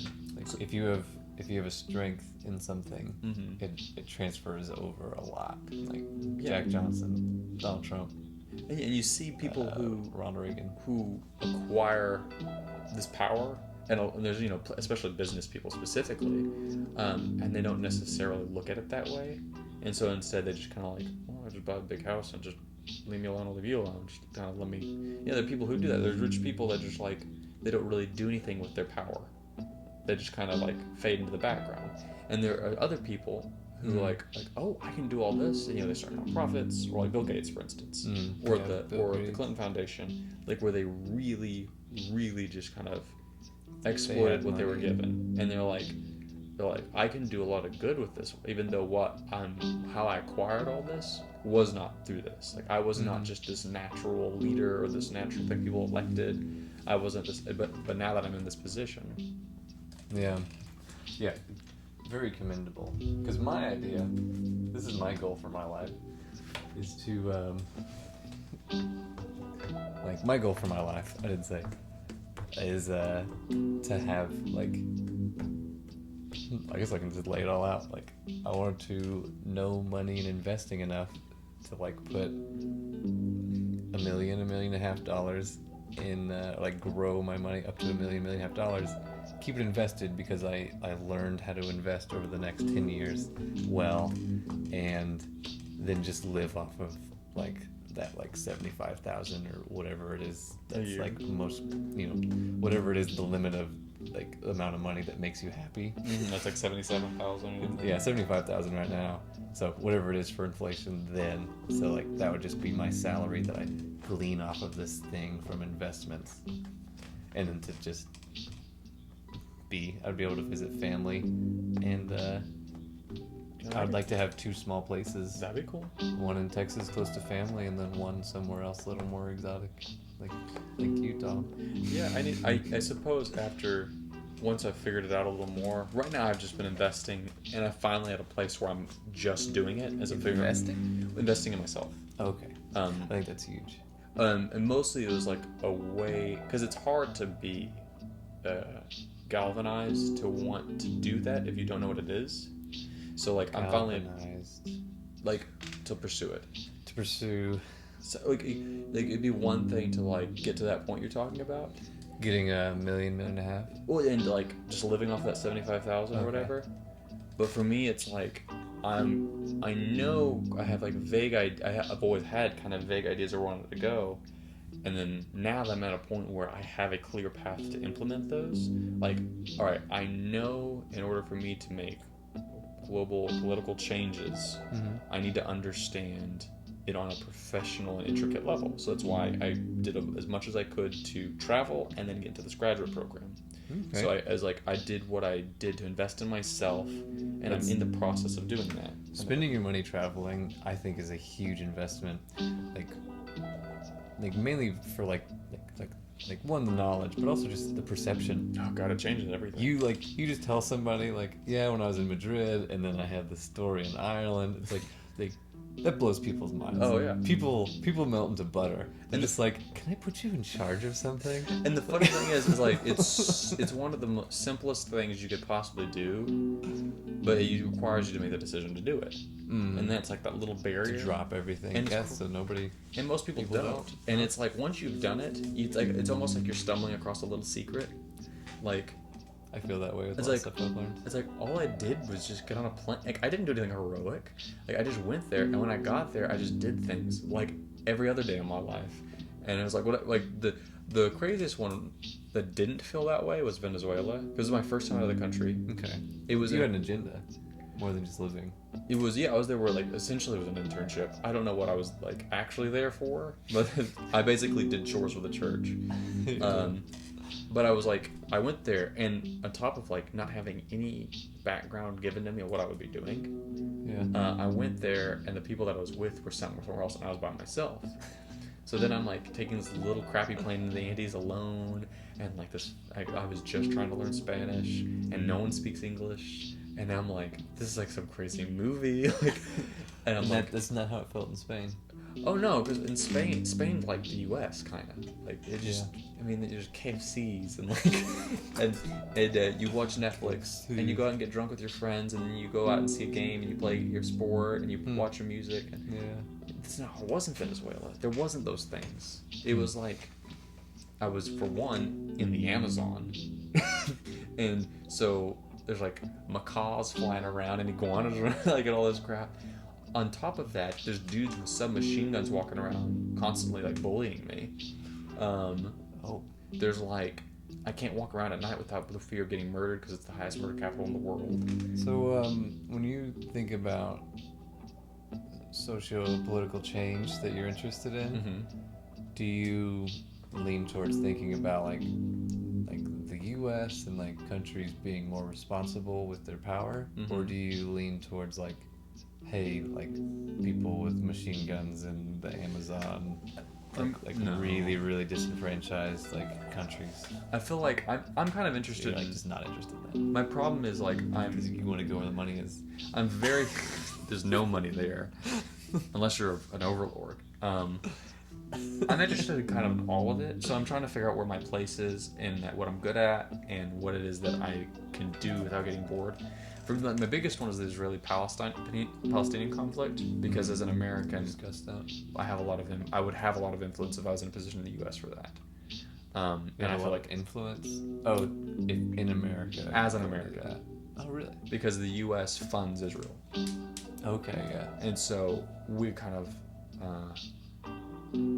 anything they do military-wise comes from us. And so a lot of policy issues would actually directly affect them. Yeah.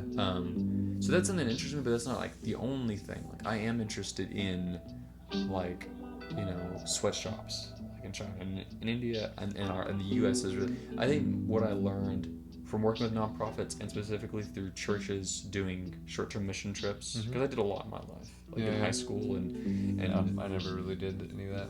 And I got really involved in the homeless communities and stuff. Yeah. And I got really involved with, like, at first I was really passionate about homelessness in the U.S. Like that was specifically what it is. And after learning like non-profit organizations, like the term non-profit, are kind of, unless it's like extremely specialized, like to a particular area and it's all based in that area, and it has a particular goals that are outlined and it's run like a business, like unless it's completely run like a business, it's a complete waste of time. And I've learned that through so many churches that go to like India for 2 weeks or whatever, it's a joke.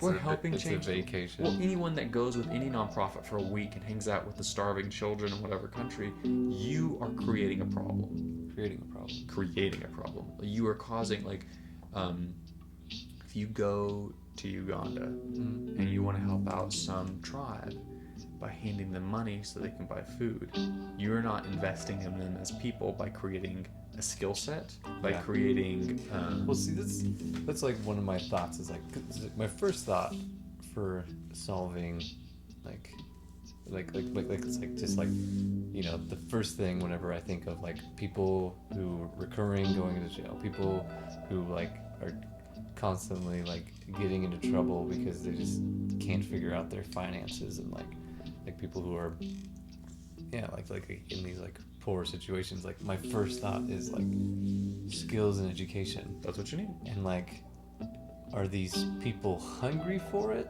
Do they even know to be hungry for it? Like if I if I just went into the hood and like was like, hey, let me show you all how to run sound really well, like you'd change some kids' lives.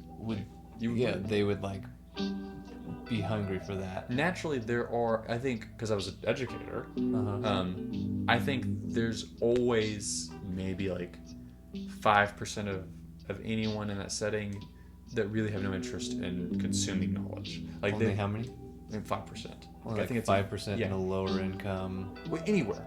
Okay. Like even in the rich school I taught at, the one lethargic. There was always a lethargic or defiant. Because there's always somebody. There's always someone that's like, it's like, you don't want to be here, please don't be here. But I think it's Go find something you are passionate about. I think and it's start pursuing that. completely wrong to think that an economic bracket holds a higher percentage than any other bracket of those Okay. type of people. Hmm. I think it just is more apparent because them not being passionate if you're in a lower economic bracket, you not being passionate about investing in educating or giving yourself a skill set has more immediate impacts. Like if you're the son of a millionaire and then you just live off of daddy's money. Yeah. If you're the son, if you just have a single parent, you grew up in a low economic standing, and you don't have any way of supporting yourself, then you end up on the streets because you don't have anything to live off of, and because of that, you have to pick up a certain lifestyle to defend yourself and a way to like create a community, and so Yeah. like there's a chain reaction. Yeah, absolutely. And so because of that, we're behind. Do you think that's kids? Let's see.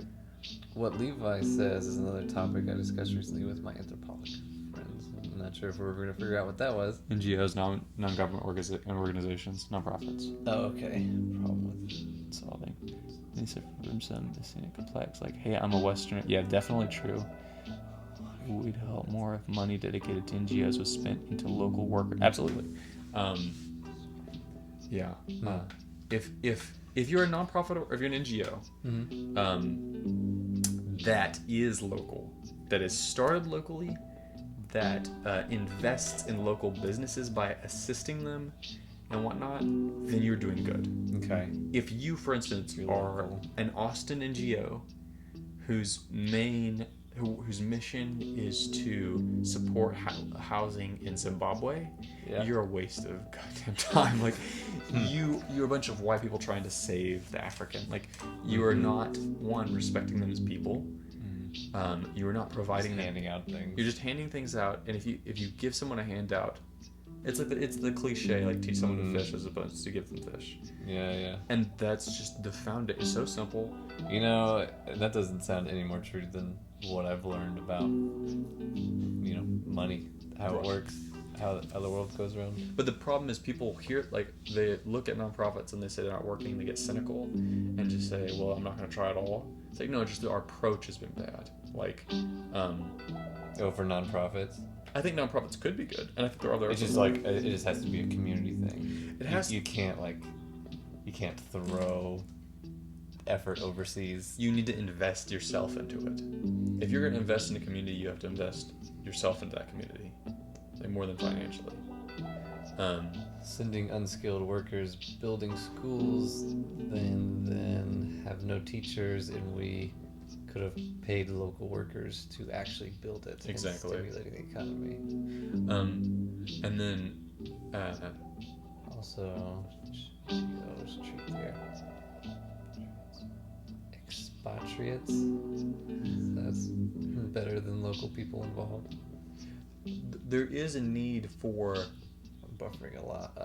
It's called immediate relief. I'll try to lower my kilobytes. But like if a natural disaster happens or someone's recovering from a war or something, then you do need what's called immediate relief, which is where you do go in and build because they need it. They need the help because they're just in a disaster situation or they're like in an extreme situation. That's it. That's the only time. Yeah. Yeah, I agree. Yeah. It's like it really is like as opposed to putting a band-aid on a bullet hole, it's like doing surgery on a hangnail. Like, it's really unnecessary. Yeah. I just think, the effort. Like, I think two things that make a lot of sense is, like, providing that education for those, like, people, providing skills for the younger kids. I think music is amazing. It's not a skill for that, but it is like It is a discipline. It is a process of like knowing what you want, knowing how to get it, and training your brain to like pursue something in like a practice. And a lot of education, which I think music does extremely well on, is the ability to express yourself and the ability to understand other people expressing themselves. If you, Say it again? the ability to express yourself. With music? No, just in general, but music does help you do that. And the ability to interpret other people expressing themselves. And I feel like if you can do those two things very well, then you can self-educate yourself. because you're learning. You can self-learn. Just through people. The goal of education should be getting to a point where someone can self-learn. Yeah. Which I think can, like, honestly, like 7-year-olds know how to self-learn. Yeah, I mean, like, the biggest complaint with the U.S. education system for at least our public education system, is we have a tendency now, because of like standardized testing and stuff, to teach children to just consume facts, as opposed to teach them to critically interpret those facts. I felt that like really early on. I remember reading Henry Thoreau, David Henry Thoreau or whatever, the guy that quoted for the somebody dancing to the beat of his own drummer. Okay. I was reading something about him or his thoughts, and like it was talking about like his school, which is like, I think he just like taught kids for like pennies on the dollar, and like they would just go out into the world and like talk about stuff. And it was like, dude, this is amazing. Like this is what school should be like. And like I knew that like at a really young age. It's like this guy knew what was going on and school doesn't. I was watching. What was I thinking? I was thinking, the two like really grassroots things I think would be a big impact is teaching people skills, teaching people how to learn, and do that. I don't think you can make it free, because I don't think people will value it.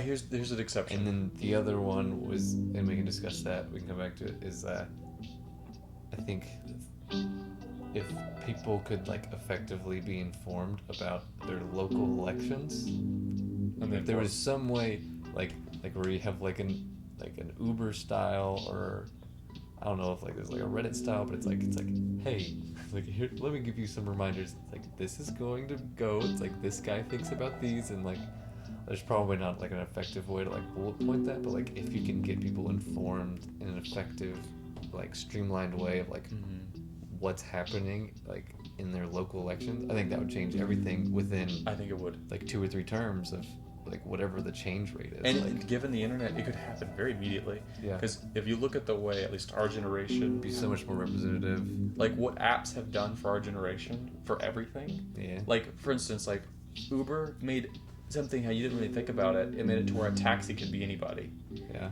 Venmo has made it to where you can pay bills or pay anybody through a click of a button. Twitch has made it so that everybody has a TV show. Exactly. Like the internet, I think we haven't really understood how well we can utilize it. And if you can streamline, like in an app, how like what's happening, because I think you can find all that information online, but it's not digestible. I haven't even tried, so I don't know what it's like. I don't know if you could put it into an app. So, B-Boys XY2 tips on recording loops. We have a really good one, don't we? You have to really understand.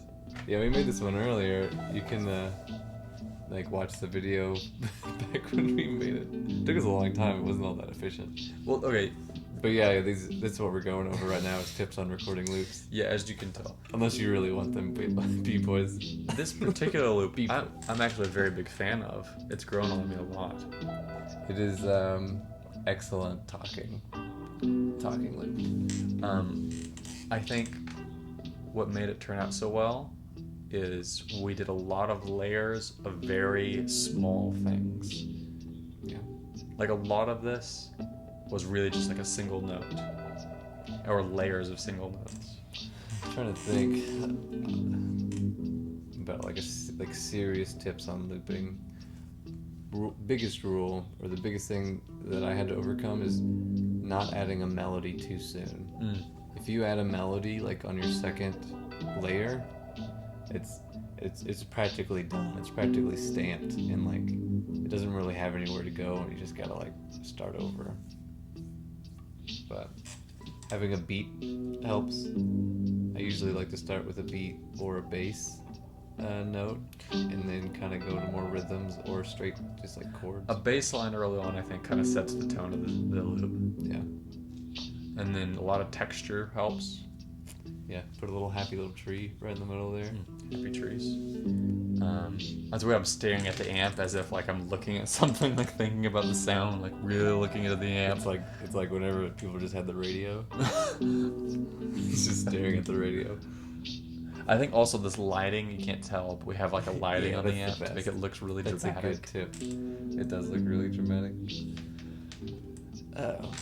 So you were going to, I gave my grassroots Oh, okay. change everything. I was into. Okay, I agree. But I was talking about giving education and skills to people. I also did make the comment that if you make it free, people may not value it. Okay. I don't know. So That might not be my good. rebuttal to that would Depends be, on kids. I think to some small, Depends on how you sell it. Totally Yeah. depends on how you sell it. to some small degree, it's already happening, and I consume it. Meetup.com. You go on there, and there's pretty much a meetup for everything. That's how I play soccer. Yeah. I go in there, and we just meet up for free and play soccer together. And people who don't know how can learn. There's meetups for yoga, like beginner's yoga, beginner's mountain biking, advanced mountain biking. Whenever I first got here, I looked at a meetup and like I went out to a crazy game thing, and then one of the other ones was like it was pretty intense. It looked like kind of like a sex cult thing. Wow. So I didn't go to that one, but it's out there. There's a meetup for everything, guys. There's meetup.com. I feel like it can be just a meetup, but also it can be a way to learn beginnings of skills that people are wanting to teach that are just passionate about. Like there's interesting. how I got into thought of like that. well how I got like into people meetup. don't think of that as being like something that is valuable, but it is. People are interested. Like people will give you money if you have skills. The biggest one, I used it in Spain. That's how I knew about meetup.com. Is I used it for English-Spanish exchanges. So I would trade my skill as an English speaker, and they would trade theirs as a native Spanish speaker, and so we could communicate with each other and teach each other for free because we're exchanging a skill, Yeah, both are valuable, desirable, and it's an even trade. and we could drink while doing it, and it's not at like a formal setting. Right? Yeah, you can do that at school. And there's like 20 of gosh. us. We're all sitting there hanging out, and it's all extremely practical. Because the internet just allows that. I want this. You want this. Let's have a beer while we do it. Exactly. Why not? How much better than like I just have a flash of like graduation suits. This is like And it all flashes by your eyes, and you're like, I can count to 10. gosh, that's the worst. B-boys. He likes our tips, but he didn't mean to interrupt both of our deep talk. My B. That's funny. No, I'm glad that you're here, B-boy. That's Yeah. funny. I'm glad to keep us on track. I forget that it's there. Actually, the more I listen to it, the more I'm appreciating this. The loops get better, like towards the end of the night, because it's like even ones that you were like you didn't care for, like you go and you're like, I guess it's maybe because you tried, and now it's I have some distance with it now. mm, Like I can remember putting the bass line down, but then a lot of the other things, it's just it's all melted together at this point. yeah, it's true, yeah. This one's tricky. So you were saying society is already deciding to exchange their own skills, which is money, their own skills and experiences with each other. Right, for the sole purpose of, and then there's plenty of Sole people. purpose of improvement. There are people who aren't getting anything out of it, just educating others. They do that with cooking classes. You can do it for free. I mean, like that's how I use YouTube all the time. Like I taught myself all of the video stuff that I know, or not taught. I looked it up on the internet, and it's like this is how this works. It's like lighting. I don't have like great lighting because I only got 2 lamps, but it's like I get it. The best I example. don't have the fancy equipment. But That is the best example, I think, of free education. Is it's already there on the internet. Like is already YouTube, how so to. maybe the best thing to do is teach people how to teach themselves. Like teach here's them a how to use the computer. internet. It's like let me show you how to get a library card. That's how you get the internet. Exactly. Everyone This can should access be- the internet. Man, So, and this would be the best thing internet you could should do. be more It should be. readily available. It should be like they started doing this in Ireland. They made public Wi-Fi. Maybe the in- government should take over the internet. I don't think they should be in control of it. No, but I mean like as far as like Distributing infrastructure. So it's like, hey, every house gets as fast of internet as we can distribute to every house, and like That's what they're doing in there's Ireland. no limit, and Well, what they do in Ireland is they make it to where, like, if you're on a you don't have to train pay. or on Like, a it bus, goes into your taxes, you know. It's like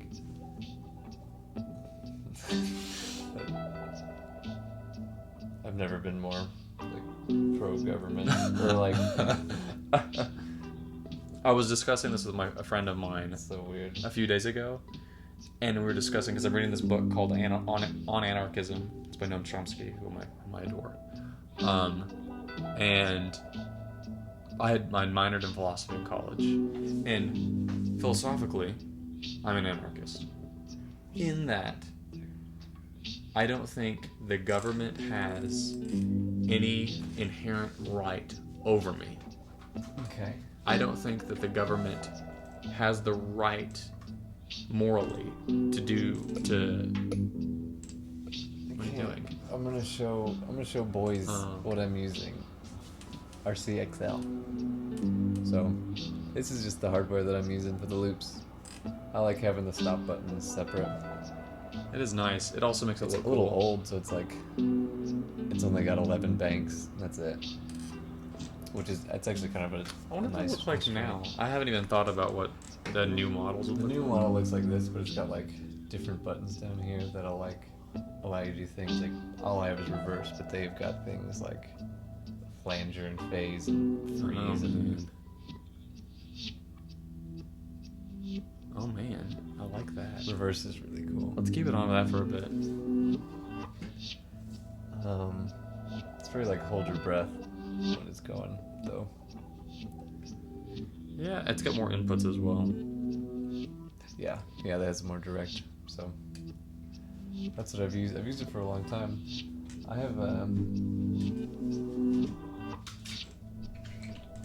have this flashback loop, or it's a delay, but it also has a loop on it. So sometimes I'll drop a beat into this one or like some kind of loop, get that going, and then this is before the other RC, and then I'll be able to like loop over it onto the RC and make a longer loop.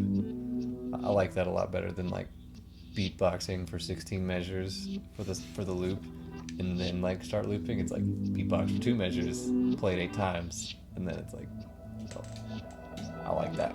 Oh man, I don't know how you'd use these single pedal loop stations. It's a lot of like holding it for 2 seconds, double tapping and stuff like that. Or this one that's just a single button. Yeah. Or this one that's 80 million buttons. Or this one that's 1,000 knobs. RC Slicer, that's a fun pedal. I don't know. Are you seeing the RC Slicer? I don't know. Let's see. I was thinking about getting that. Drop a fat. I don't even know what you're saying. What do you say? It's sensor stuff. It's like drop a fat. Word, that's a nice idea. With the delay having 2 loops. Mm-hmm. 2 loops. Yeah, some of these pedals. This is the most aesthetically pleasing pedal. Kanoko is also bringing us down that only concrete skills are rewarded with money. So it's true, you can't totally learn yoga. I think I read a book called So Good They Can't Ignore You. And in the book, he makes an example that one dude, 2 people, they get to their 30s, they're like 35, and they're both working in advertisement. Both went to school for art, but started doing advertisement. One girl, she decided, like, both were unhappy with where they currently were. The girl decided, like, hey, like, I've always cared about yoga. I'm gonna go pay, I think like $2,000 or something, and I'm gonna do a 200-hour yoga class and like be certified to be an instructor and start my own yoga business, because that's like what my passion is. That's what I love, and I want to do that. The other dude, he stayed where he was, and he just got really good at no, he was in advertising and art. So he stayed where he was, and he learned how to combine his experience in art and his experience in advertisement, and he just kind of like stuck to it and became really good at it.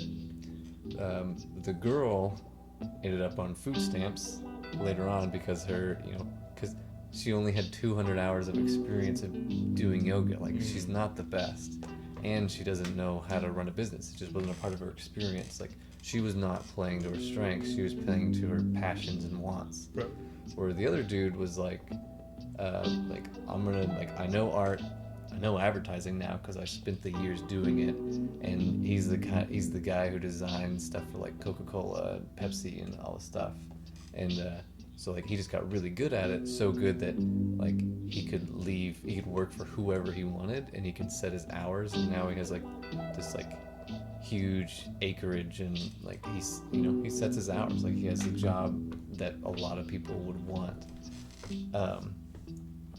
So like you have to play off of what you have already collected. Like, people weren't sitting on their butts. Like, people were getting really good at something. Like so like you have to think like Chicken and Fish. Chicken and Fish worked at a fast food restaurant, pizza place, for 10 years. 10 years is the level you need to be an expert at something. He doesn't want to do that anymore. But like he wants to do music. Chicken and Fish, he may be here, he may watch this later. Probably, I don't know. With all the political talk in between now and there. I mean, if you're still sticking with it, Coco is art. But like, he wants to do his passion, which is like music and stuff. And he went to school for it, but like, he's like real management, like expertise. Like, he can keep moving with that and eventually get like be in the job that'll be like coveted and everybody would want, and like can integrate what he is like. So I'm trying to convince him, like, don't follow your passions. When it comes to money, like, don't follow your passions. I will say this. Become really good at something that people desire. As far as school goes, getting an education, the only way it's going to help you, I feel like, at some point, past being a child and like learning basic things, is if your goal is to already self-educate yourself. Because the best thing I got out of school from philosophy and Spanish was I learned all the things I need to get better at. Things I didn't know were there. Like, I did not know the first thing about philosophy. Then I learned all the basics about the philosophy of religion, the philosophy of science, and I was given, it took 2 years to get the base down, and then on my own, I pursued those all to the extent to where I was very good at it. Same with Spanish. Like, after the years I spent studying Spanish in a formal setting, I knew what it took to teach somebody else a language, and I knew what I needed to better myself on and the steps it took to get fluent in a language. And so I feel like if you go to an education with that in mind and not just being spoon-fed, being exceptional at something, like, I'm going to come here, leave with a degree, and be a master at it. If that's your attitude, you'll fail. If you go thinking, I'm going to go learn all about this thing that I'm interested in, and that will set me on the path to actually putting in the hours. Setting a foundation for Right. it. Yeah, Like, I've definitely learned that with guitar. That it's like, it kind of felt like I just got spun around, and then like sound and everything. It's like you like spin you around in school, and then they push you out. It's like, okay, now like learn how to be really good at it. Like, it's like you know the things, like the foundation and stuff. It really is. I remember like that reminded me of like advice that my brother said, that like he was an English guy. Like, he liked writing papers and doing the English thing.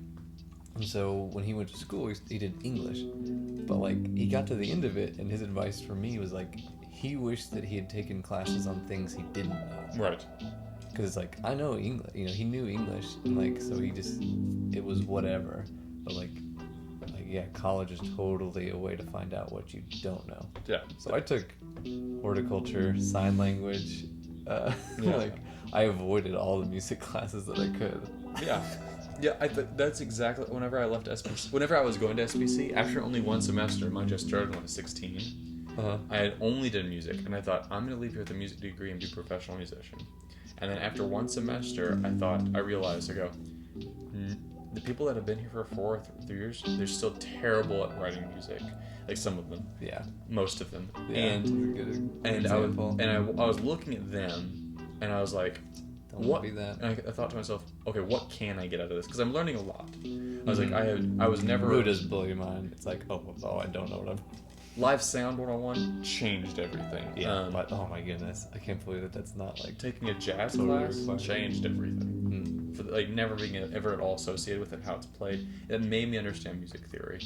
And then just Can taking. I? Yeah. Oh, I wanted to vocalize Kanoko. Okay. Oh, he was catching up to like skills to learn, like school and stuff. Like a skill is rewarded by money if it is in demand, and the shift over time making some pointless as a purpose and new ones suddenly relevant. You have to be savvy about that, like what is desirable, rare and desirable resources. But demand is determined by many things, and some skills that could actually provide something are just unable to be recognized as such. But, well, complex topic yet again. And many skills also are only rewarded when you start teaching them. I think our minds overly imagine that teaching is a career because it's the one career that we've been exposed to the most. Maybe. Because like we go up and like, I could be a doctor, a lawyer, a teacher, and because it's like we spend so much time with like teachers and stuff. It's like, I think our minds are overly biased to think like, oh, if I'm gonna do that, I have to be a teacher. I think the problem with that is that I think it's like it's uncreative. It's like as soon as I realized that like people are like a huge integral part to all that stuff, it's like, why not be the guy who makes the dry erase board? Or like, my thought about being a teacher though whatever. is we're over saturated with that of what a teacher is. I think everyone that's alive should be a teacher. Okay, yeah. Because they have something that they're aware of that they can teach others about that they experienced. I think our problem is we associate too much with what a teacher is with that formal government job. And I feel like that... That's the issue? That's the issue. Like everyone, I feel like you should be a teacher. Everyone should be a teacher. Mm-hmm. Yeah, But that doesn't mean you should be like a classroom teacher. That's why one of the big things that you would hear from rich guys talking to other rich guys about making more money is doing consulting. It's like you can make good consulting money. That's teaching. Because it's teaching. Yeah. Like, because you have an expertise, and other rich guys would pay, like $500 an hour. Because it'll make them more money. $1,000 an hour for that. Yeah. Because people who have money know that knowing things makes them more money. Think about what psychology is. Like being a therapist. You're teaching. You went to school, learned how all these things are like rooted in something else. If you're a therapist, and that person obviously couldn't learn it on their own. Like they didn't have the force. They didn't have the ability to look at it themselves. For them, just because it's hard on the outside. So you're there just to teach them about themselves, or to teach them about their own problems. Just to be that echo board. Yeah, you're essentially you're a mirror. You're supposed to be their mirror. How about I'll do this gesture whenever it's like maybe time to give people voices. Okay.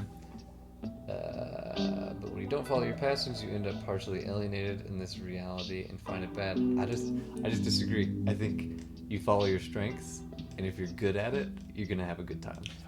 I disagree because I think that if you follow your I feel like if you follow your passions, they can become your strengths if you pursue them like passionately. Oh, so you're disagreeing with me? Yes. Calverte, this talk is deeper than the Marina Trench. Mariana Trench. Marina Trench. Mariana. I love it. This is back to Kanoko, I'll have to agree being partially alienated. Oh, what?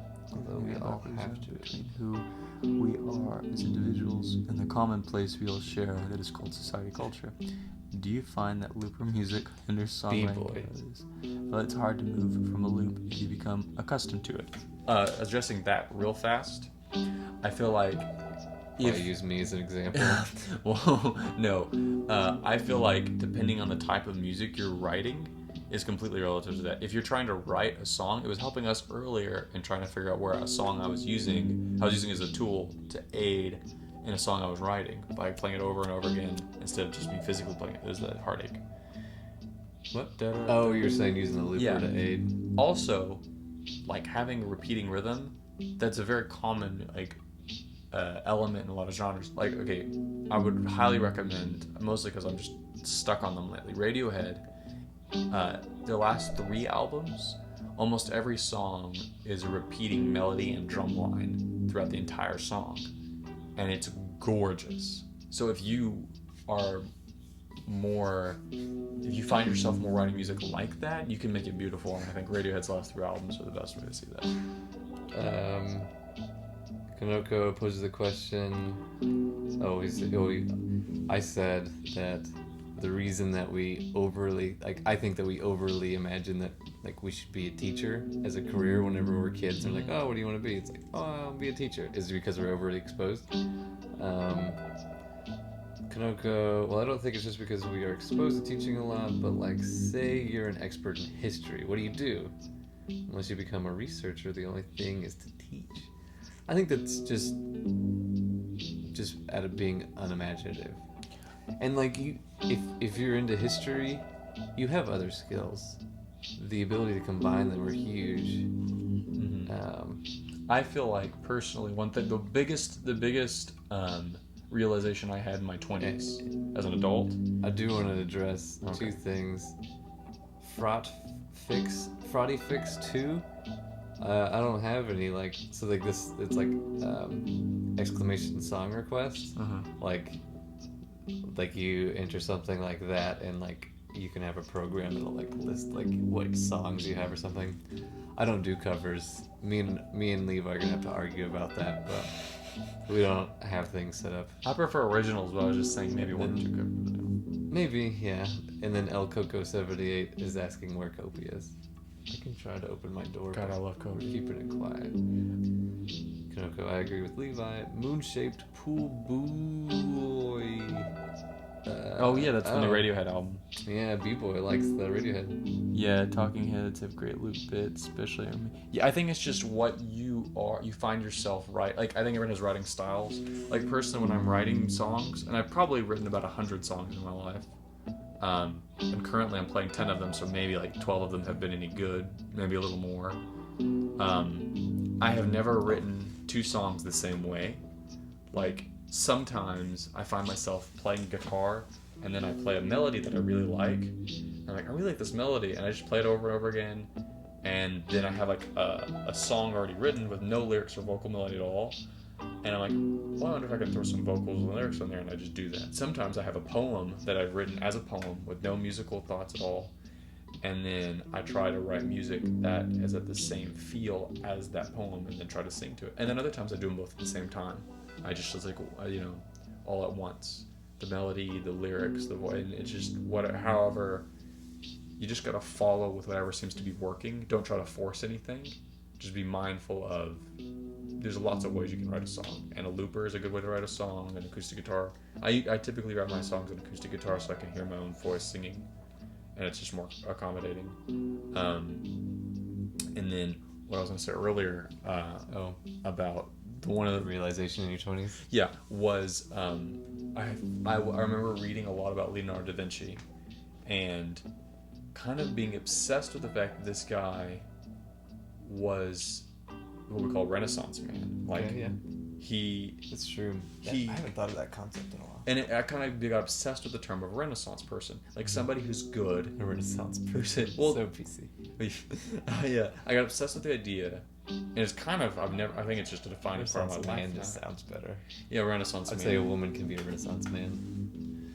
Renaissance, yeah, a Renaissance cisgender human man. No, but I got obsessed with that idea. It's defined my life, I think, unintentionally. Really? The idea of you don't have to only be good at the one thing you like. You can learn to enjoy and be damn good and professional at many things. Mm-hmm. And so that was something that could be the thing that you're good at. Right, because we kind of get obsessed with like, oh, I'm not a sports person, or and we get those maybe thrown onto us if we're good at something. We get boxed in identity. And so one thing I realized, I was like, you know what? Like, even though I really like music, I'm not like my music's been my whole life. I'd rather go deaf than blind, honestly. Like, and it's like, you know, I'm not defined by music. It's like, okay, well, I really like traveling, so I wanted to learn other languages. Like, well, that's a completely different skill set. So I started learning languages. I grew up on a farm, so I know how to farm. And then I was like, what are other things? Like, well, I actually love the outdoors, and so I taught myself how to be a good mountain biker. So I went out into canyons and started mountain biking, started from scratch. I taught myself how to skateboard. Like, I got obsessed with, like, there's so many things that if you dive into and learn to love, like cooking, still working on that one, but I've gotten a lot better at cooking. And that's what's really important. I think that one, especially right now, because it's like you can save money, Yeah. and you can eat better. It's All you have to do is, like, if you don't have enough time, work less. just ask for, like, just do less hours, have less money, Have less money. more time to be healthy. and if you're cooking, you're saving that money anyway. Yeah, you'd be saving that money. But yeah, cooking was a big one. It's So fun. you don't. I know I had to come to a realization, and it probably is more career than anything else, to be like,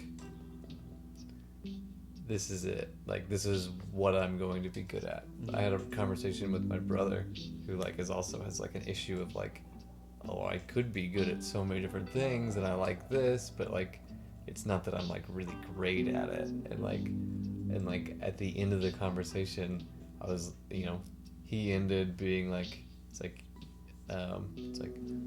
I am an academic, like, because he had the issue of he's interested in Hollywood and directing and writing like movie and TV shows. He's very interested in it, and he spent 10 years in LA and California, like, pursuing that. But he also, like, went to school for, like, linguistics and divinity, and he loves Tie those together. he loves reading, you know, Augustine and different, like, you know, church leaders, but just, you know, that's just thinkers, because that's just where the people were, you know. Yeah. That's just where the discussion was. So, like, he loves, like, that philosophy and all that, and he just had that conflict of, like, academics thinking, reading, and talking, and, like, making a movie that, like, elegantly displays, like, you know, a message and, like, beauty. And but, like, so he ended with, like, saying, like, I'm an academic, and I guess I can't remember what else. So that's what he pursued. And then so, like, that's just you know, I guess we decided, like, that's gonna be our identity. And I ended the conversation with, like, you know, because I think about being a musician a lot. Musician, sound engineer, live sound and recording, those are kind of like all the different things. And I was like, okay, I am an engineer and I like sound. Like, that's where I am. Like, I am an engineer and I do sound. And so, like, I had to narrow that down for career, and that was really freeing, because it's like, okay, well, I'm gonna be damn good at it, and like I'm just gonna try to be, like, the best. I'm gonna, like, schedule out and carve out times to pursue being good at that, but, like, it's my strength, so it's like I'm just gonna make my strength more, and then, like, on my, like, other times, like, I have other opportunities to play music with my strengths. Like, I think that's one of the, and, like, thinking that way kind of led me to thinking about streaming. It's like, I'm pretty good at looping. Okay. I think, like, I've spent a lot more time, so I think, go on I think I'm gonna agree with you. Actually, putting myself in that box was really helpful. I'm gonna agree with you, but put a little different spin on it. Career. Specifically with career. Okay. I think I agree that you've got to find what your strength is and monopolize on that strength and be the best you can on that strength. But I think the way I've taken it, and I'm just realizing this, is I think if you can utilize your strength in a lot of different ways. So you're an engineer and you like sound, there's a million things you can do. Yeah. Like, It's huge. not just career-wise, but just, like, applying those skills and expanding upon them and, like, giving them, like, their own, like just fortifying them, being, like, this giant mega lord of, like, it's hard to so that kept going in a way that I was like, and be a dictator I'm and like, take over Cuba and implement this iron fist of Ben. because I was like, sorry. But so the way like I implement it myself is I realized, and this is why I've just been applying it in a lot of different ways. My strength is creating, Like, I'm really good at creating things and like Entrepreneurial. like well more not You entrepreneurial. mean created like creating art nothing, create. something out of nothing, not just art. Like that's why I like politics so much. Is I like the idea of like stabilizing an entire country with no possible way of doing it before, like creating a conflict between like Palestine and the Middle East. There's no possible. I asked that director of the CIA to his face, just me and him. I asked him what you could do, and he said nothing. And I'm like, I'm gonna do something. Like I can do it. Like I really like the idea of. That's why I like writing songs so much. Is like there's nothing there at all, and I'm creating something out of thin air. Like, and I love, and I've implemented. I really like that picture of being creative. Whenever somebody's like, "Well, you're creative. Like, don't you like sparkles and drawing and like being sensitive and like not being hit?" Not at all. It's like, no, that's not creative. Means like creating something from nothing. And I think that part of me is an engineer. Like there's a lot of engineers in my family. My grandfather, he worked on planes, and he also worked on pump drilling systems. And he could build an engine from nothing. And that was a great time to Do exactly create like those physical things. Like it's like, hey, here's a steam engine. Like here, everybody figure out how to use it the best. Right. Like that's a great time. And I think Here's electricity, guys. And I think I probably not that. at the end of the day, I probably am an engineer, but it's not in the same way you are an engineer. No, It's very different. Like my engineering is more like I would like concepts. to jump into that. I would like to jump into how we're different with engineering. Kanoko says, there's also discussion about like Radiohead up there, but Oh wait, let me read that.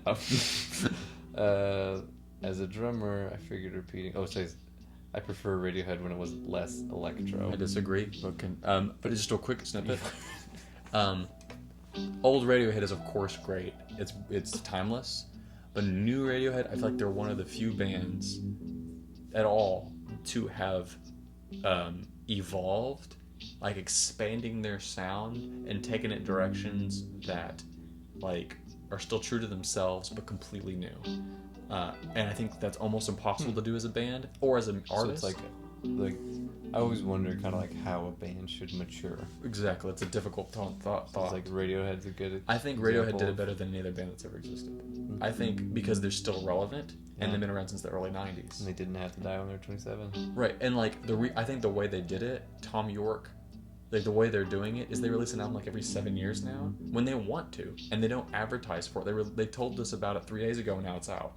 Like, and it's nothing like it's listening to that music. It was not meant to be a pop hit at all, and it's gonna be, like, and if you listen to like Creep compared to Daydreaming, which is the newest one, completely different styles of songs, different styles of singing, completely different instrumentation, and they're both damn good. But Kanoko, this is something deeply accumulates. I feel like unless you are talented, our society rewards being an expert of one field. Other way, you end up like me, really spread in many fields and not able to make a living of any of these. Also, Da Vinci was drawn to mystical worlds just like me. I have huge respect for this guy. Wish I had his talent. B-boy, I can always resort to moving. That dope. Oh yeah, that's true. That's It's a quick way to score some And money. it probably utilizes all the skills you need for business and Yeah. entrepreneurialness. Yeah, I mean, I would hire a person who had a drug empire. Yeah, especially if they didn't get caught. Yeah, Because that's even more but they impressive. would need a job. Because that means they also had the wherewithal to leave it while it was on top. Oh yeah. Oh yeah. That's they did need that a is job. self-control. That's where you get you partner with that person. You hire that person. You make them in charge of your life. Yeah, you make him CEO. Although pluridisciplinarity is more and more rewarded, Da Vinci is. I guess I got more imaginative and find a way to exploit all this. I think now we've conformed you to our thinking. Although we've started writing more and more, I think writing's cool. I don't know if it's gonna bear fruit anytime soon. I don't know. I wonder if writing. You think writing's one of the disciplines that like takes 10 years? Yes, very much so. Okay. And it's There you also deceivingly hard. The difficult thing about writing is it requires a lot of initiative, and people don't really think about it with writing. They think it's just you just get some paper and start writing. It is that simple, but it's hard to initiate that, and you get better at it. let's see, El Coco. I don't know about your country, but in France, it's so difficult to be a full-time musician. It's everywhere. Like, honestly, that's what so we went to music school. That's not really how we know each other, but we did. We went to the same small music school. And even while I was doing that, like, that's one of the reasons I was pushed towards live sound, was because it's like, this is going to be useful. Like having good, pristine sound is only going to get more and more important as, like, the technology gets cheaper and better. And, like, people, you need to be heard, you know? So it's like, it just seemed like a skill that was really useful and valuable. And it's the only way I've ever received money. Music. Just about. But, like, I looked at that and I saw all my friends, they're like musicians, and I'm like, this is, like, not gonna work out for, Not the long term. like, probably not any of you. It didn't. And it hasn't. And, like, so I think it's just kind of how it is right now. The unique thing, so there's been some, like, breakthroughs, right? Like, now you don't need a label. There's virality, you know? There is, you know, you can, like, there are some people who are playing YouTube covers, you know, and supporting their stuff. You think of Pamplemousse, if you guys know. Pamplemousse was big on the internet, and then now it's like, you know, it can be like a full, you know, just standard looking band. In a pocket. And so I think that had its usefulness, especially in the beginning. Or play radio play. Now if it's you know even that. harder. But, like, yeah, the same avenues that were before aren't really, I don't think they're as useful. Like playing live shows, although it's debatable. I think you're still interested in I'm very playing live interested in shows. playing live shows. Like making a CD, put it on Spotify, like, or iTunes and stuff, like, that doesn't seem. I think like it does, but it's different. It's helpful, but it's like, I still think that's the key, but because I'd go to a lot of live shows. so this is what this is why I'm pretty, like, I'm very, like, fired up about streaming, because, like, in streaming I see a potential, Okay. at least right now, for my friends, my musician friends, to enter into this, like, kind of early game music on the internet, and, like, for, like, a hangout, and to, like, you know, gain, like, so that they can be in front of people who like them and want to hear more music and will support them. I really think that that's available, and, like, getting on it early is also really important. So, like, I see streaming, I'm like, oh, like how many people wouldn't love Sean Troyer? Oh, he's Like, great. just hanging out with Sean Troyer and listening to his music, like, I guarantee you, like, people would, like, fall in love with him and, like, pay for his album outright, like, Right. like, for him to make more stuff. It's like, yeah. So I'm excited for the opportunities on a global scale, because now musicians can have a global audience and not just, like, a local one. I think I like. But both. I think it is more and more difficult. I think it's always going to be difficult, no matter what the time period is, to be someone living off of their art. Period. Gosh, Levi, we have so much in common. I wish I learned music younger. Everybody. I'm decent at drawing and popping out ideas. I'm thinking about taking music and piano classes when I'll be back on track financially. Do it. Do it on YouTube. You can do it now. YouTube. Right. I want to get back and do some martial arts, Aikido. I used to do karate. I kind of want to do, also, right now, since I am, like, okay, I'm going to do live sound, I also want to, like, take weightlifting lessons and learn what good form is, so I took a don't weightlifting hurt myself. class in college. Really? It took me from I used to Is mind it you, like form and stuff? it was form what you should do, like and this is like a fact, because I had never, the reason why I took it, because I was 18 and I had never been to a gym my entire life. Okay, South Not Plains. once. I remember this. Yeah, and Yeah, you'd show up with short shorts and, like, well, the with thing, a little bottle of water and protein shake, and then, And- like, you'd just be like this scrawny little white guy. and then I went Scrawny. from, no joke, because I mean I avoided. hurt. The only thing I did was I played soccer. That was it. So I was skinny as hell because all I did was run, and so any body fat I had was gone. The only muscle I had was my calves. I get a little bit nervous that that's what, like, I'll do with my running, because I enjoy running now. You'll look skinny. Yeah. But what I did was I was like, okay, I want to have muscle. And honestly, the muscle I've built since then, like it stays with you forever. Like if you don't go back to the gym, it doesn't stay. But anyway, I went from not being able to bench a bar. I could not bench a bar with no weights on it. Like I couldn't do that. To where I Okay, could. this is going to be impressive. I could bench with I guess it was 75 pounds on each side. So that was Okay, like one of the big ones. like you know the big one, the 45 one. Yeah, A yeah. 45 and a 25 Oh, holy on both smokes. sides. Oh gosh, And that was in 6 months. that's pretty baller. That's pretty well because I was consistent with it. I just did it, every We day. get the classes. The class It is changed. nice having it scheduled. And I've also in recent years learned the importance of squats. Those are kind of like they change everything. They change your walk. Like that's if you do good squats, your whole body feels better. And I'm getting back into those. I've been pretty lazy about it.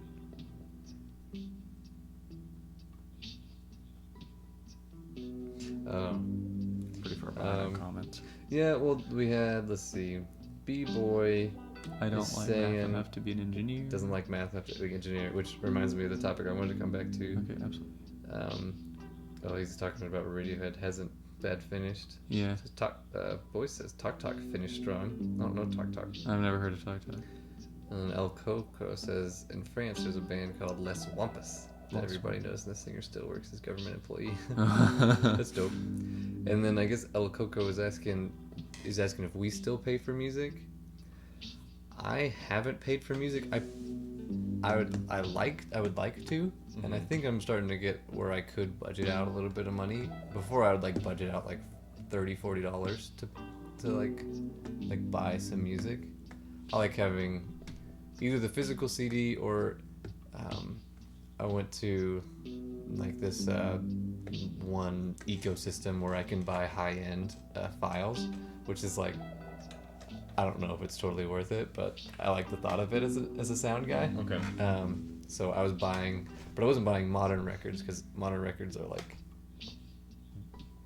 I don't know, it's just like, it's not like analog where it's like getting higher resolution. I've mostly been focusing on like the 70s where it's like, it was just analog. So like as high a sampling as you can get, like high as digitally like resolution, like the better it's going to be, Right, okay. with the exception of like having the actual record pressed from the actual record. I will say, you're paying for music? I always pay for music from local artists or people I know. Always. Bigger band, because I don't have a lot of money. And so musicians like Radiohead, more than likely I'll stream. Not just because I think I don't deserve it, because I don't have a lot of money around. I like to consume music. And once I do have a disposable income, I'll pay for those things. But I also don't feel like You can get the deluxe version and have something that looks nice. well, So I say, buy the t-shirt. if it's a musician, t-shirts are great, and they also give a lot of profit to the band. Oh yeah. But if it's like a particular album that I'm head over heels for, I'll get the vinyl of it. Like I want to listen to that crap over and over. Like the National's been blowing me away. Everything that the National puts out, like I pay for that. Ryan Adams, I'll pay for his stuff. Not to say that I won't pay for a band if I don't like their stuff, but I'm more inclined to. But I will always do it for people that are like self-funding. Kanoka's saying that what I was saying earlier was exactly what Deadmau5 did. What were you saying earlier? Like streaming? Do you mean streaming, Kanoko? Is that how Is he elaborating? I'm very skinny too, and could be well to go to the gym. Oh yeah, and then he was talking about weight and stuff. I want to go back to how you think you're an engineer, and then how my engineering is different than your engineering. I think Because I know me. Okay, I understand systems. Mm-hmm. Like I just get it. I know. Like I understand where things start, how they move and get manipulated, so that I get an end result. And so when something goes wrong, a lot of times I'll like be like, well, if this went wrong, then this would be okay, but this wouldn't, and then this would. So the issue is here, and like I can do that really fast. Right. Like I had and I didn't realize that was a strength. Like a lot of times, like your strengths feel so natural, like you have no idea that it's a strength. Right. You should probably ask somebody to help you out. But like I took like the audio electronics kind of class, where I built those speakers. In one of the tests that he had, totally random, totally out of the blue, was to walk into a room with a sound system and there's 5 things wrong with it. Right. And like there's lots of like I think you had 25 minutes to figure out those 5 things and like have it running. So I'd already taken live sound, so like I had an advantage, but like I showed up, I like get it, identify it, like there's like, you know, bad cables, like things are panned weird, and like I show up, I like find the 5 things in probably 2 minutes, and then one of the other students walks in looking for the teacher, and he's like, it's like, yeah, I was gonna give him this CD. Do you remember Logan? He looked like a stoner, but he actually like he never touched it. He was like cowboy stoner. No, you're thinking of the wrong guy. So he walks up and he's like, yeah, I was looking for Stuart. I was like, oh yeah. It's like, well, like, it's like, yeah, I have this CD. I wanted to have him hear it and talk to him. I was like, okay, well, hey, you want to pop it in and like wait with me? And so like hearing like I do it in 5 minutes. I'd already written everything wrong with it on the whiteboard. Oh, anyway, so I understand. Good hunting over here. Sorry. So my engineering, I know at least it's like systems, how things work together, plugging it in. And here's where I know we're different. Numbers, but like I'm not yeah. too gifted with numbers. So I'm actually really good at math, but I hate doing like math, like learning math problems for the sake of learning math problems. Oh gosh, I hate that.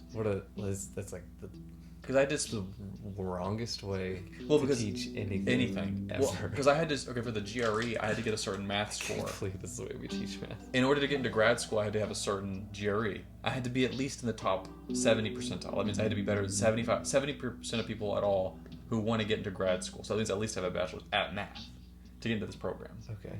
So I was like, I haven't taken a math class since I was like 17. And I was like, so I had to go back and learn all the like, calculus and algebra. And I never taken a calculus class in my life. And it was like after a while I was really getting good at it, and I did it, obviously because I'm in grad school. But then I'll never look at it again because I hate it. That's impressive. But the reason how we're different is that you look at things like very intricately as systems and see how they work on a very detailed level. You're detailed. I'm very detailed. You're the micro version of it. I'm a macro in that I like concepts. So, okay, how is that engineering? Because I like to create, and I know how systems work, and I know how to create systems, and I like systems, but I'm more interested in how they work on a grand scale than they are like on the little intricate scales.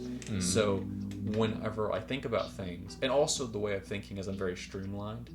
So like I think of something and then I'll take it. Well, no, it's more like it's like selling me yourself. Well, like I'll buy it. Streamlined. I'm streamlined. I'm macro sexy. scale. I'm red. He thinks of the big picture. But like, so whenever I've understood something, like I like to understand how things work, then I hold on to that and I move on to the next thing and how that's connected to it.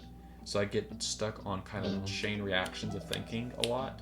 So it's like, I get how this works, but how does it affect this? I get how this works, how does it affect this? And I want to understand how everything's connected and how everything works. So I look at everything on the grand system, and that's just how I think about it. And I don't know if it's a flaw or a positive thing, but it makes it to where I couldn't build a computer because I just don't think that way. Like, I guess if I tried really hard, but I'd get really, like, bored. I really wanted to try to build a computer. Like, the idea is really cool, right? Like, but it's just not, like, practical. It doesn't. No, yeah, it's like it's like why do that when you can have a kid?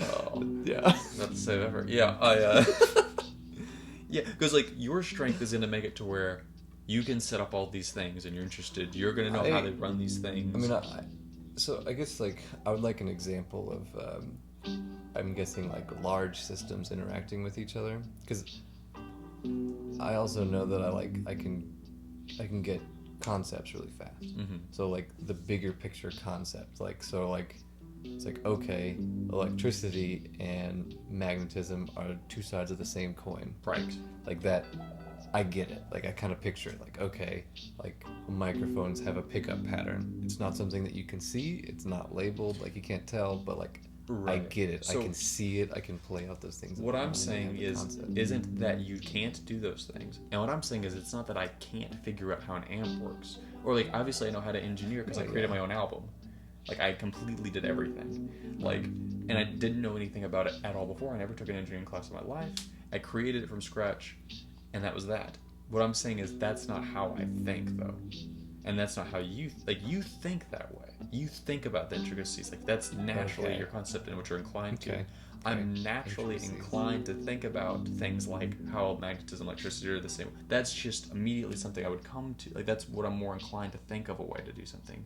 As opposed to you are more immediately thinking about, like, when you think about something, you're probably like, well, I wonder how it, like, the inside of it works. And I wonder how these two bits... There's many times I've opened up, like, things that, like, I didn't think were working, and I'd look at it and be like, no, I wish that I, like, could, like, see and understand what that is, but I can't. I put it back together. Right. And it's not that I'm not capable of doing that, but that's not what I just jump to. That's not I what's don't going totally, on. like, yeah. So, like, I know So you're I obviously... guess I'm trying to, like, I still don't have a picture of, like, what you're talking about. Like, Because you don't think that like it's me in the still kind of picture. engineering. Like, you're Okay. saying, like, I'm still constructing, like, I'm still interested in systems. okay. I'm still, like, that's how I think about I guess, like, I can only think of, like, large government things, like this big business that's- system, and then the economy of corn, and the, like, pesticides, and the. Well, no, I mean, that kind that's a way of system. implementing it, I suppose. Like, That's what I was, like, mine... kind of thinking when you were saying, like, what this system, and then how it influences this system. And how- Well, I mean, I think it's already a vague concept to begin that we're talking about, is how we're thinking. Like, what our core person... And it's already a vague concept. I mean, how concrete can I get? like real world example. I'm already pulling this all out of my Feedback ass. analysis. Like, Well, that's every single thing. You've everything ever I've said. ever said, I pull straight out of my ass. I should test people's prostates. Maybe that's my career goal. With your words. I just talking to someone, they go like, huh, turns out I should have that checked.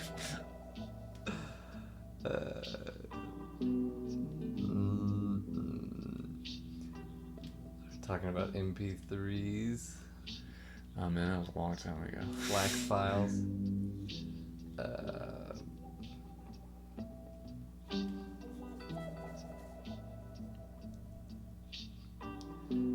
Let's see. I feel like you could explain it. I mean, a lot of this is just like, I know how I think, and you know Oh, how you think, Coco. right?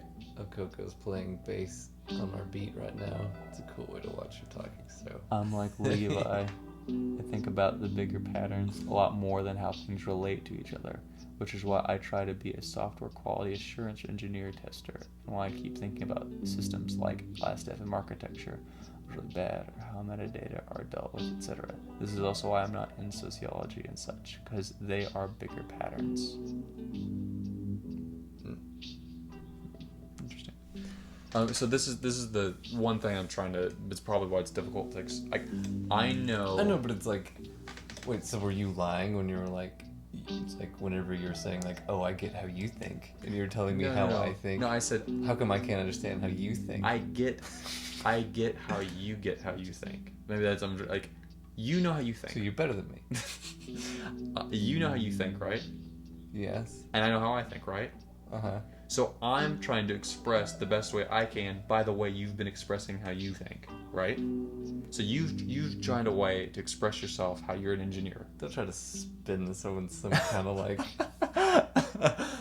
I'm trying to confuse stick my me hand with up your your ass right now, and I'm pulling it out, pulling out your own bullshit. Okay, I so have to unlist this from my YouTube. So let me clarify, so we can just completely backtrack. All I'm trying to do. I just With don't this know vague- if you're an engineer or not. Okay, so that's I what your don't know. problem is. Okay, you're just trying to not say I'm an engineer. Okay, that's all you had to say, man. That's all you had to say, and you're doing whatever you can to make No. sure that I don't have that. I mean, you made title. this claim, engineering, like, oh, I'm an engineer, and I'm like, I didn't say I'm an engineer. I said I think like. okay, well then, you made this claim, and I was like, it's like, I feel like you're really different than I am. We are very different.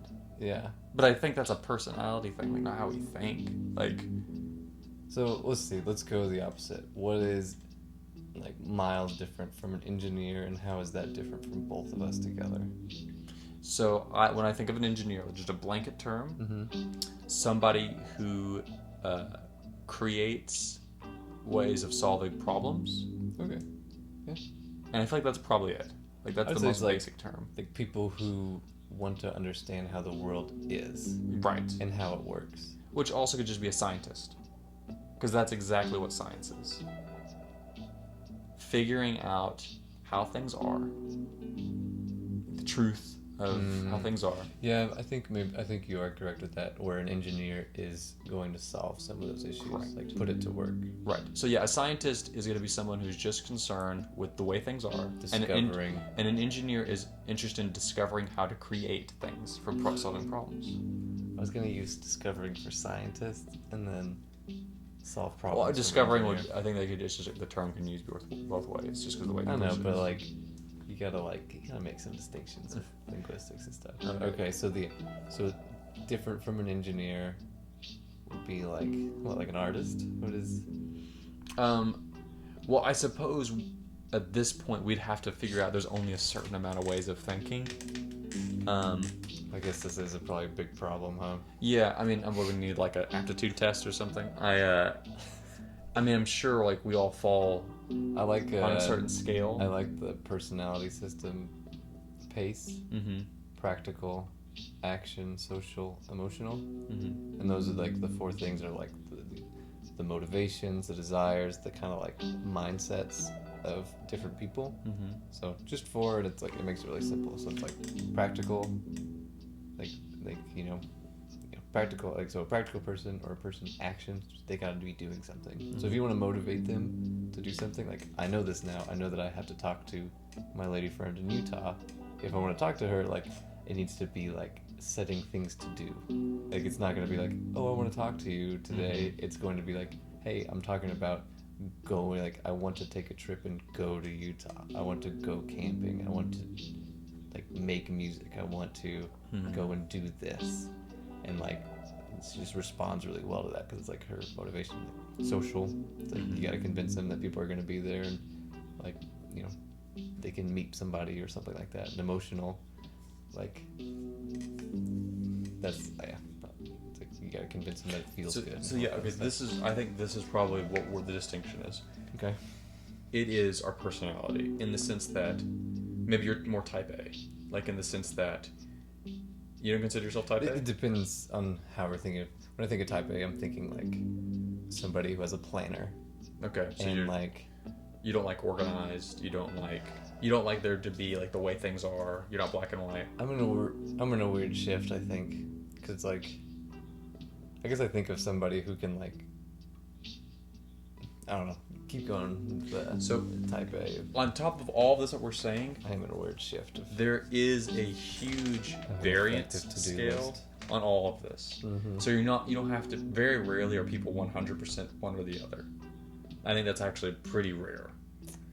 This is more of a terminology issue more than anything. Yeah. I think I see what Levi's trying to say. Yeah, see, you can only vaguely understand what Levi's getting at. I think it's a difference between thinking about abstract patterns and systems as made of interdependent elements and being more practical and looking into how a specific element works. Very conceptual. I like the practical. Just thinking about me. Let me repeat what Kanoko said. I think it's a difference between thinking about abstract patterns and systems as made of interdependent elements. Right. Okay, so I'm a very abstract thinker. I would agree with Into that. how a specific element works. Yeah, I guess I don't really work too well with abstraction. I think I can catch it pretty quick, but I immediately want to tear it apart into its Okay. into its pieces. Okay. So like whenever I'm looking at this room, like I have this like abstract thing of like, well, this is how I want the room to function and like be a certain way, but then like that immediately becomes a paper diagram that I move around, and Okay. it's like, oh, this is how the room should work. And then And I'm really it's like good. I want to make criteria of like because I spend a lot of my like I have spent a lot of my time like mixing, because it's like I've gotten like, you know, to the point where it's like, how would I tell a computer or a robot how to do this? Because I think they could do it, and I think there's somebody who can become very rich by like making my job obsolete for a lot of people. I plan to be much better than a robot. You know what you gotta do? But Create the robot to replace you. Then you are lord over that robot. yeah, well, I said whoever makes that will make a lot of money. That's how you make a lot of money right now, is if you make a job obsolete. Which I feel like is a very good thing. I feel like making jobs obsolete is what needs to happen. If a job can be obsolete, it needs to be made obsolete, because that means it's a job that we don't need to be wasting our time with, and it's a waste of our human effort. But back to what you were saying, I am a very abstract thinker. Okay. So and you like to live in that abstraction. I love to live in that abstraction. Not to say that like, see, obviously you're capable of abstract thought. You're a bright person. Thank you. But that's not what you do. Like, that's not how you initially think about things. And I do like to bring it down. And like, this needs to be. I need to use this. And I love breaking apart concepts into like infinity. Like if you were just like, it's like, what's this phone made out of? Well, it's made out of like atoms. What atoms made out of? Well, they're made of like quarks, and they're made out of what quarks made out of. And then people are like, well, we don't know. It's like, well, they've obviously got to be made of something. Like, made of strings. Like, what are we talking about here? Are we talking another dimension? Like, it's like, even if we don't have like the evidence for something, I like to conceptualize the possibilities. And if they're not true, chase those untrue possibilities of what that could be true. Oh, really? Like, You like to chase the untrue possibility. I like to chase everything. So I think like my life is like systematically like going through my beliefs and then like replacing what I think isn't true and like throwing it out. Like, I'm trying to think. I might think of like an example of like the last thing that like now I don't believe. I think it's like money. It's like money's not a thing, and it doesn't have any intrinsic value. It's just social, like whatever it is. So, and I think this is probably to turn this heavy around.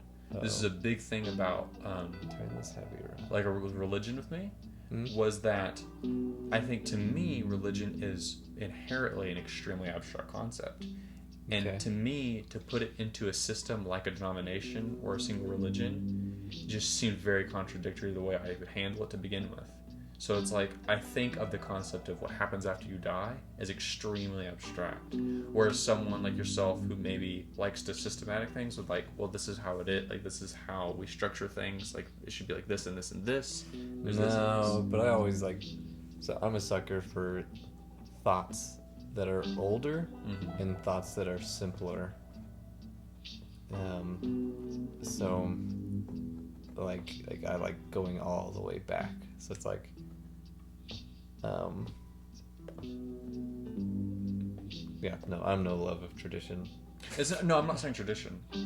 I'm saying like, and not saying like the church, but like, I inherently like, and the idea of there being a pattern to something, like to try to clump it together, like the idea of like a soul, what happens after you die, or the meaning of life. Right.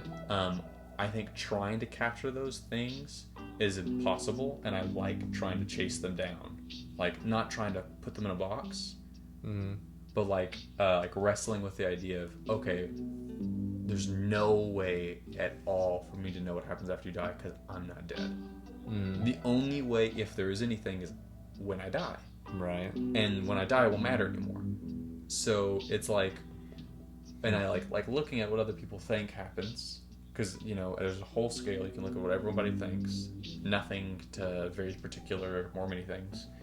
And it's very extreme. Very particular. Yeah, very particular. There's like, you have an address on this planet in this solar system. Like, it's extremely precise. Well, like whatever it is, yeah. And 3 planets. Yeah, 3 planets. What do you wise? You get children. Earth, Moon, and Sun. There's like a hierarchy. There's a CEO. There's like, I don't know about all that, but anyway, it's like, so it's like I like look at all those, but at the end of the day, it's like, to me, like, I think about that all very abstractly. Like, I don't look at that as all like as true or false, or black or white. Like, see, I think like that is like a preconception that I have that drives everything, is that I think that there is an absolute truth.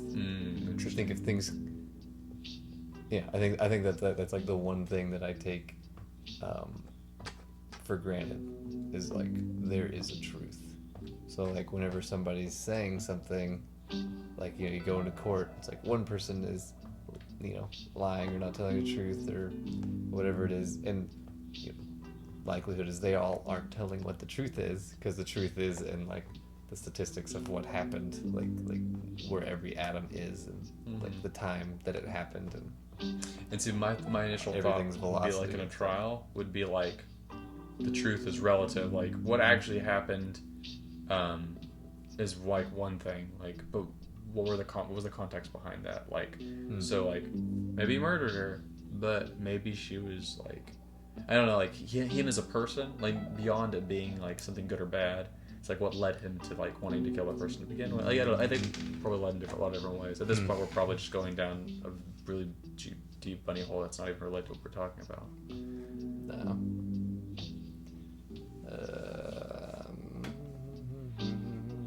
Making jobs obsolete raise many problems. We live nowadays in a world where technology replaces people. Problem is, socially we're not ready for that. Socially, what do we do with these people? Progress is going too fast, technology not fast enough socially. There's like two interesting thoughts that I have about this. One is, you probably don't know CGP Grey from YouTube. So CGP Grey has a great, like robots are going to take over all of our jobs and humans will be obsolete, like video. And I think his argument is very convincing, and is like his conclusion is that society does need to keep up. Like, what do we do with a lot of employment? And he says the first thing is to destigmatize unemployment. And I think it's very like good thinking on his part. I recently read a book, 0 to 1, a business book. A guy who he's done a lot of tech companies. Like he started PayPal with Elon Musk, and he went on and he ended up making a program that helped he couldn't in the books he's like, I can't go into details, but we helped them find Osama bin Laden with this stuff. And it's like a program that helps filter lots and lots of large data so that a human can go in and make all the connections together. And he really makes a really strong argument that it's like, first, I thought this was fascinating. This statement was I think mind-blowing, that he says information technology has progressed so quickly that now people think that it is technology. Oh yeah. So he isolates all this growth that we've had as being just information technology, and I think it's true. When's been the last big steam engine kind of thing that changed mechanics, or material engineering, heck, one of the big girls, or one of the big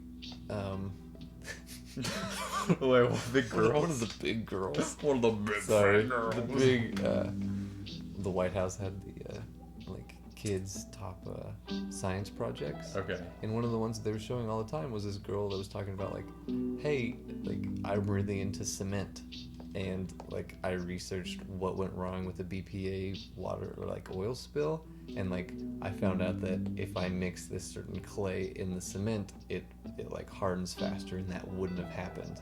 So it's material science, material technology, expanding. I think there's a lot more fields in technology, and I think it's really good. And the other thought that the 0 to 1 guy was talking about was, he thinks computers are very, very good at a specific thing, taking lots of data and using it. And he says we're amazed when computers do really things that we can do really simply. So playing chess or something. There's probably other things. It's like voice recognition. So whenever computers can do voice recognition, it's whoa, it blows our minds that it's oh, the computer did it all by itself. But big things are happening all the time with the combination of computers and person, and we don't even bat an eye on it. It seems so intrinsic and obvious. it's like, oh yeah, well of course a human was involved in it, but like he thinks that marriage of like a computer and then a human's mind, because a computer can't make connections like inter-parallel, like how things work in relationships of unrelated data, but they can go through lots of data really fast.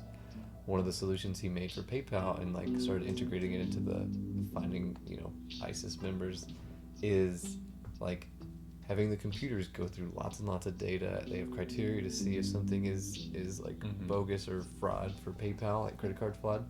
And instead of having a computer do it all the time, where humans can manipulate it and eventually find out, oh, here's the cracks in the system, they just had like things get flagged, and then they would go to a person, and a person can very quickly like be like, oh no, that's nothing. Oh, here's a problem. And like he says that integration and that marriage between a human mind and a computer's mind and strengths and ability is like that's where the potential is. And I thought, and that like really kind of brought me back, because I was really feeling the CGP Grey thing, but like I was like, It's like I've heard some people call it, at least our advances in technology, like an extension of our mind, or at least the capabilities of our mind. So it's more like like you putting on like a robot arm or something makes it stronger. Yeah. So we're doing that to our thought capacity. Or grabbing a stick that's like 9 feet long. Like now your brain has this limb that's 9 feet long, and now your sphere of influence and what your mind and capabilities are like hardwired into your brain. And then you do that And across to everybody. You think about the internet. It's like, that's why nobody remembers anything. That's why nobody has phone numbers. No need to. Because you don't. This is your consciousness. Like, And even if you didn't have it, ask somebody with a phone. yeah, exactly. Like my mom asked me, like, what is the address to your work? I was like, I don't know. Like, type it into Google. Type it into the all-knowing. God, good. What will we do without Google? Let's see. I actually have a huge sociology book on this topic about obsolete human jobs, sustained systems, or reduce people to slaves of technological progress. Oh gosh, after death and consciousness. Another fave topic of mine. But can't even start typing about it because I would be a wall of text. I like quantic answers about it in Einstein's ideas, which joins Buddhist ideas on the matter. Yeah, that's probably where I lean. It's good thinking the base salaries we talked about earlier are going toward this goal. I'm not sure what that was for. As we progress, we free the population from the alienation of working. Oh, the alienation of working. Kanoko likes the word alienation. But working is the only way to make a living. This is a very modern paradox. Working, I think, is also integral to having a healthy life. I mean, I think working, I think you should always be working. I don't think it has to be like a 9 to 5. Yeah. I think we're on the level with that. Steve Jobs has a great TED Talk about work and how we think about work is totally wrong. But doing work and good work is Very different. like a part of like mental health, and it's like that's why I think people die so quickly after retirement, unless like they're volunteers and stuff. My great grandma, she died this year. She lived to be 100. Oh yeah, And she was no doubt. completely lived on her own, drove, cooked for herself in her own house until this year when she died at 100. And she, every day... I want to be her, man. Oh, dude. Okay, this is what she did. First off, she loved the Cowboys. Never missed a Cowboys game. But she knew how they worked. Like, she was on the roster, like figuring out what the stats and everything.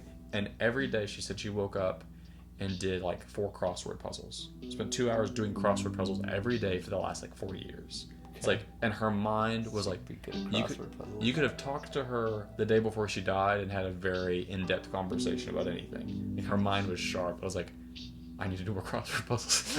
Like, at least when I'm older. I don't know. You just gotta stretch your brain, I think. Just keep it going. Because think about how many people just let it rot. I know.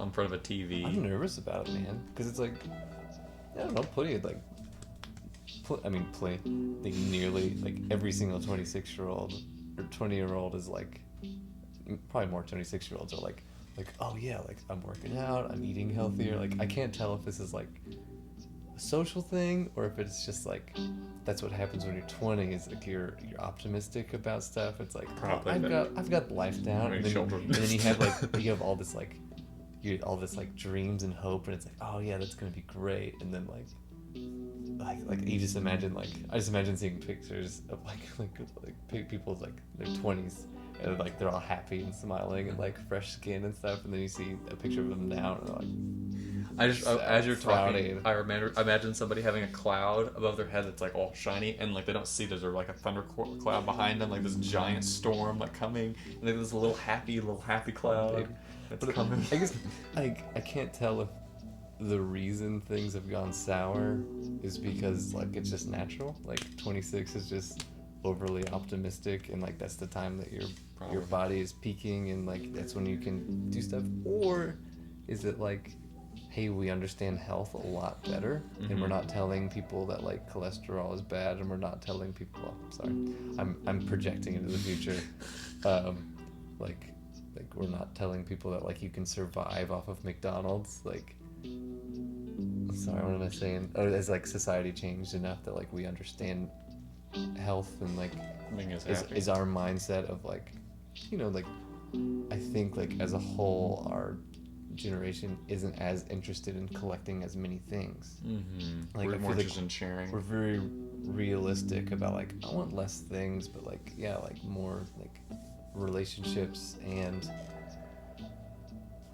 I can't tell if it's because like it's unachievable or if it is because of like some like benevolence. Social progress. I think that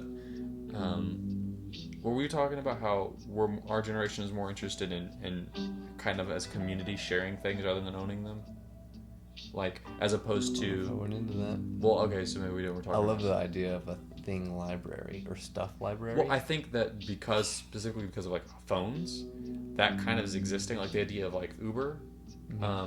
We don't need a car. We can have someone else come and get us with a car. It's beautiful.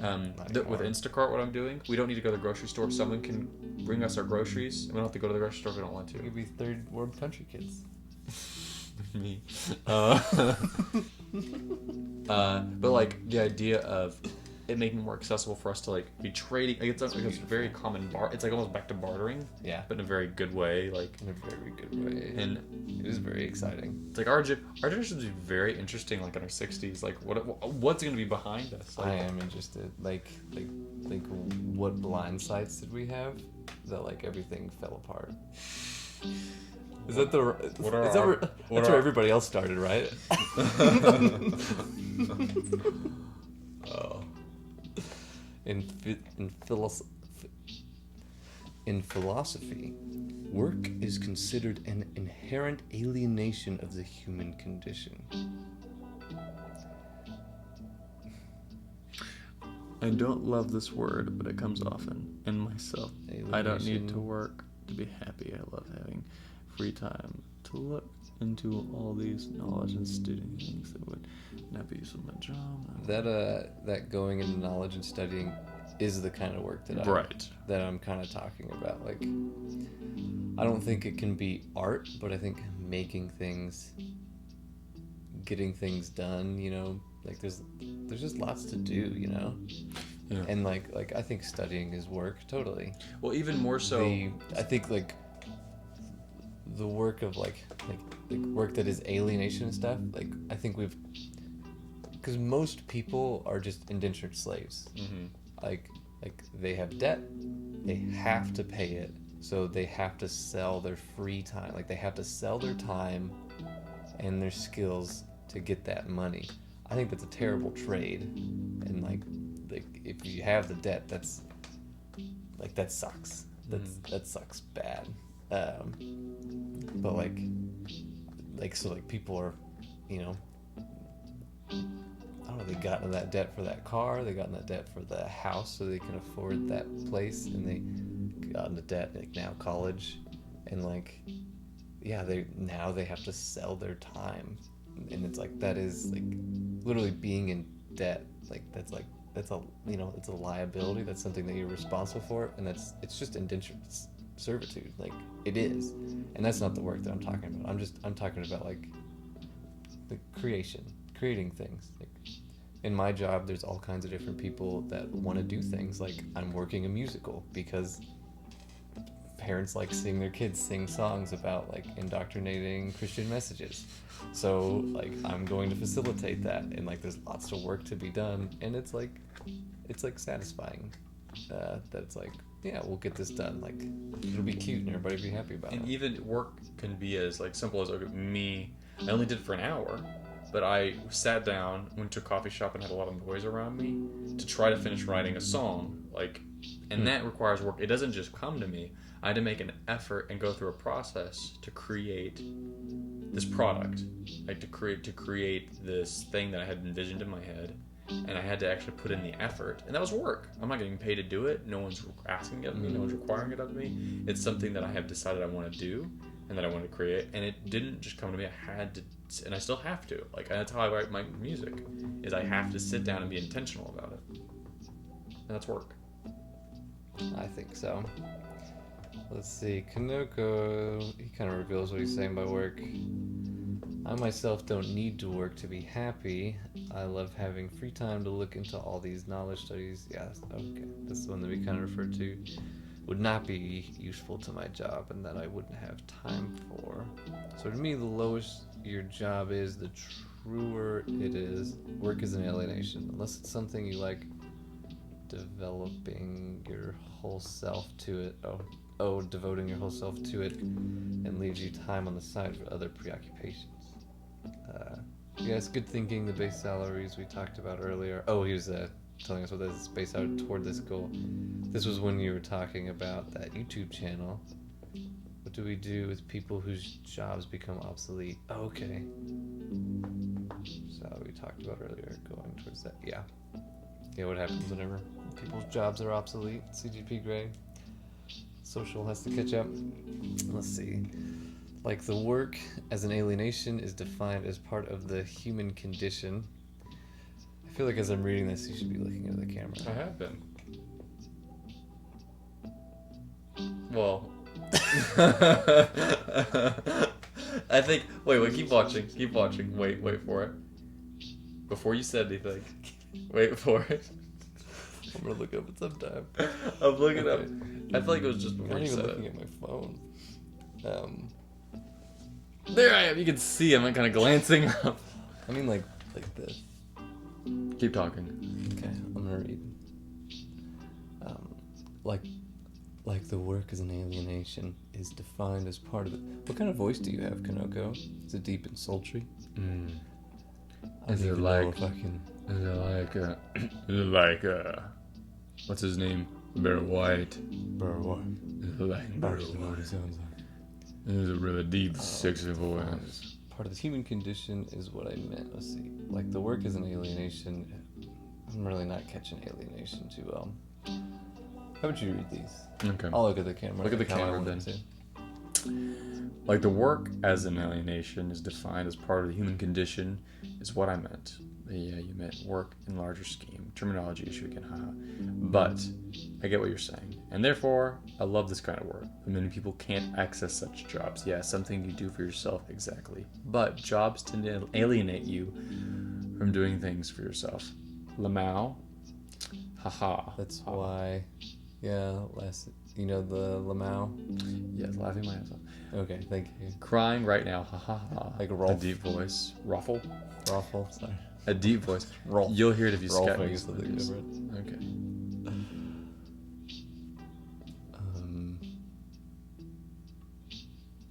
That look, I'm not sure how I feel about it. Me looking at the camera? I need consensus. What should camera etiquette be when? What is preferred? I think it's super uninteresting. I think it should be like news anchors figured it out. Just stare deep into it. Yeah.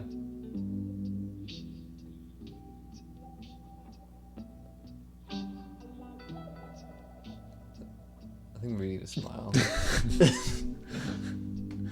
I thought you were supposed to look menacingly into it. So just like, Let's see. there's such a lag on this thing. Yeah, I think it's increased. We've been doing all right, but Okay, I think it's coming up. yeah. Yeah, I'll take some feedback about like speaking to the camera. One of my favorite streamers that's very good at it is it's definitely more compelling for me to watch the screen. Look at those guys. I'd date them. You're not my ex. Yeah, we'll get to hear it if we Skype. So, One of my favorite streamers, Felicia Day. Do you know Felicia Day? Felicia Day? It's a girl, Felicia. Felicia. Sure, why not? I'm joking. I don't know who you're talking about. Okay, Felicia Day. She's got her nerdy YouTube channel, and she's playing games, so it's like she's kind of has the excuse of being able to look over at her screen. But she's so engaging, to watch, because when she is ready to speak to somebody, and I don't see other streamers do this, but when she's talking to somebody, when she's gonna be like, Kanoko says something, Kanoko, I hear what you're saying, and I'm acknowledging it with my eyes and smiling, and I'm looking into the camera, and it is talking to you, and it is very personal, and it's this connection. And as you're talking, having looked at the camera now, I feel really creeped out because it looks like an eye, and it makes me think it's like a robot eye. That's why I've called it. Streaming is weird because it's honestly, this is probably the only way that I understand the word alienation. It is the weirdest, this has the highest potential for you to be social and interact with the most amount of people possible, right? There's no one there. But there is nobody in here. It is also the exercise. It's the most lonely exercise of being the loneliest person. There are 3 cords. There's cords everywhere. I have thought of if the utopia is everybody has a TV show and they have people interacting, these could be robots that we're talking to. Yeah, we could be robots with an effective simulation of the more you stream and the better you do, the more people will show up on now, there. man. This could be all someone studying us, thinking what we're talking to people. We're talking I think to a about mirror. that. I think about that. It's too creepy, man. It's good, too creepy. Oh man, dude. What if we just keep doing this and it's never been anyone? This whole site, Twitch. Is this thinking more of your engineering or my engineering? Well, no, I think of these things. Well, I think we're trying way too hard to box ourselves up. Okay. Obviously, we probably have a lot more in common than we don't have in common. Oh, absolutely. So, yeah, we have a lot of similarity and preciousness when it comes to people. Charismatic trait. Sorry. Charisma. I was just imagining warmth, strength, and preciousness. You just keep adding these things. Eventually, I'm gonna find out that you're joining a cult. It's just they keep adding new words for you to be charismatic, and then you're gonna have to start wearing a white robe and shave your head, or just grow it out longer and get it to tighter buns. Strength and preciousness. No. Having a history adds preciousness to a relationship. That's all family is as far back a history as it can be. So it's precious, and it's kind of this unreplaceable thing because it's been there. They've been there since you've been. Yeah, zero. a relationship is time. Absolutely. Yeah. I think they call it a social magnetism. Whenever there's whenever you have similarities.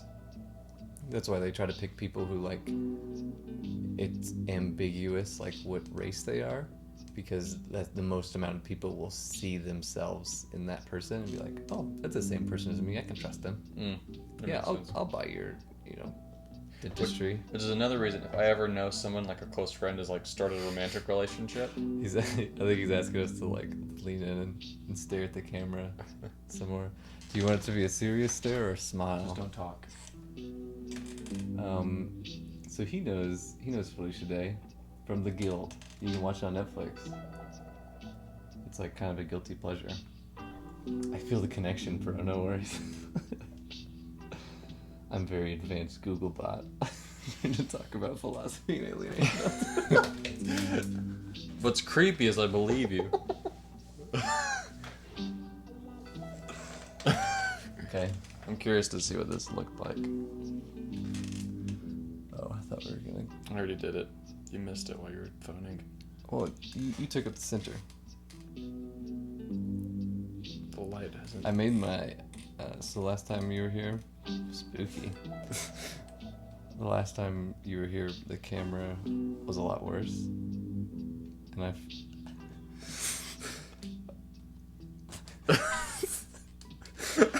It's pretty compelling. The lighting really It's hard not to watch. If you didn't notice already from that, which was a little creepy, we have a light shooting straight up, hence why there's a lot of weird shadowing to make it look like I'm a murderer. Hey man, I learned about lighting once. Did you, Ben? Did you? Of course I did. Let's see. El Coco, amazing quality. Oh, this may be the snapshot.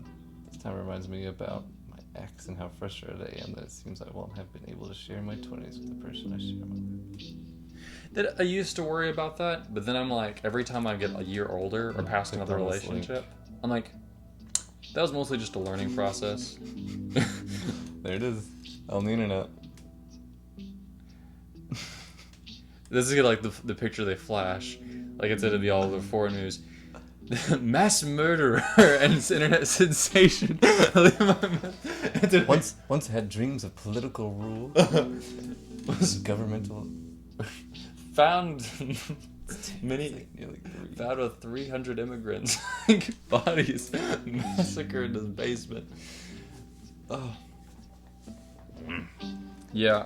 Levi, do you want me to make this pick your profile pic on Last FM? I don't. I think he's able to do that since he emailed them all the problems with Last FM, like metadata and stuff. He may have fallen asleep for like an hour.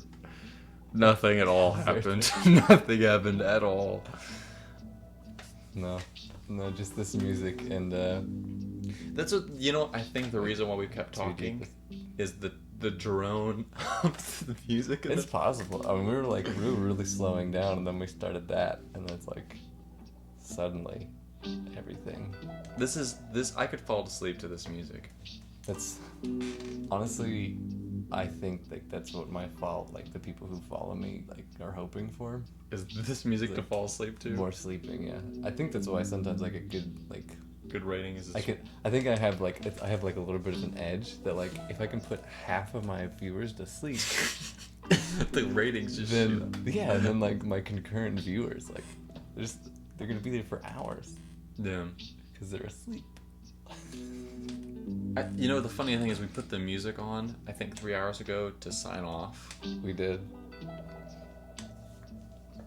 I didn't know that this was going to be an aspect of our thing. That the stream is starting to decline when about half of it now is looking at the stream that you're currently doing.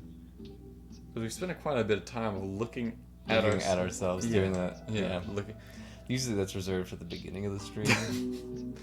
Going full circle. At this rate, we'll be streaming into the next stream. 5 hours and 45 minutes is a good time to call it. I think so. I think that's. What do you have tomorrow? Tomorrow's my off day. Thank God. Work at 11:30. But dang it. Tomorrow. I really wish we could do more streaming. I don't like working. I don't either, but I also need to pay rent. Don't get too deep into it. All of my talk, and then Kanoko is right. I literally I think one of my virtues is going to be to eat healthier and be happier. I want to work less, have less money, so that I have more time. The next time we'll be streaming, it'll be photos of Ben begging for money under a bridge. And then I also just imagine the next time we talk, you have grown your facial out a lot more, and you look at the camera and you go, strength, warmth, preciousness, and virtues. These are the qualities of a level 9 World Sergeant. It's like, but I thought those were a charismatic person. No. As someone said, deeper than Mariana Trench. Oh, hey, B-Boy is still here. Thank you for the follow. I got that. I don't have the fancy stuff to, like, pop up your penguin, but... Let's end on this note. Go to my Facebook page and capitalism. Like it. Levi Methvin.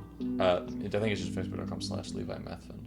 Or go listen to my music on Spotify, or buy it on iTunes would be nice, or on my website, levimethvin.com. And if for whatever reason you're still listening and following this, I mean, if we do this any longer, we're gonna do that sleep high thing where you just start like. You mean we continue? Oh, whoops, sorry. It's a little sneak peek.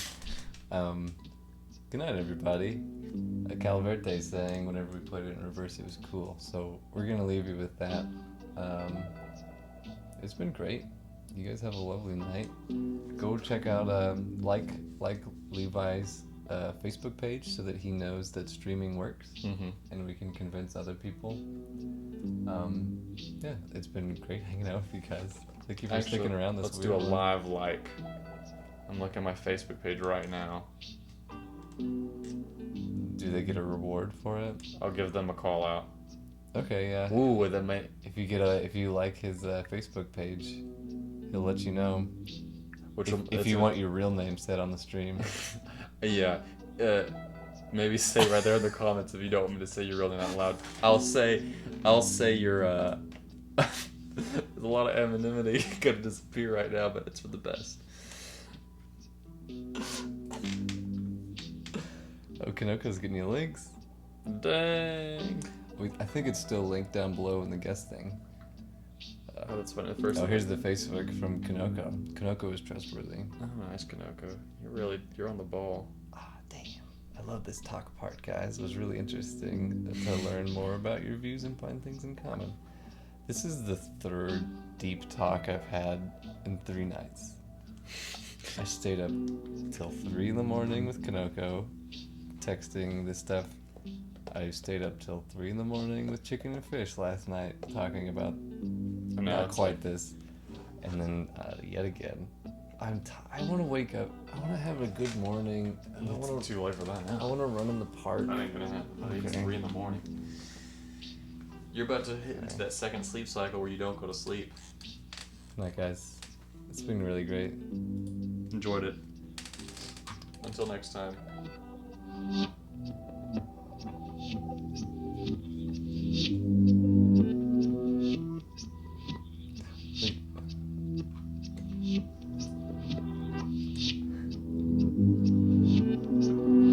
Okay, so it's off.